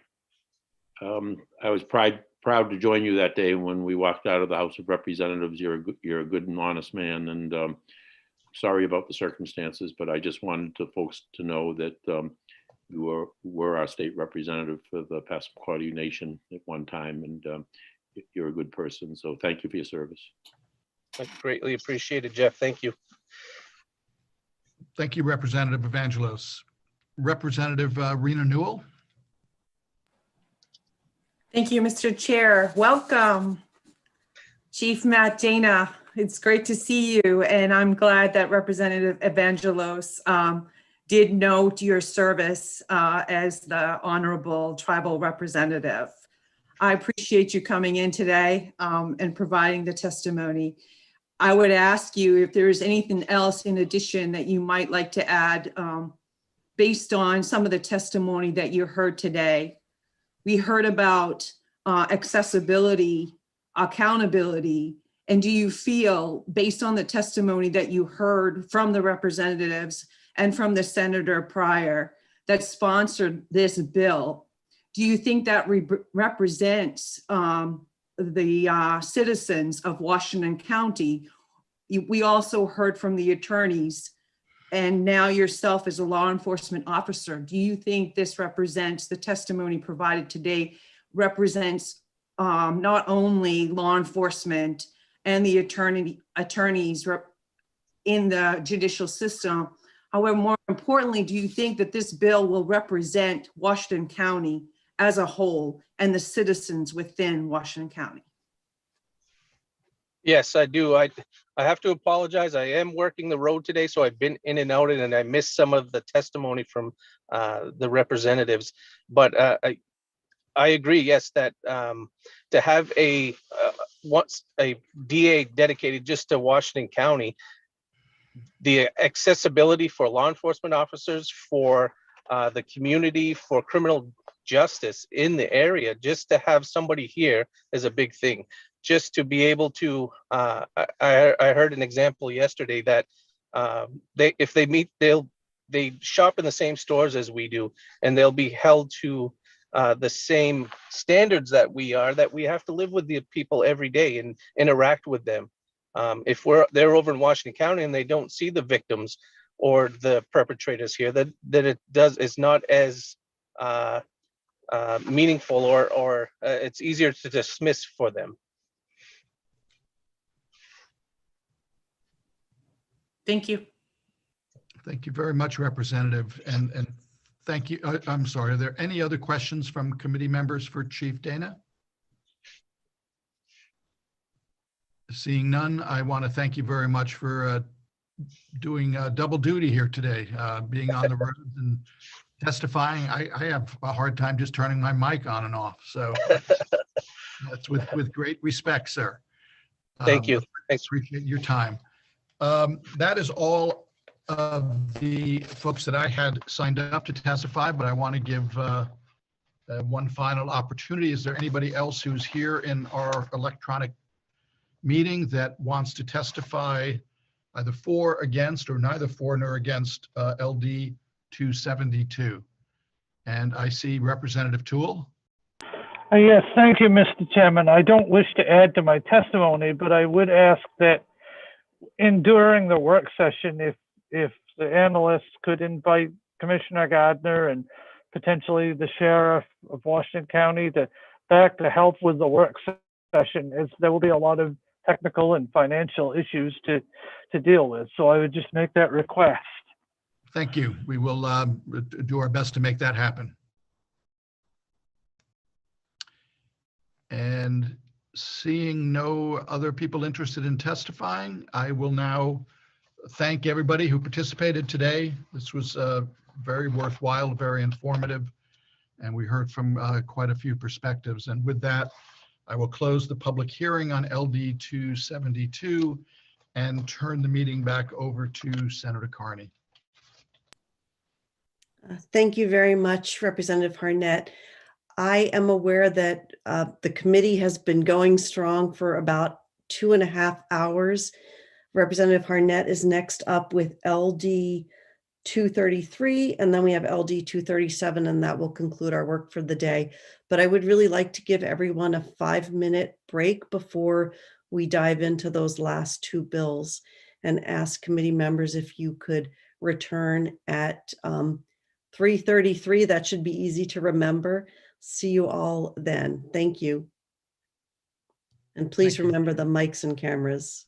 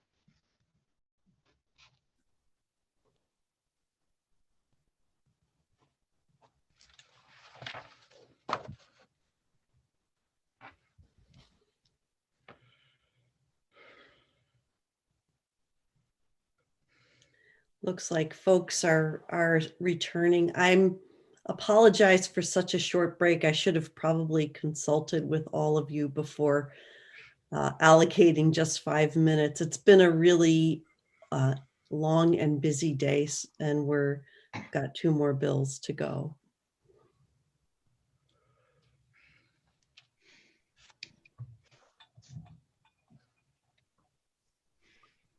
Looks like most of us are back in the meeting. And just in light of the late hour of the day, Representative Harnett, are you ready to introduce LD 233, an act to provide electronic access to confidential juror information? I am, Madam Chair. Thank you. Okay, you may go ahead. Good afternoon, Senator Carney, fellow members of the Judiciary Committee. My name is Tom Harnett, and I represent House District 83, which includes the town of Farmingdale and the city of Gardner. I am here this afternoon to introduce LD 233, an act to provide electronic access to confidential juror information. I was approached by private attorneys and representatives of the Maine Association of Criminal Defense Lawyers, MACDL, about problems they were having accessing confidential juror questionnaires. As you will hear from a representative of MacDowell and other attorneys, those problems have been exacerbated during the current COVID-19 pandemic when courthouses are closed or access is limited. As those testifying me are far more well-versed in the subject area, I will limit myself to providing a summary of the bill that I've introduced. Current law authorizes a court to provide certain individuals access to confidential juror questionnaires, and the law allows such discretionary access to those questionnaires only at the courthouse itself. This bill eliminates the need for the court to exercise that discretion and requires the court to provide access to those questionnaires at the court, and that requires them to provide it only at the courthouse. The bill also requires the court to electronically provide these questionnaires to authorized persons upon their request. And those authorized persons are attorneys, investigators, and pro se litigants. The bill does not affect the confidentiality of the information in those questionnaires, nor does it affect the receiver's obligation to maintain this confidentiality. Since I introduced this bill, I've had discussions with the judicial branch in which their representative, who you will hear from, raised some concerns about the elimination of the court's discretion over this practice and possible violations of the provisions related to confidential information. The Judicial Department recognizes the current pandemic-related issues, but suggested alternative measures to address those problems through court rules or pandemic orders. As you will hear, advocates for the proposal believe that to fully address the problem, the statute needs to be amended to allow some access to these questionnaires at locations other than the courthouse. They don't feel that that can be done without an amendment to the statute. I have told all parties I am committed to work with them to reach an agreed upon accommodation, if at all possible. I thank you again for your time and attention on this long day, and I will do my best to answer any questions that you might have. But as I find myself saying over and over today, you will hear from others better able to answer those questions based on their real life experience. Thank you, Madam Chair. Thank you, Representative Harnett. I see that we have one question. Representative Moriarty, would you like to go ahead with your question? I will. Thank you, Madam Chair. Mr. Chairman, out of curiosity, do you know if this bill or something similar to it was ever brought at any time in the pre-COVID period? I do not know the answer to that question, but I suspect you will hear from others that might know the answer to that.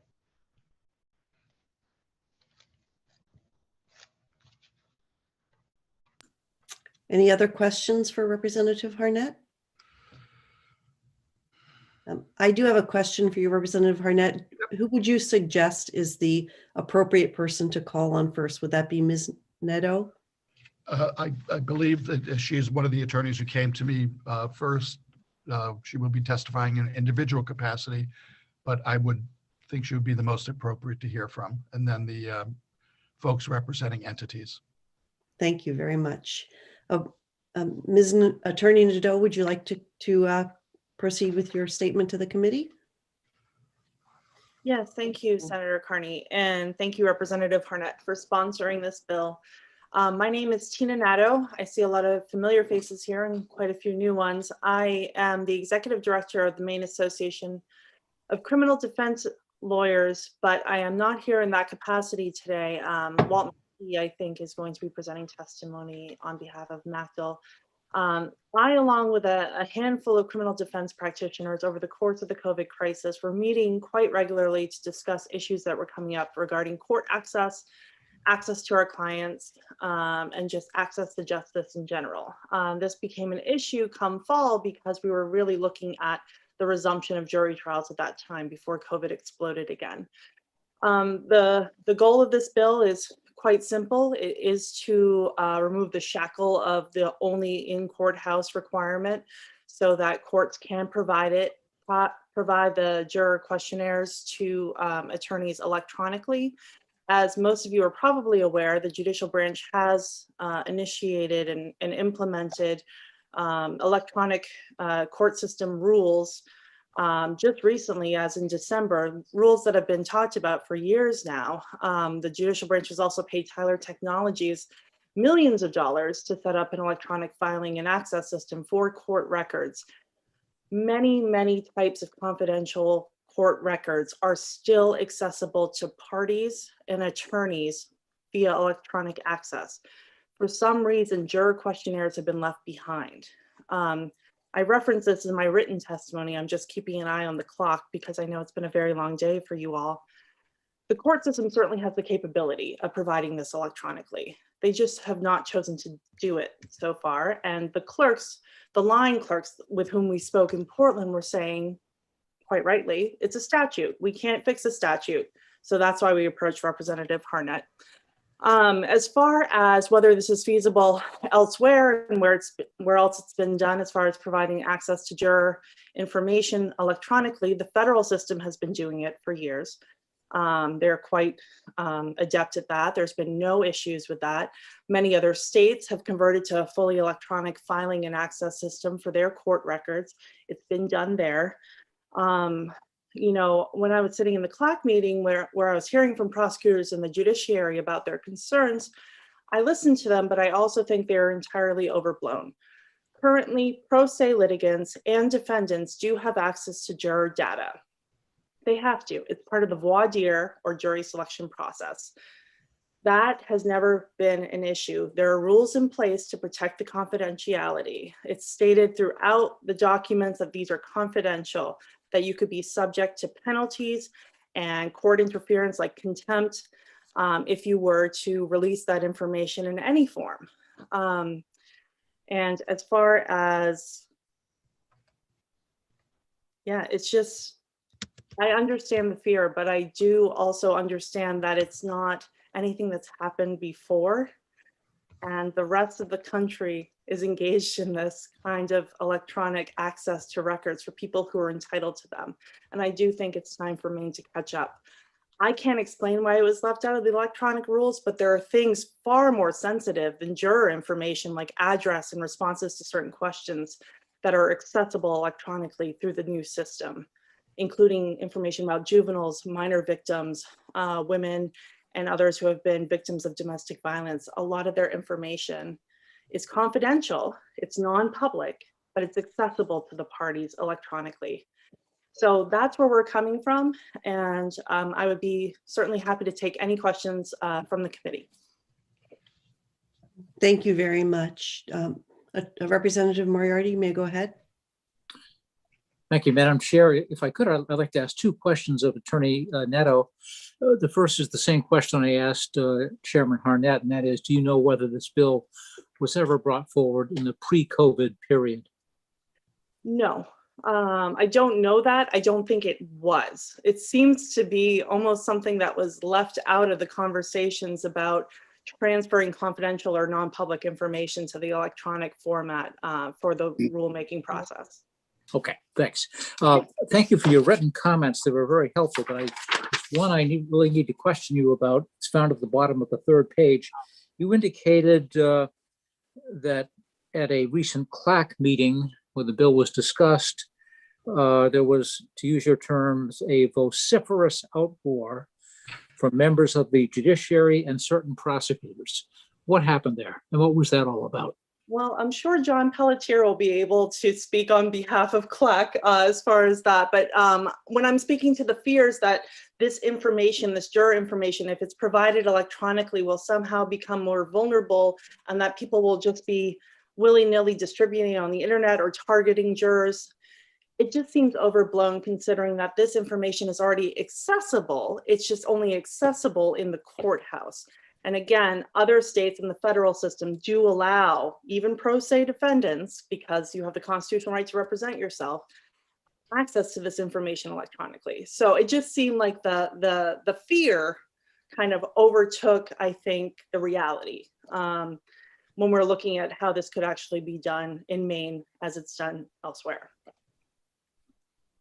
Good, thank you. Representative Hagan? Thank you, Madam Chair. I have just 3 questions for clarification purposes from my own understanding, if that's okay. I'll ask one and then you can tell me if I should wait or whatnot. Okay, go ahead. First one is, you said that the testimonies, that other testimonies elsewhere are also confidential. Can you explain what you meant by that? Testimonies or questionnaires or information? Questionnaires or information and whatnot that are confidential are shared. It's not part of my world, so I don't understand it. Sure. So I kind of reference it in my testimony. There are new rules for the electronic kind of access for documents. Again, this was a huge judicial branch undertaking over the course of years that lists out what is publicly accessible. So what documents can be accessible by the public electronically versus what are non-public documents. So only available to attorneys, the litigants, maybe attorneys' staff, but they're protected by the rules. And some of that information, as I indicated, is extremely sensitive information as well. So we do not want to impact juror safety or confidentiality, but we also see that other similarly sensitive documents are provided to parties and attorneys electronically without issue. Follow up? Yes, go ahead. Thank you. So when you're talking about attorneys and staff and whatnot, the more people that get that information, doesn't that become, I don't know, hackable or, how safe is it?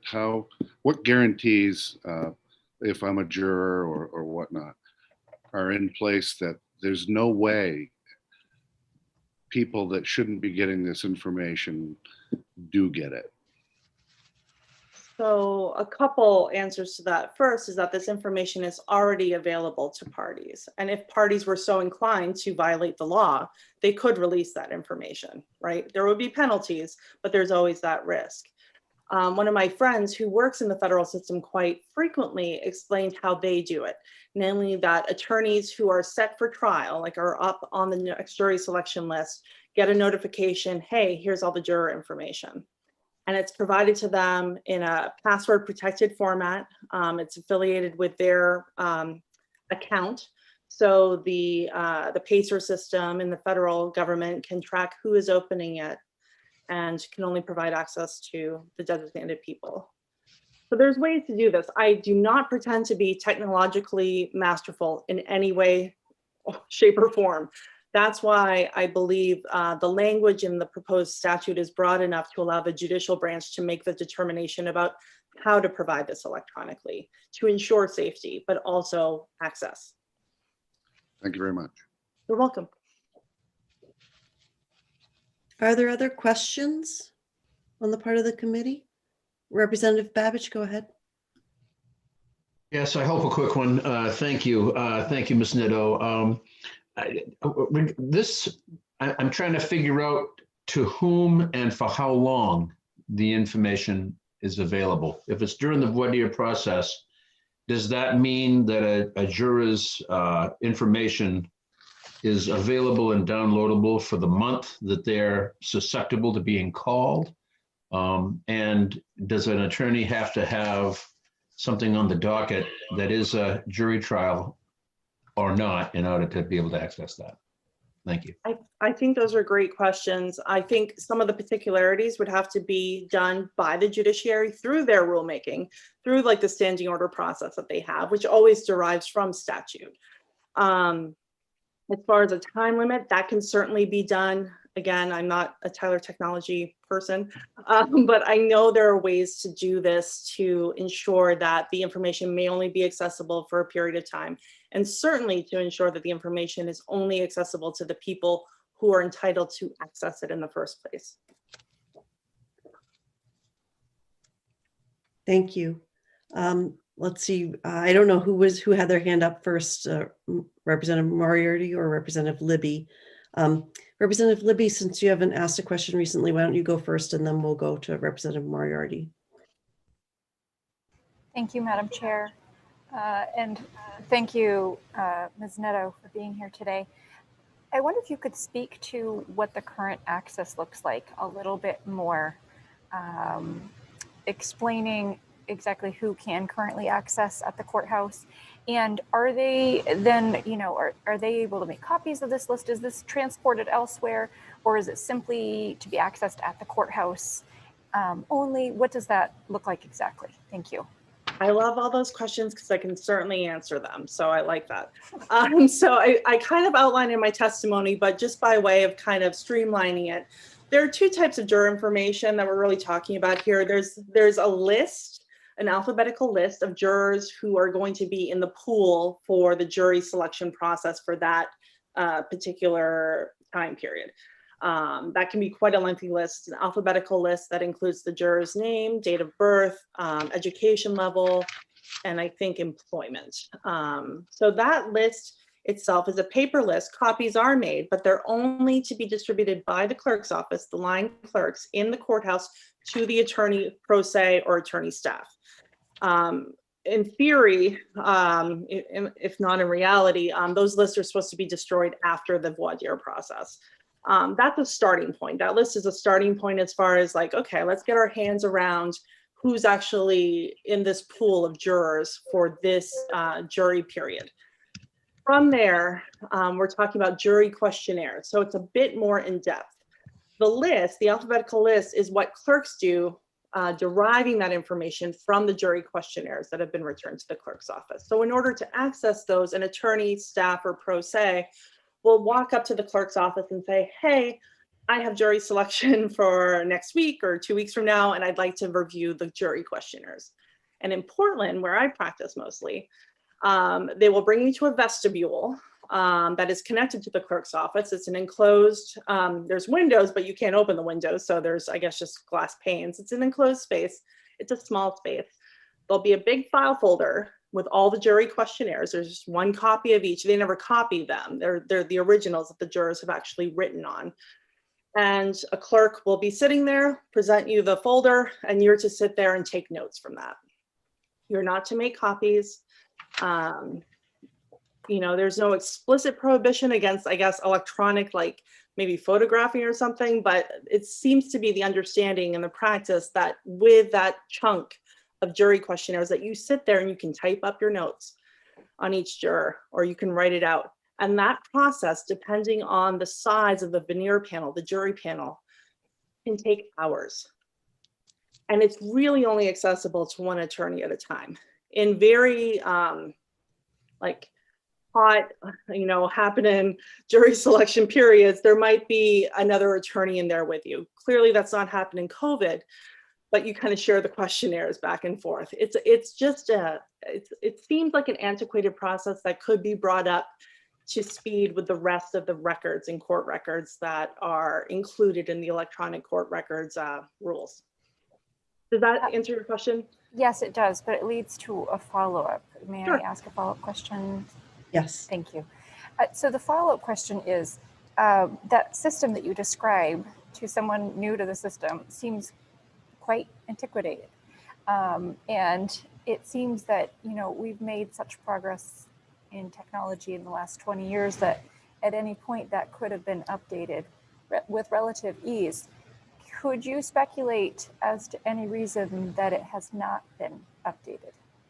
Or is that outside of your purview? I can speculate. I don't know how accurate it is. I think the only reason it really came up as an issue is like we had just been also used to it. But when we thought about it in the context of COVID and spacing and social distancing and hygiene and all that, it was like, why? Why is it still like this?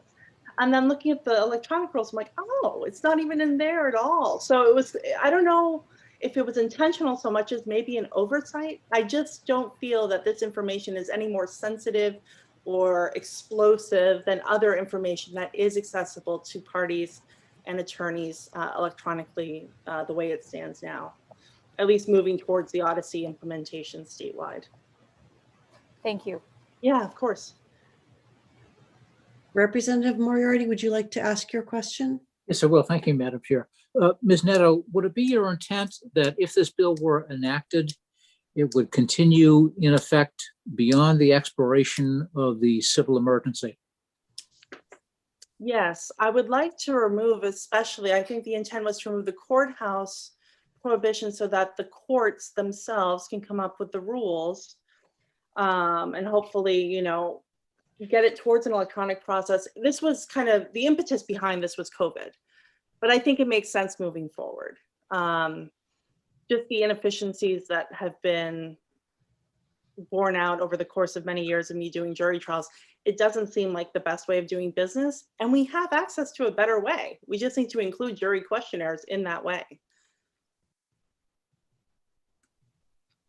Thank you. Are there any other questions on the part of members of the committee? I just had one quick follow-up for you, which is you referenced the federal judicial system and the password protected documents. Was that a technique that then can prevent information from being disseminated outside of the realm of who's supposed to have access it, namely attorneys, staff, and pro se litigants? I really wish I had a definitive answer on that. Perhaps I could later on. I do know that they have a way of tracking who is opening the document. So that's definitely something that's available as far as a fix. So as a deterrent from disseminating it improperly. Correct. Yeah, Correct. Thank you. Yeah. Representative Sheehan?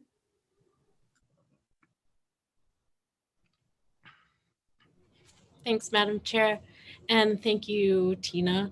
I have never seen one of these juror questionnaires, and I was wondering. I can imagine the kinds of questions that are asked, having served on juries before, but to what extent are the identities of the folks answering these questionnaires I guess anonymized, or you mentioned that they're confidential, but say these were to be made available digitally, would all of the information appear on a screen? I'm just imagining the possibility, just like you said, there's a possibility of folks surreptitiously photographing paper copies at the court.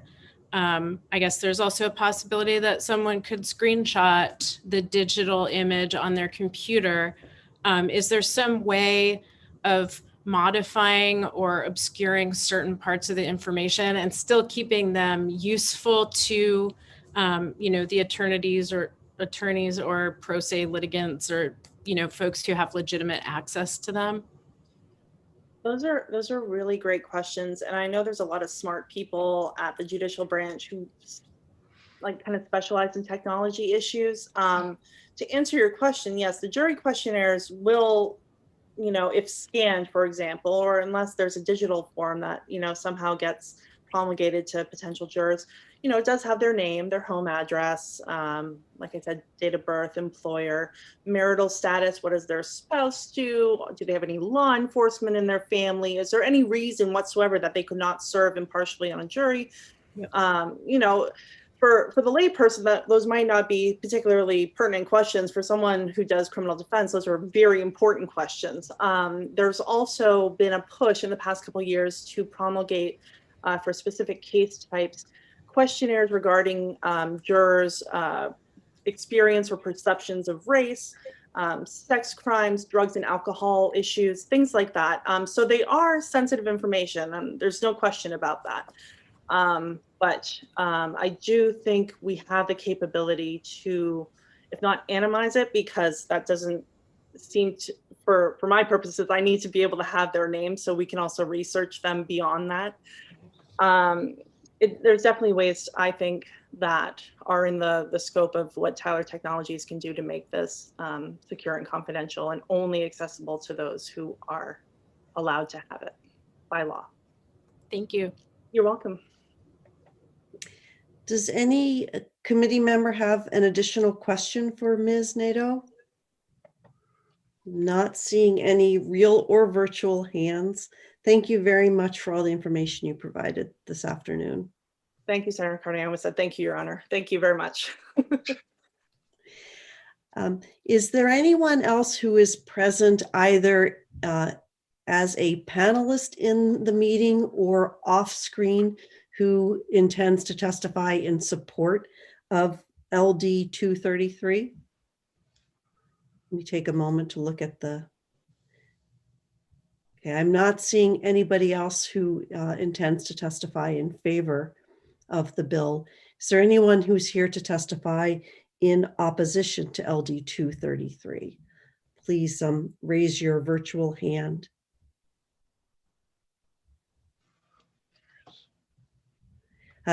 Ms. Finn, you are recognized. Could you turn on your video as well? And you may speak to the committee. And thank you for being here this afternoon. Oh, thank you very much. And I should start by saying I'm not sure if I'm technically in opposition or neither for nor against, but in any event, I'm presenting information regarding this important bill.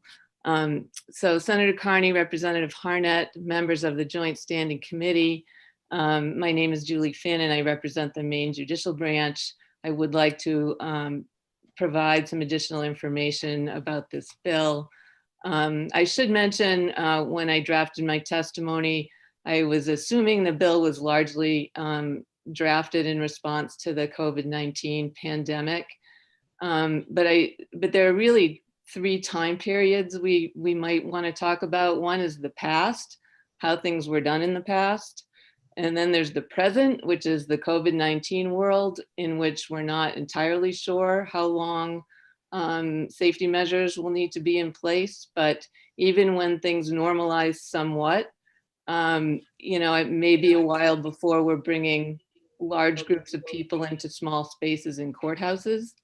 And then there's the future, which would be more when we are fully on board with our e-filing system that has been discussed today. Right now, that system is only in effect in Bangor and parts of the Penobscot region, and it does not include criminal cases at the moment. It's civil only. And so with that, and I would like to present my testimony with that introduction. As you know, we're coming up on 1 year since the world changed. Prior to March 13, 2020, court filings were made by US mail or hand delivery, and court dockets were efficiently managed by convening a long list of litigants in a courtroom. Resolutions and agreements were forged in hallways and small conference rooms. Everyone faced the judge in person. This was the way courts had been operated for many years, and it worked. After March 13th of 2020, the Supreme Judicial Court has issued several pandemic management orders, which we call PMOs, to create and communicate new ways of addressing cases through Zoom, email, remote appearances, and telephone conferences. PMOs are intended to provide new procedural mechanisms for doing our work and are temporary in nature. Last summer, the judicial branch formed a jury trial management committee headed by Superior Court Justice Thomas Warren, and this group spearheaded a jury trial pilot project that took place last fall. The committee reviewed the successes and challenges of those jury trials that were held with pandemic-related safety measures in place, with the idea that what the judicial branch learned from those trials could be used to safely resume trials throughout the entire state. But as you know, COVID-19 cases spiked in November and spiked again in December. As a result, the resumption of jury trials was then put on hold. The branch is hopeful, however, that as the number of infected persons drops and the number of vaccinated individuals increases, jury trials will resume in the spring or summer of this year. The Jury Trial Management Committee will continue to provide information and guidance on how those trials can be held safely and efficiently. LD 233 provides for the electronic transmission of confidential juror questionnaires. The handling of those questionnaires is of particular concern to the branch because of the amount of personal and confidential information they contain. A sample questionnaire is attached to my testimony. I believe Representative Sheehan asked about seeing the form, and it is available there. We are concerned that such confidential and personal information could no longer be protected if these documents were to be transmitted electronically. Jurors have often expressed concerns about providing this sensitive personal information and the possibility that it could be misused in ways that would result to harm to them if widely disseminated. The judicial branch has historically reassured jurors that while their information must be available for purposes relating to jury trials, their information will be responsibly maintained. The widespread electronic dissemination of this personal data would mark a significant change in the historical treatment of this sensitive information. It is my understanding that this bill was proposed in order to keep attorneys and others from having to be physically present in the courthouse, sometimes in small rooms, in order to review the information. We believe that we can accomplish effective workarounds during the COVID era that would provide this vital information without requiring attorneys and others to expose themselves to the threat of infection without electronically disseminating the completed juror questionnaires. In closing, I would propose that the Jury Trial Management Committee work with local attorneys in the Portland area, where I understand that these issues were first raised, to work through the very valid concerns that LD 233 was proposed to address. The judicial branch is willing to draft or revise a PMO in order to notify litigants statewide of an agreed upon process. It does not make sense to effect a long-term change by amending a statute in order to address a short-term problem. Thank you for your time, and I'd be happy to answer any questions if I can. Thank you very much. I have a quick question right off the bat. Can you please let the committee know what PMO stands for? Oh, that's Pandemic Management Order. So it, which signifies that it's temporary. It's an order that's put in place during this time of the pandemic and will not continue indefinitely. Thank you. And could you also just give us a little bit more information about the Jury Trial Management Committee? Yes, at the present time, it's comprised, like I said, it's chaired by Justice Thomas Warren. It also includes other members of the judicial branch, those involved in both civil and criminal work and with experience in those areas. Presently, it does not contain members of the local bar, but that is something we would absolutely be willing to change and work with local attorneys to work out some solutions to this issue, which we very much believe is possible. Thank you. Members of the committee, do you have questions for Ms. Finn? Representative Libby, go ahead. My question is simply because I don't have my notes from previous sessions in front of me. I know we discussed previously that there's an enormous backlog of jury cases since those are not happening in the usual quantities now. So I wonder, can you speak to how many cases this applies to currently, and that this is even pertinent to that there are jury cases right now ongoing? Sure, I can give you some information on that. In my testimony for LD, the other bill, juror bill, contains some of this information. When the pandemic started last year in March, jury trials were ceased for a period of time. As things improved over the summer was when this group was created, the Jury Trial Management Committee, and they worked to try to find ways to assemble juries in a safe way. Our process, I don't know if you've served on a jury before, but our process was to call, literally hundreds of people into the courthouse and sit in a fairly small room.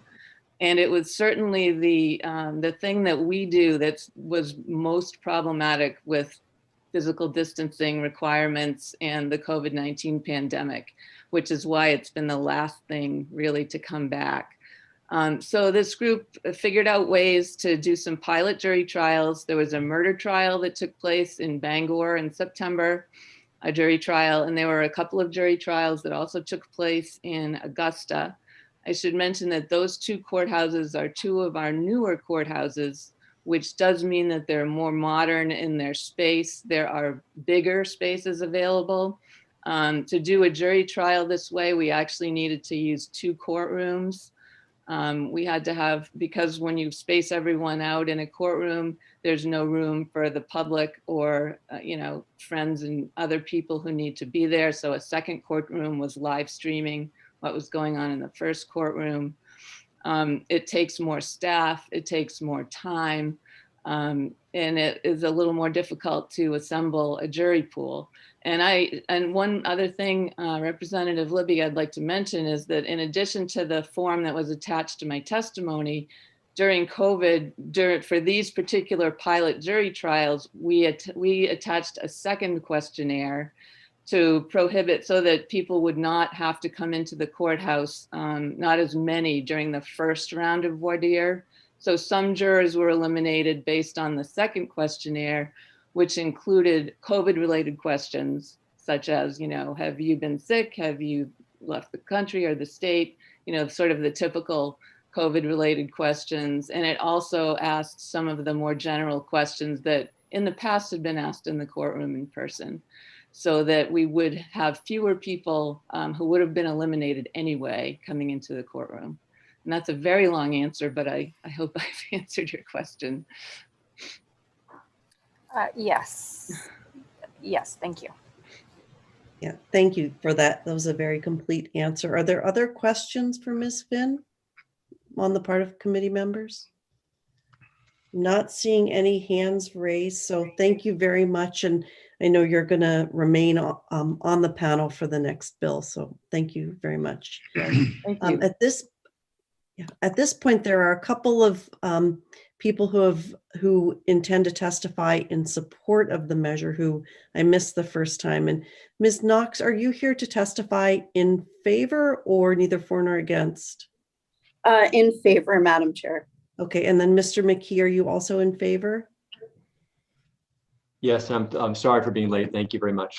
Okay, we'll since Ms. Knox was here first, we'll start with you, Ms. Knox, and then you, Mr. McKee. You may proceed, Ms. Knox. Thank you so much, and I apologize, Madam Chair, that the timing error was all mine, not the committee's. I didn't get into the room fast enough. So thank you, Senator Carney, Representative Harnett, members of the Judiciary Committee. My name is Kate Knox. I'm an attorney at Bernstein Shur. I live in Portland. And I'm here before you today to testify on behalf of the Maine Trial Lawyers Association in support of LD 233. I will say I thought Attorney Nadeau did a fabulous job outlining for you what the issues are. This has been, before the pandemic, sort of a point of pressure for certainly our members in terms of getting access to the questionnaires in a small room and timing it correctly with other attorneys. But I think the pandemic has only exacerbated that in the way you heard about today. So when we were not part of the planning of this bill, but when we heard Representative Harnett was sponsoring it, we were thrilled, because I think it's one of the examples of, even though we're in a pandemic, the pandemic has taught us that we can do things in a different way. And I know in my life, certainly I'm conducting things in my practice differently because I was forced to. But what happens is you realize efficiencies, and you realize things do not have the kind of roadblocks that you think that they do upon initial review. So I certainly hear the court's concerns. I would agree with Attorney Nadeau. I think they're completely manageable. And I don't think that this particular type of information is substantively different from how people are accessing it now and other types of information that are living in this electronic access court records that the court has undertaken, is doing a great job with. That being said, we certainly would love to be a part of speaking to them, especially around the jury trial management. We'd love to be part of the conversation to get to yes on this, and really just want to be here to support MACDL and to agree with their position. And we think it's important, and we think it will provide better access, more efficient access to justice for folks who are trying to get into the court system. So thank you. Appreciate your time today. I know it's been a long day. Thank you very much. Do members of the committee have questions for Ms. Knox? All right, I'm not seeing any. Thank you very much. Mr. McKee, you may proceed. Thank you. My name is Walt McKee, and I'm speaking on behalf of the Maine Association of Criminal Defense Lawyers in support of LD 233. I submitted some written testimony that really highlighted kind of the on-the-ground situation that we're dealing with jury questionnaires. The criminal defense lawyers, having the most jury trials in every single cycle throughout the entire state, have a lot of experience with this very particular problem. And the problem is a very antiquated system where, in order to get access to the jury questionnaires of really basic information, as Ms. Knox just talked about, we have to actually go in the courthouse to usually a special area to open up a binder, like a binder, a 3-ring binder, to get this information. And this often happens just because sometimes the jury questionnaires are up with the judge, they're with the clerk. We can't necessarily get them in hand a day or 2 or 3 before, oftentimes because they're not all there until close to the time of the actual jury selection. So the practice has been, we all show up for jury selection because we've all been called in, 10, 15, 20 of us. We all go in some back room, and then we each go through each jury questionnaire. We get a summary, a little short summary, but we want to see the questionnaire itself because it has the specific information. We got to go through each page, and then we'll write down, as we're waiting to pick juries, additional information that we might get from the questionnaires. Might be 100 or 200 questionnaires. And then when I'm done with it, then I pass it to the next person, and it goes over to the next person and the next person. There's nothing magical about the questionnaires themselves. It's really basic information. Name, spouse's name, employers on both sides, dates of birth. Have you served in a jury before? Have you been disqualified from jury service before? Are you a resident of Kennebec County? Pretty basic stuff. And so our view when we heard about this bill was, great, this is an opportunity to get access to some pretty simple information in a basic way, password protected, kind of low tech, type of exchange of information or ability to get information. And so we fully support it. I appreciate that privacy and confidentiality is important, but of all the different things that we've been doing over the last year, this has really taught us that we can do so much stuff that we never would have conceived of before that would otherwise be confidential and private. And, when we think about exchanging information, and I'm sure Representative Carney, in practice, you get emails that you have to, Barracuda system or whatever it may be, you type in access only, or a Dropbox link that's access only. It's so simple to have that kind of information. And so from the attorney's perspective, this is something we would do every day, accessing confidential information. And so we just love to be able to do it from our offices well in advance. And it would speed up the process, because I'll tell you what happens in jury selection. We spend about 3 hours from 8:30 to 11:30 going through questionnaires and doing stuff. Oh, sorry, geez, I didn't realize the time. To do some basic stuff that we really could have done long before. So we want it. I think the court should want it. It would speed up the process. We could pick a lot more juries if we had this. Thank you for reminding me of the time. Thank you. Do any members of the committee have questions for Mr. McKee? And I am not seeing any questions. Thank you very much for speaking with the committee this afternoon. Great. Thanks for hearing from me somewhat late. And I think that takes us to neither for nor against. And I believe, Mr. Pelletier, that you are here to speak neither for nor against the bill. Yep. Thank you, Senator Carney and Representative Harnett and members of the Judiciary Committee. My name is John Pelletier. I'm chair of the Criminal Law Advisory Commission. As Ms. Neto related, we did discuss this bill, and we're basically divided on the merits of the bill. The folks who are not in favor of the bill have two primary concerns, and that's one of the things that I think distinguishes this from other confidential information, is that it deals with, a jury pool of over 100 people and many jury pools around the state. And that is part of it is that before the pandemic, there was publicity about how difficult it was for the judicial branch to assemble enough jurors to get citizen buy-in and participation in the jury process. And the risk of information becoming public, confidential information becoming public, whether it's your spouse's employer or what your thoughts are on race or about law enforcement, would really put a damper on the state's ability to elicit the cooperation of citizens to get the jurors that they need. And then even more compelling is the risk of juror harassment and intimidation. And we are very fortunate in Maine where we haven't had any issues. I've been in the legal system for a long time. As far as I know, we don't have any problems with that.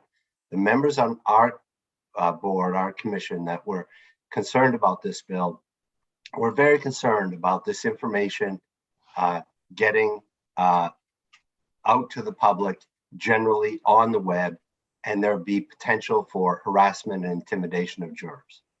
Now, we had some members who were in favor of the proposal, and they said many of the things that you've heard here. During the pandemic, there's no reason for people to be going to courthouses to take handwritten notes on basic information. And on the management of the information, I think people on the other side were concerned, and what they envisioned was, we're set for jury selection, there's 30 cases, we're going to send out in emails 30 juror questionnaires, and they're out there. But you could design, a Dropbox or something that is accessed by password, and the credentials are available only to attorneys, their staff, and the party, and in pro se litigants, and you can't download it and you can't copy it. And the information, there are safeguards that are in place. So that's why we're near the for nor against. The things that divided our committee are the different concerns that you've heard today. And we had some members in favor and some members who were opposed for the reasons I've said. And thank you very much for the opportunity to testify. Thank you very much for being here this afternoon, Mr. Pelletier. Do members of the committee have questions for Mr. Pelletier? Representative Libby and then Representative Babbage. Thank you, Madam Chair, and thank you for being here, Mr. Pelletier. So my question is, on my computer yesterday, I had 9 notifications of possibly compromised passwords. And I think everyone's probably gotten those notifications. Do you think that public sentiment, due to the changes we've seen in the age of COVID where so much has moved online. Do you think that there's potentially been any shift in public sentiment that that you would have the same concern as a year ago regarding jurors' fears of their information being leaked? Do you think there's been any shift over the last year, or do you think that fear is equally valid as it was a year ago? Well, I'm not a particularly tech savvy guy. So in terms of the absolute risk, if you were to design a program such as I described just now or in my written testimony, I don't know what I could quantify that risk.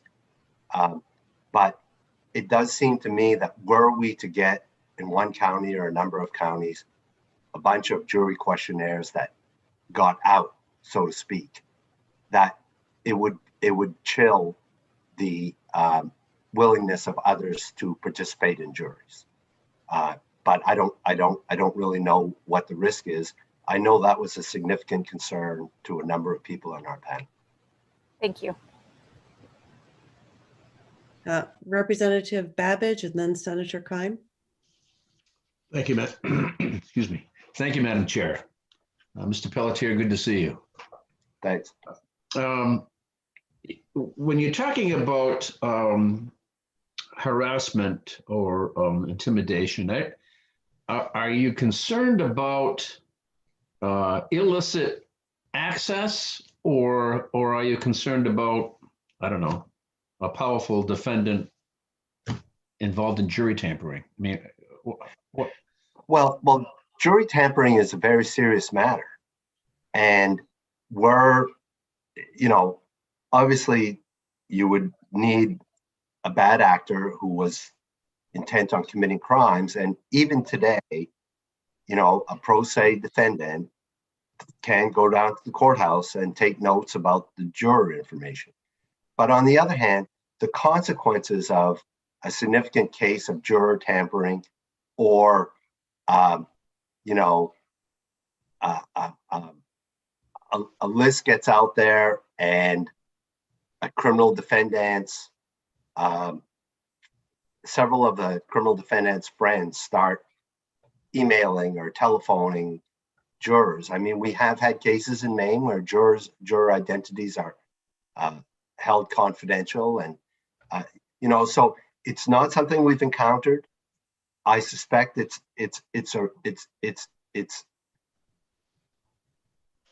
not all. I mean, my personal view is it's not all that likely. But on the other hand, to the people who were concerned in our group, if it happens, it's extremely serious. As I put in my testimony, if instances of harassment and intimidations of jurors has about as devastating a consequence on the criminal justice system as pretty much anything can have.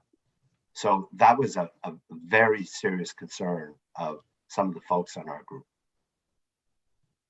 Thank you. Senator Keim. Thank you, Madam Chair. Thank you for being here, Mr. Pelletier. Someone else mentioned it, so I'm asking you just to clarify because I can't quite remember. But when the attorneys go into, or the pro se go into the room to look at the information, there is a clerk in there with them, watching them, or they're just able to be observed? Well, I haven't picked a jury in about 13 years now. When I did it in Augusta, literally across the hall from the clerk's office when I was in practice was an old vault. And they would put me in the vault, and there were clerks in and out of the vault periodically, but no one was sitting there with me. What I understood from Tina was in Portland, the clerk stays in the room. I don't know what, is going to prevent someone from pulling out their cell phone and making copies. And I don't know the exact practice now. But I suspect that with attorneys that clerks are familiar with, they're busy and they may not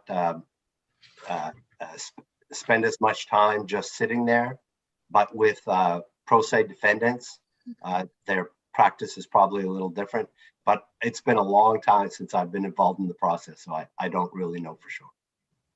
Thank you, Mr. Pelletier. And for the work session, I would like to have more of that type of information. If there's a different protocol, if it's a pro se looking through the information of the jurors, or, you know, if just certain attorneys aren't watched and some are, or if it depends on the court with what their process is. So I would like that information. Thank you. Senator Keimer, are you thinking that you'd like that information broken down courthouse by courthouse, or just in general a synopsis of what happens system-wide? Well, if they don't all have the same policy, I guess it would be nice to know just a variance. It doesn't have to be necessarily the name of the courthouse and what they do, but if there's how much variety there is in the process is what I'm wondering, because I think it's pretty darn secure if somebody's watching, you know. So that's just, I would like that type of information if it's possible. Yeah, I think it would also be helpful for us to have information available regarding what happens in the federal judicial system, because it sounds like they have figured out a way to address these concerns that fits within their electronic system. Representative Libby? Yes, I just wanted to ask for in particular information about if there is a difference between when the pro se, I'm sorry, I want to make sure I get this term right, the pro se litigants representing themselves versus attorneys, if there's a difference between how that is treated with the access to information. Okay. Do any other committee members have requests for information that will help us address this important bill? Representative Hagan? Yeah, I'm concerned, fairly greatly concerned about, thank you, Madam Chair. I'm very concerned about being hacked. And I'm a public school teacher, and we have lots of things that go on that you think is very secure, but it really isn't.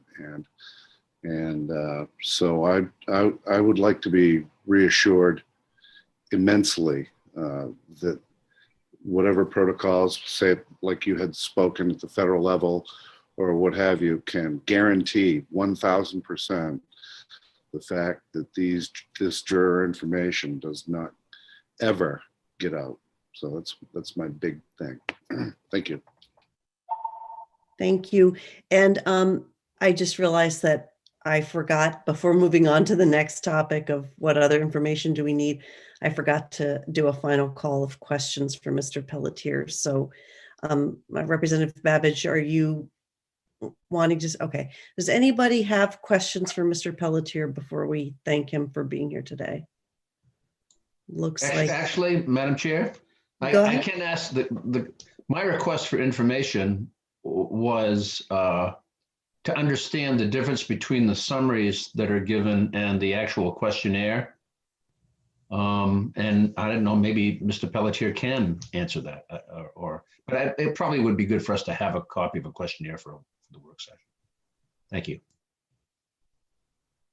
Are you able to address that, Mr. Pelletier, or is that something we should gather for the work session? Well, what I would suggest is that Ms. Finn provide a blank. The questionnaires are handwritten, filled out by the jurors, have information about the jurors and their spouses.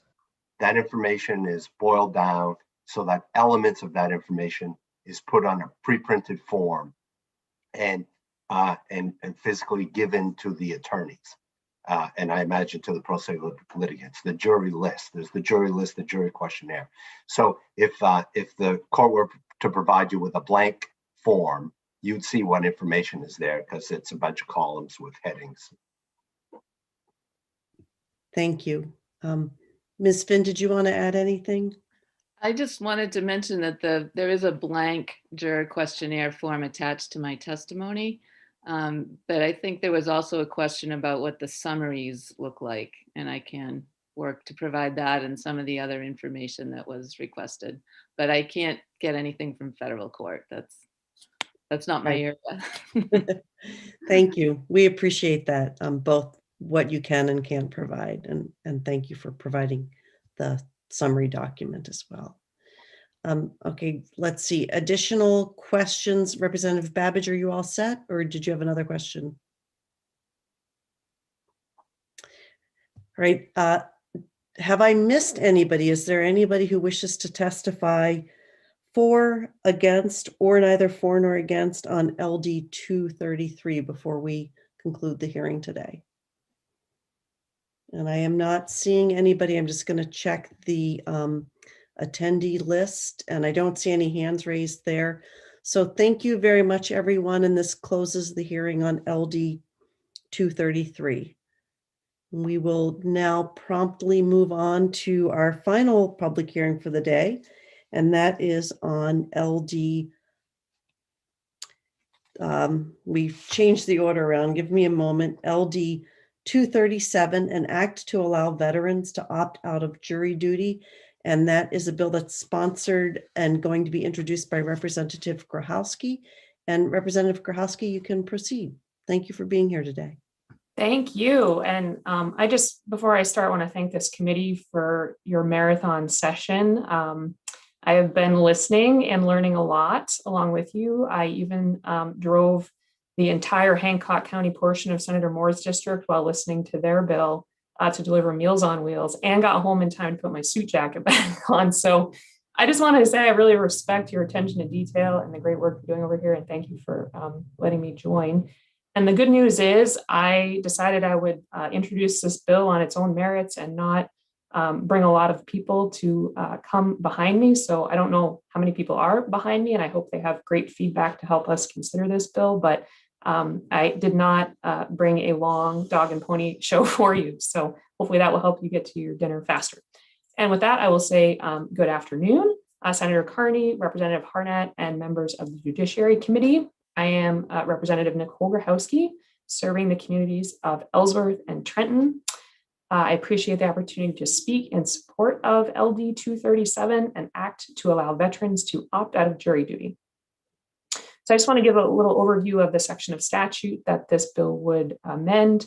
In Title 14, excuses from jury duty defines, quote, the basis for excuse as a qualified prospective juror may be excused from jury service only upon a showing of undue hardship, extreme inconvenience, public necessity, or inability to render satisfactory jury service because of physical or mental disability, end quote. And then the statute additionally specifies that a person needing to be excused based on a disability may be required to provide a certificate as proof, that B, excusals, there's a section about excusals for election officials, and C, that persons over 80 years old may also opt out. So this bill that I'm presenting proposes an additional basis for excuse for honorably discharged veterans who would be able to opt out of jury duty without additional excuse. I have two main reasons for proposing this option, which I will elaborate on briefly. And I do want to say that one of my reasons is not in any way to imply that veterans' voices are not valuable in the civic process of serving on a jury. So the first reason I've introduced this bill is that I see it as an opportunity to recognize and show gratitude for the significant service and sacrifice our veterans have made for our country and our communities. Certainly, I think the judicial system benefits from the perspective of veterans, and I have no doubt that many veterans will continue to want to serve their communities by serving on juries. That is why this is just an opt-out provision. It does not seem likely to me that the juror pool will diminish significantly or detrimentally because of this proposal, though I have no real way of quantifying that at this time. The second reason that I brought this bill to you is related to mental health. It is unfortunate but true that our veteran population has significantly higher rates of post-traumatic stress disorder, PTSD, that is, and suicide than the general population. In my testimony, I have included some of the actual statistics and citations specifically to that point. but I won't go through those now. Additionally, research shows that for people without PTSD, jury duty itself can cause PTSD symptoms following service, including sleeplessness, anxiety, stomach aches, headaches, heart palpitations, depression, sexual problems, chest pain, ulcers, elevated blood pressure, intrusive thoughts, and restlessness. And I have to say, in doing a little bit of research for this bill, I now feel compelled to learn more about what we are doing as a state to help with these concerning outcomes, to provide support for jurors serving in traumatic trials. And we may be doing a lot. I'm just not aware, but I hope we can look at that at some point, and you may know. This opt-out concept was proposed by a veteran in my community who is also a psychotherapist. He is busy treating patients today, and so he cannot testify, but he did chat with me and stated that he is aware that being exposed to scenarios of violence, particularly murder and rape, he mentioned through a jury trial, could be triggering to veterans with PTSD, especially those that have higher prevalence rates who served in the Vietnam War, Gulf War, or Operations Iraqi Freedom or Enduring Freedom. And I've included some statistics about PTSD rates within those groups of veterans. These individuals are significantly more subject to a possible negative outcome from jury duty than the general population is. So under the current statute, it is possible that a veteran with mental health could make a successful case to be mental health issues, could make a successful case to be excused from service.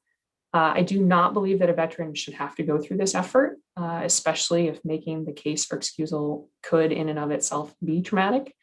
Additionally, it is possible that jury duty could result in delayed onset PTSD for a veteran. Research on this disorder is pretty limited from what I could find, but there are some studies that, at least one in particular, that showed that delayed onset cases account for 8.5% of all PTSD. So it is something that happens. And they further elaborated that particular types of trauma that happen earlier in life, specifically mentioning service in the military, were associated with greater likelihood of developing delayed onset PTSD. So I just want to summarize by saying I am grateful to our veterans, including many of my own family members who have served, for their service to our country. And I see this as a small sign of gratitude and possibly a protective measure for our veterans. And I look forward to the discussion ahead about the proposal. So thank you for your time considering my testimony, and happy to take any questions and look forward to a conversation. Thank you very much, Representative Grochowski. I'm looking at this point to members of the committee. Are there questions on the part of committee members for Representative Grochowski? Representative Libby, go ahead. Thank you, Madam Chair, and thank you for being here today, Representative. I just wonder, and I realize this is second person and you might not be able to answer this question at all, but I wonder if the constituent that brought this idea to you, did he say, has this been an issue in his practice? Has he had this come up with folks that he's treated, that this has been an issue, or did it come up more as a concern as a potential in the future? Just curious if you know any of that background. Sure, thank you. And we did speak some, and I don't know if you would share some of the anecdotes depending on how comfortable he was, because it's a small enough community that we represent. And he has certainly confidentiality concerns possibly, but he did tell me anecdotally about how even just an interaction with a man he was trying to work with, his voice was very similar. The therapist's voice was very similar to this man's abusive father's voice, and that just hearing that made it impossible for them to communicate. So I found that just really interesting how, somebody less familiar with PTSD, such as myself, really it was eye-opening to think about how a trigger can be something very small, or it could be much larger. And so I'm not sure if he's had specific instances. I do know, I can say that he has written excusal, I don't know if they're called memos or whatever they're called, these permissions, for people with this circumstance that weren't granted by the courts. But he indicated to me that something changed in 2019 that I was unable to find out more about so far, and maybe Ms. Flynn can help us, Finn, excuse me, that has made it, the process of it stricter in terms of getting out of, or being excused from jury duty. And so he sort of came to me with this greater concern that the onerousness of that could make it harder for people who are concerned but I can't say, he said he has not tried to do that same process since these things changed in 2019. So I don't want to make a false impression that Sure. there's an actual problem as so much as a concern. Sure. Thank you very much. Representative Hagan, I believe you were next. Thank you very much, Madam Chair.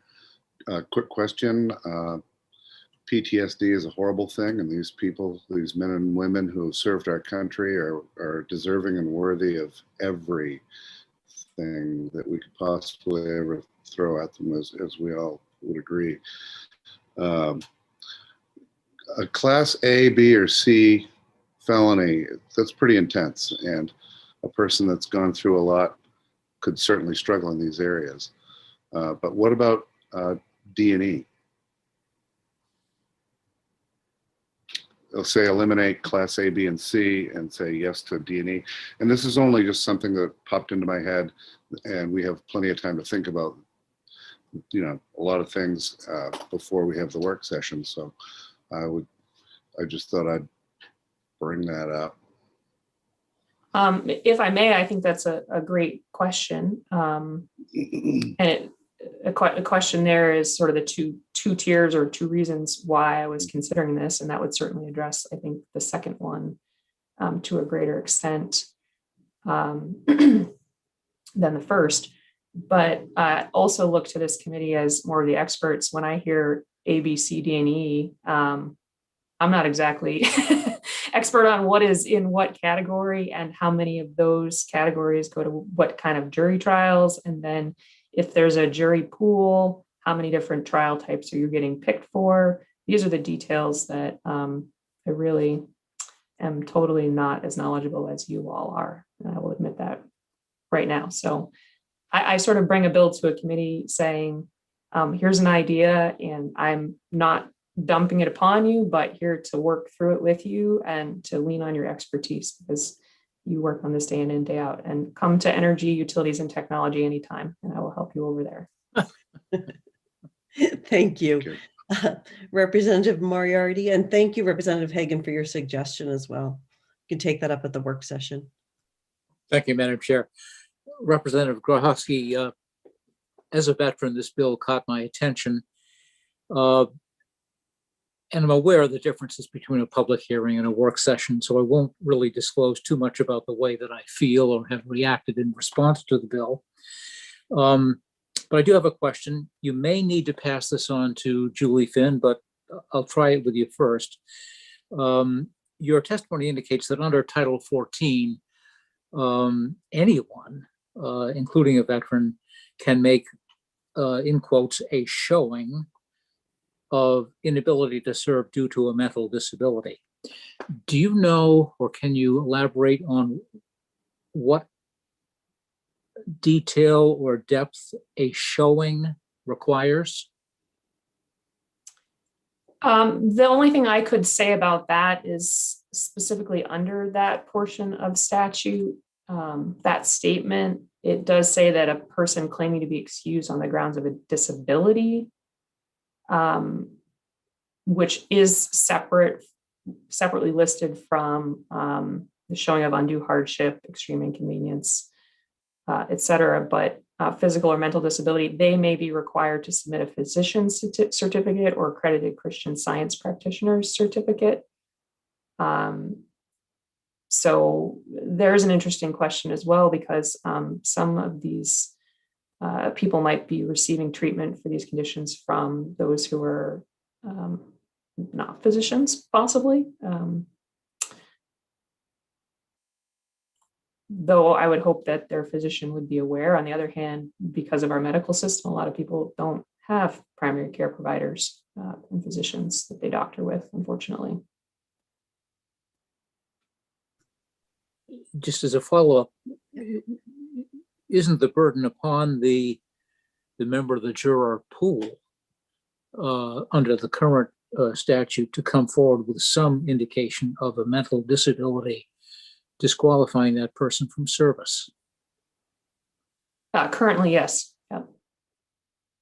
And they would have to be presumably aware that they can do that.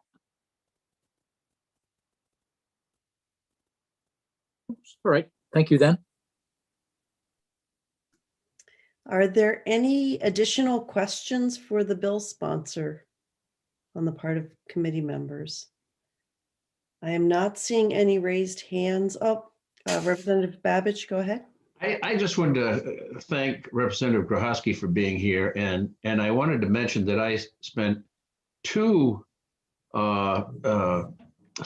terms, 6 years apart in EUT, and never mastered it. And I'm on my 3rd term here in judiciary, and I'm also failing. So I may be back to EUT and ask for her help. I'm just letting her know that to beware. Thanks. I'm not agreeing with you, Representative Babbage. I think you do a wonderful job on this committee, as does every committee member. Representative Poirier, did you have a question? Yes, thank you, Madam Chair. I'm just wondering if we could get, for the work session, perhaps we can get some information on how frequently this type of scenario actually becomes an issue in a jury scenario. That would be helpful. Yeah, thanks. That's a good suggestion. And we will, I think at the end, maybe we can collectively come up with a list of questions. So please remind me if I forget to ask everyone. Thank you. Any additional questions for the bill sponsor? Not seeing any hands raised. Thank you very much, Representative Grohowski. And I am very excited to be in front of your committee one day soon. Thank you. I look forward to it. Good to see you all. Thanks. And now I believe we have a member who is someone who's an attendee. Mr. Richmond, are you here to testify in support of this bill? Yes, you're raising your hand. I will move you over to become a panelist. I hope I've done that. Looks like it worked. Mr. Richmond, you may, if you could please activate your video. Oh, thank you very much. And go ahead and you may speak. And we have a 3-minute limit for non-bill sponsors. I have to tell you, Madam Chair, that I hit my hand too early. I'm here neither for nor against. So if you want to put me back into that's fine with me. Okay, let's you can stay in the room with us, but if you could just mute while I ask. Is there anyone else who is here either in the Zoom meeting or as an attendee who would like to speak in favor of this legislation? Please raise your hand. Okay, I am not seeing any raised hands. So at this point, we'll turn to neither for nor against. And Mr. Richmond, why don't, excuse me, first we're going to those who are here to speak in opposition to the bill. And so I'm looking at my list, and it looks like Mr. Pelletier is here to speak in opposition. Mr. Pelletier, would you like to proceed? Thank you, Chair Carney and Representative Harnett and members of the Committee on Judiciary. My name is John Pelletier. I'm the chair of the Criminal Law Advisory Commission. And we discussed this bill, and we're not in favor of the bill.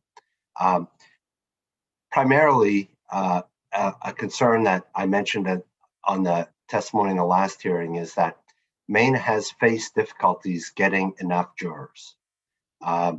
And we were told at the at our meeting where we discussed this that veterans make up 12% of Maine's population, and current law pretty much puts demands on citizens. There are very few specific exemptions from jury duty. there is section 1213 in Title 14, and it does allow someone to make a showing of undue hardship, extreme inconvenience, public necessity, inability to render satisfactory service because of physical or mental disability. And it specifically says that if you're claiming a disability, you may be asked for a physician's certificate with respect to that. But that's permissive. And again, my experience was long ago, but if judges are interested in making a correct decision, so when they have a juror who's making a request to be excused, they are interested in reliable information. And I don't think a judge would feel bound by whether someone is a physician or a psychologist or that sort of thing, because judges do want to inquire about these things. And it seems to me that a credible claim that the facts of a case or may present difficulties to an individual juror would lead a judge to exclude a juror. But to categorically take our limited number of exceptions that exist in statute and provide an exception to avoid jury service for 12% of the population struck the members of our commission as not the right thing to do, and raised concerns about our continued ability to get enough jurors to do the jury trials that we need. And particularly now, I mean, the pandemic is it eventually will be over, but when it's over, we're going to have a huge demand for jurors because we're building up this backlog of jury trials, cases that have not reached jury trial. So our group was not in favor of the proposal. And thank you for letting me testify, and I'd be glad to answer any questions. Thank you, Mr. Pelletier. Do members of the committee have questions for Mr. Pelletier? Ms. Newell, go ahead. Representative Newell, excuse me. Thank you, Madam Chair. Good afternoon, Mr. Pelletier. I want to comment and just ask for some clarification into what you referred to as 12% of Maine's populations. Maine populations come from veterans. And you referred to Title 14 and the excuses from a jury service. Also in that statute, it references that a person needing to be excused based on a disability may be required to provide a certificate as proof.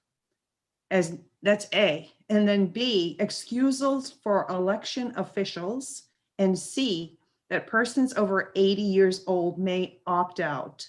I think I'd just like to ask for clarification on B, excusals for election officials.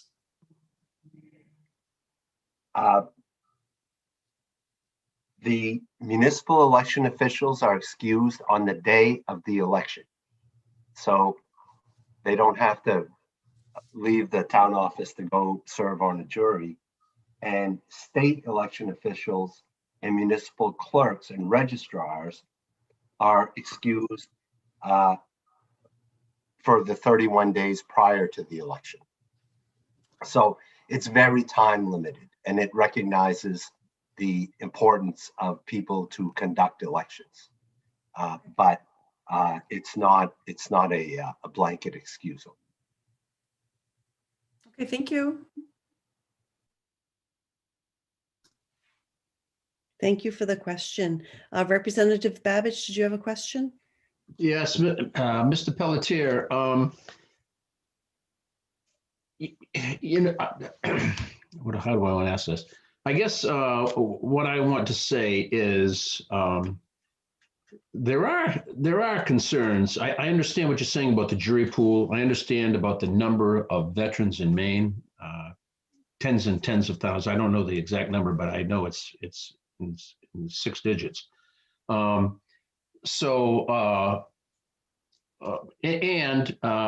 Regarding PTSD, there's an awful lot of non-veterans with PTSD, and there's also an awful lot of veterans that did not see combat. But the way the law is written, I can also see. Representative Babbage, I'm sorry to interrupt you, but this is time for for eliciting Yeah, the question, I'm information from the asking him to, public. yes, I understand. Go I'm ahead. sorry to get slowly to it.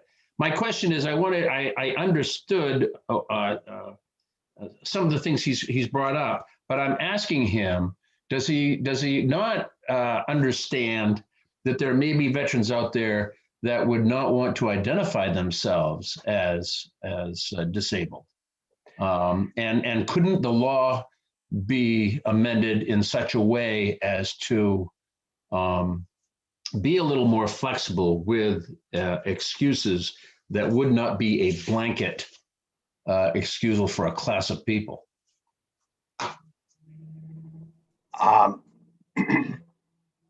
Well, I think I wasn't exactly sure that's the question you were going to ask, but nothing pops to my mind as how to craft it other than to rely on the discretion of judges. I'm racking my brain from when I was in practice. I defended a lot of sex offense cases, and I'm trying to remember whether the judge picking a jury for a sex offense case would have an initial question. This is what this case is about. Is there anyone in the jury pool who would have difficulty sitting on a case with these types of facts? And I think the judge asked that sort of question, and those people got excused without having to give details, but I'm not certain of that. It was a long time ago. But I think that in the kinds of cases we're concerned about, judges are, I expect that judges do exercise their discretion to accommodate people who, for one reason or another, have a personal reason they don't think they should be sitting on this case. Neither the court nor the litigants really want a juror who doesn't want to be sitting on the case for a serious reason. Thank you, Mr. Pelletier. And Representative Babbage, I think we can take up potential amendments at the work session. I think that's the better place, particularly Mr. Pelletier was here in opposition to the bill. So thank you very much. Any other questions on the part of committee members for Mr. Pelletier? I'm not seeing any questions from committee members. Thank you very much, Mr. Pelletier. Thank you. Okay, anyone else? Is there anyone else present in the meeting who would like to speak in opposition to the legislation? Not seeing anyone. And now we have Ms. Finn is here again on behalf of the judicial branch to testify, I believe, neither for nor against. You may proceed. Thank you. Yeah, sometimes it's hard to tell the difference between my neither for nor against and possible opposition. Again, Senator Carney, Representative Harnett, respected members of the Joint Standing Committee on Judiciary. I'm Julie Finn and I represent the judicial branch. I'm here to provide some information about LD 237. I do have a little bit of background on the exceptions. As some of you may remember, about 4 years ago, this committee approved and the full legislature passed a law that eliminated most of the exemptions that had previously been in the statute for jury service. The exemptions that were eliminated included exemptions for doctors, dentists, veterinarians, sheriffs, and even lawyers and judges. Interestingly, the original bill did not call for the deletion of exemptions. Instead, it asked that nurse practitioners be added to the list. It was clear that the exemptions were threatening to swallow the rule. I can say with certainty that the exemption for attorneys was lifted as I was summoned to jury duty in the summer of 2019 and in fact served on a jury. I found it to be an interesting and rewarding experience, as many people do. In order for a defendant to be tried by a jury of the defendant's peers, the jury must reflect the local community. This is required by a Maine statute that reads, "It is the policy of the state that all persons chosen for jury service be selected at random from the broadest feasible cross-section of the population of the area served by the court. And that's again in Title 14, Section 1201A. In Maine, veterans comprise a significant portion of our population. As stated earlier, it's approximately 12%. In order to reflect a true cross-section of our communities, our juries must include doctors, dentists, veterinarians, sheriffs, lawyers, judges, nurse practitioners, and yes, veterans. Those who have honorably served our country in the armed services are exactly the type of jurors we need. As Atticus Finch said in To Kill a Mockingbird, a court is only as sound as its jury, and a jury is only as sound as the people who make it up. When the spread of COVID-19 decreases and more people are vaccinated, hopefully soon, jury trials in Maine will resume. When that time comes and it is safe to hold jury trials again, we will have a pent-up demand for jurors and will need to summon large jury pools in every part of the state. We will be eager to move our dockets, and in order to do that, we will have to summon large numbers of people for jury service. Now is not the time to deplete the population of potential jurors. Trial by jury is a critical piece of both our state and federal constitutions. Jurors exercise authority as the trier of fact, evaluating the evidence of the case presented. Jury service is an important and necessary part of our democracy. We greatly appreciate the commitment of Maine citizens for their willingness to serve our community in this way. Thank you very much for your time, and I'd be happy to answer any questions if I can.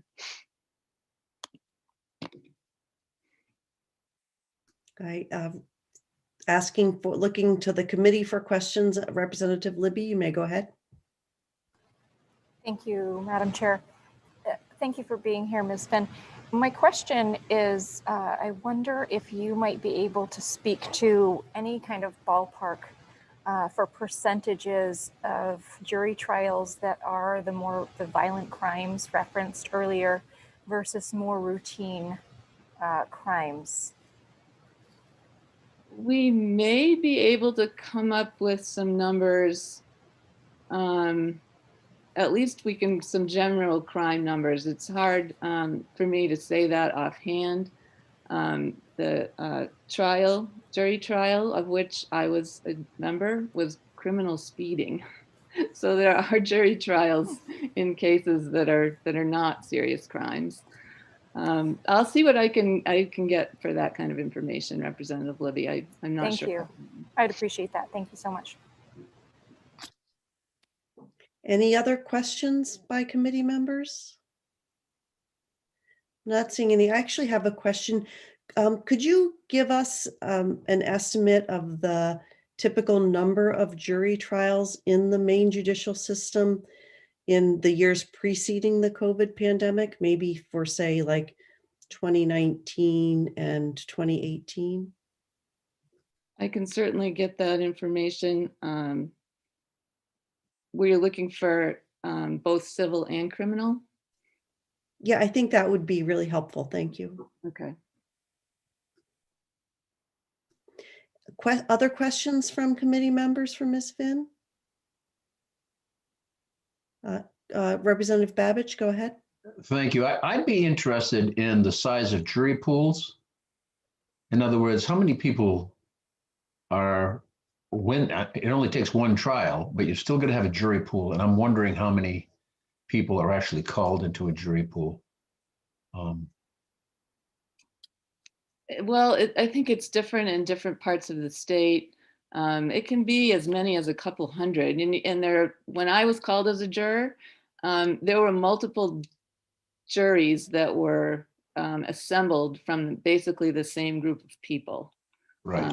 And actually, if you have any questions about whether I was actually called, which I was surprised, but Representative Corey of Wyndham was in the same jury pool. So he had the experience as well.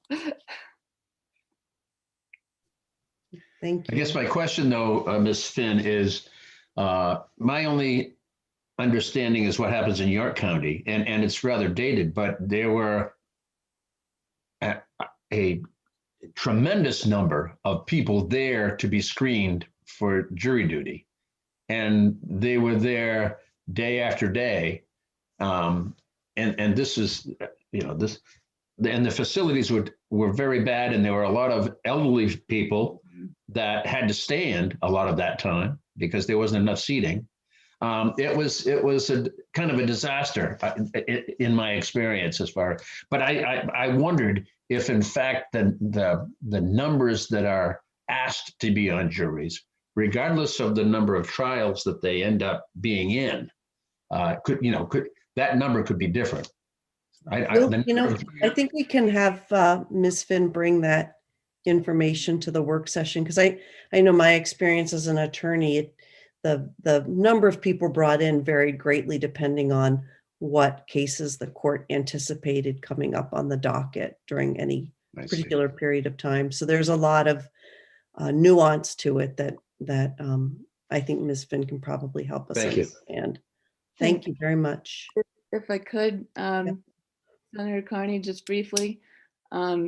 Also, I think it's generally the understanding that the larger the jury pool, the better, that the folks who need to be dismissed will be dismissed, and you will come up with the best and most unbiased jury that way.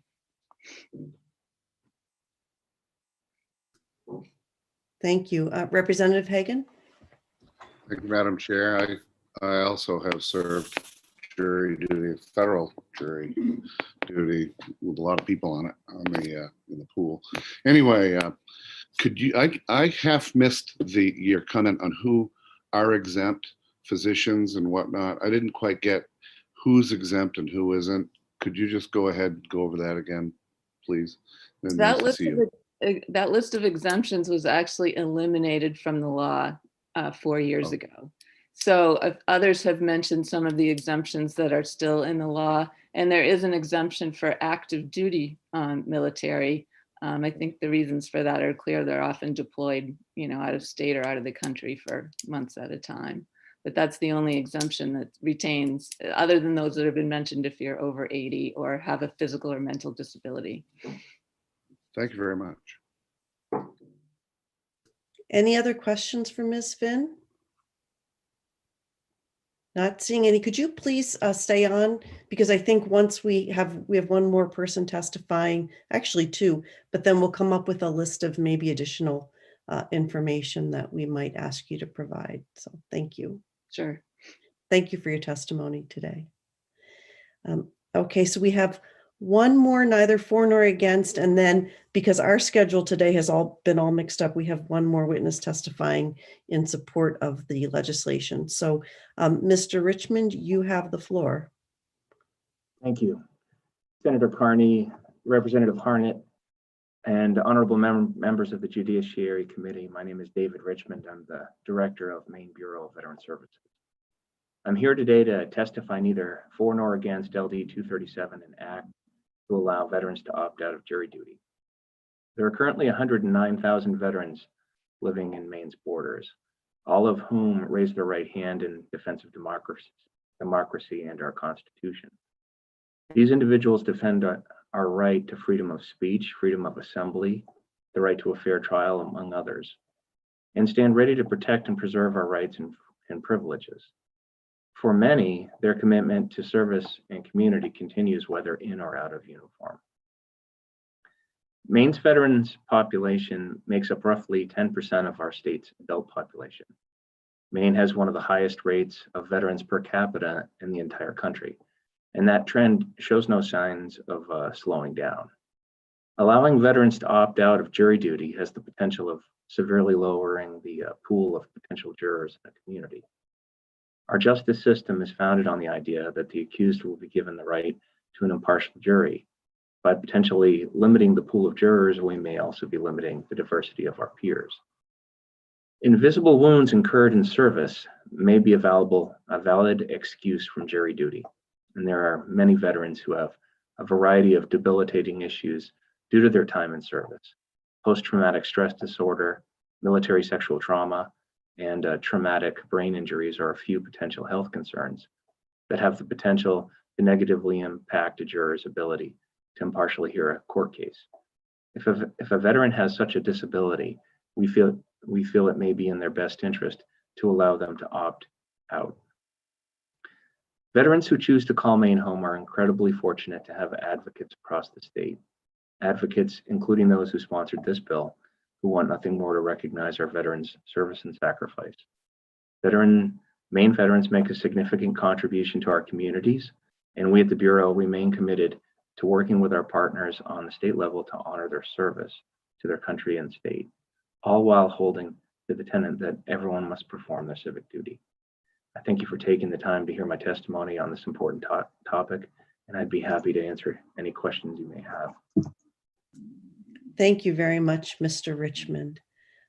Are there questions on the part of the committee for Mr. Richmond?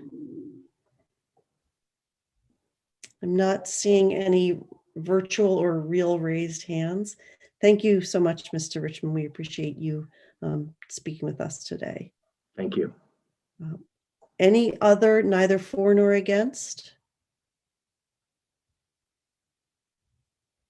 I don't see any real or virtual hands, so we'll circle back and call on Representative Dudera speaking in favor of the bill. Thank you very much. Good afternoon, Senator Carney, Representative Harnett, and members of the Judiciary Committee. I'm Vicki Dudera. I represent House District 94, Camden, Rockport, and Islesboro, and I'm a co-sponsor of this bill. I reached out when I signed on to this bill to a group of veterans that I've become quite friendly with. I help at their pancake breakfasts when we were doing them. And they belong to American Legion Post 30 here in Camden. And I sent them the bill, the summary actually, and asked them about it. And this was an informal sample of about 10 vets. And, I would say 5 or 6 of them came back enthusiastically. I'm 100% behind this. This is great. A few of them expressed sort of what Mr. Richmond was saying. One guy said, my personal opinion is I can't see why a person would want to go and serve their country in war or not, and then try to escape their civil duty to their neighbor and neighborhood and country here at home. But those guys, when I talked to them a little bit more about the bill, they came around and they could see where there could be, some of their fellow veterans who had, suffered trauma, and perhaps jury duty would just make them relive all that unnecessarily. A few of them suggested that perhaps there be an age limit on the bill. I don't know if that helps, but that was an idea that 2 of them actually suggested. So I apologize that I don't have written testimony for you. I can certainly write it up if you would like, but due to the snow day and the schedules, I didn't think I was going to be able to speak. And then here I am. So anyway, thank you very much. And I'm happy to answer any questions. We appreciate you being here today. Thank you. And thank you for sharing your testimony. Are there questions on behalf of committee members for Representative Dudera? I'm not seeing any. So at this point, I'll just do a final call. Is there anyone in the meeting on the panel or an attendee who wants to speak regarding this bill? Not seeing any hands raised. So before we conclude the hearing, let's do a quick round of requests from committee members if there's information we would like to have available for the work session on this bill. We've generated a little bit of a list. Please raise your hand if you have additional contributions. Representative Moriarty. Thank you, Madam Chair. I would only ask for some information regarding what is required for, in quotes, a showing to allow for the disqualification or exemption that exists currently. Thank you. Representative Reckitt.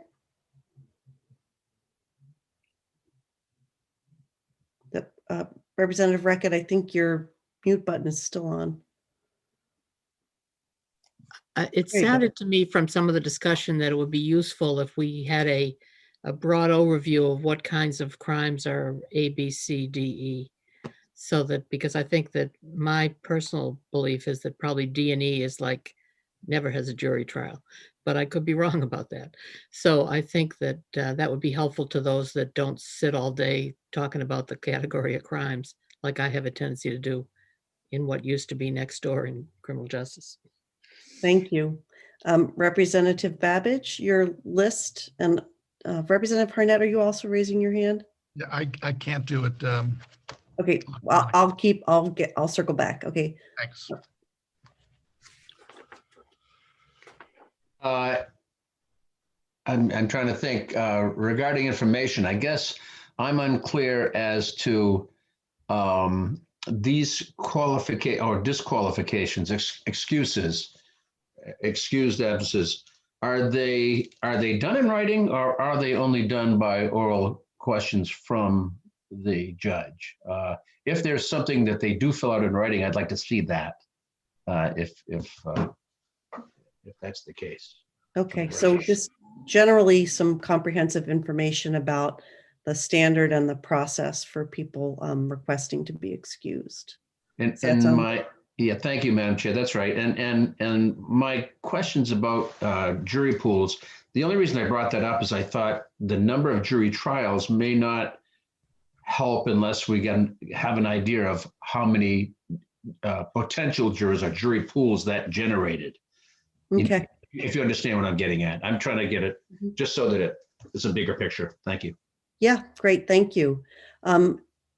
So that I don't forget about you, Representative Harnett, go ahead, and then I'll circle around to others who have their hands up. Thank you very much, Madam Chair. One of the things I'm interested in is that a lot of people who have concerns about this bill are making the assumption that we're going to lose 12% of our juror pool. I would be one, I don't think that's going to happen. Two, I would be very curious to see if any other states have looked at this issue and what their experience is in people actually opting out as opposed to simply being eligible to opt out. I'm not sure who would have that information, but it would be certainly very helpful for me. Thank you. Representative Hagan? Thank you, Madam Chair. Just an answer to Representative Reckett on the A, B, C, D, and E stuff. You have the main felony guide online, the main misdemeanor, and you also have main.gov, which you can quickly go to learn about, all the varying aspects of that stuff. And the awesome Julia Finn could probably, I'm sure, let us know which websites to check out that might even be more efficient, just so that we can do our homework even earlier. Thank you. Thank you. And Representative Libby, your request for further information? Yes, thank you. I think it would be really helpful to know from current judge or judges how high that bar would be if they had someone who was called to serve on jury duty, actually whether it was a veteran or not, and they spoke to having a history of PTSD or felt that this crime would trigger them in some way, how high that bar would be for being excused from that trial, and where we sit with that now versus formalizing it in statute. Thank you. Other specific requests for information that we feel would be important to have at the work session on this bill? All right, I'm not seeing any other hands. And with that, I keep forgetting the bill number. So with that, and my room is dark here too, we will close the hearing on LD 237. Many thanks to the bill sponsor and to all who appeared before the committee this afternoon. And with that, I believe that we've concluded our work for the day. And so I'll entertain a motion to adjourn until we meet again on Tuesday morning at 10. Actually, we may be meeting earlier on Tuesday, now that I think of it, because we have the judicial nominations. I move we adjourn. Thank you. Peggy, did you have some clarification on when we? I was just going to say, you have a presentation at 10 o'clock on Tuesday about the adult drug court. It's the evaluation, and the judicial branch has their report too. You have a public hearing at 11 o'clock, and then you do have the judicial confirmation hearings that we've rescheduled starting at 12:30. So your day actually starts at 10, just runs the rest of the day. Thank you for that clarification. And so with that, we'll follow Representative Libby's motion to adjourn. See you all Tuesday at 10. Take care. Thank you.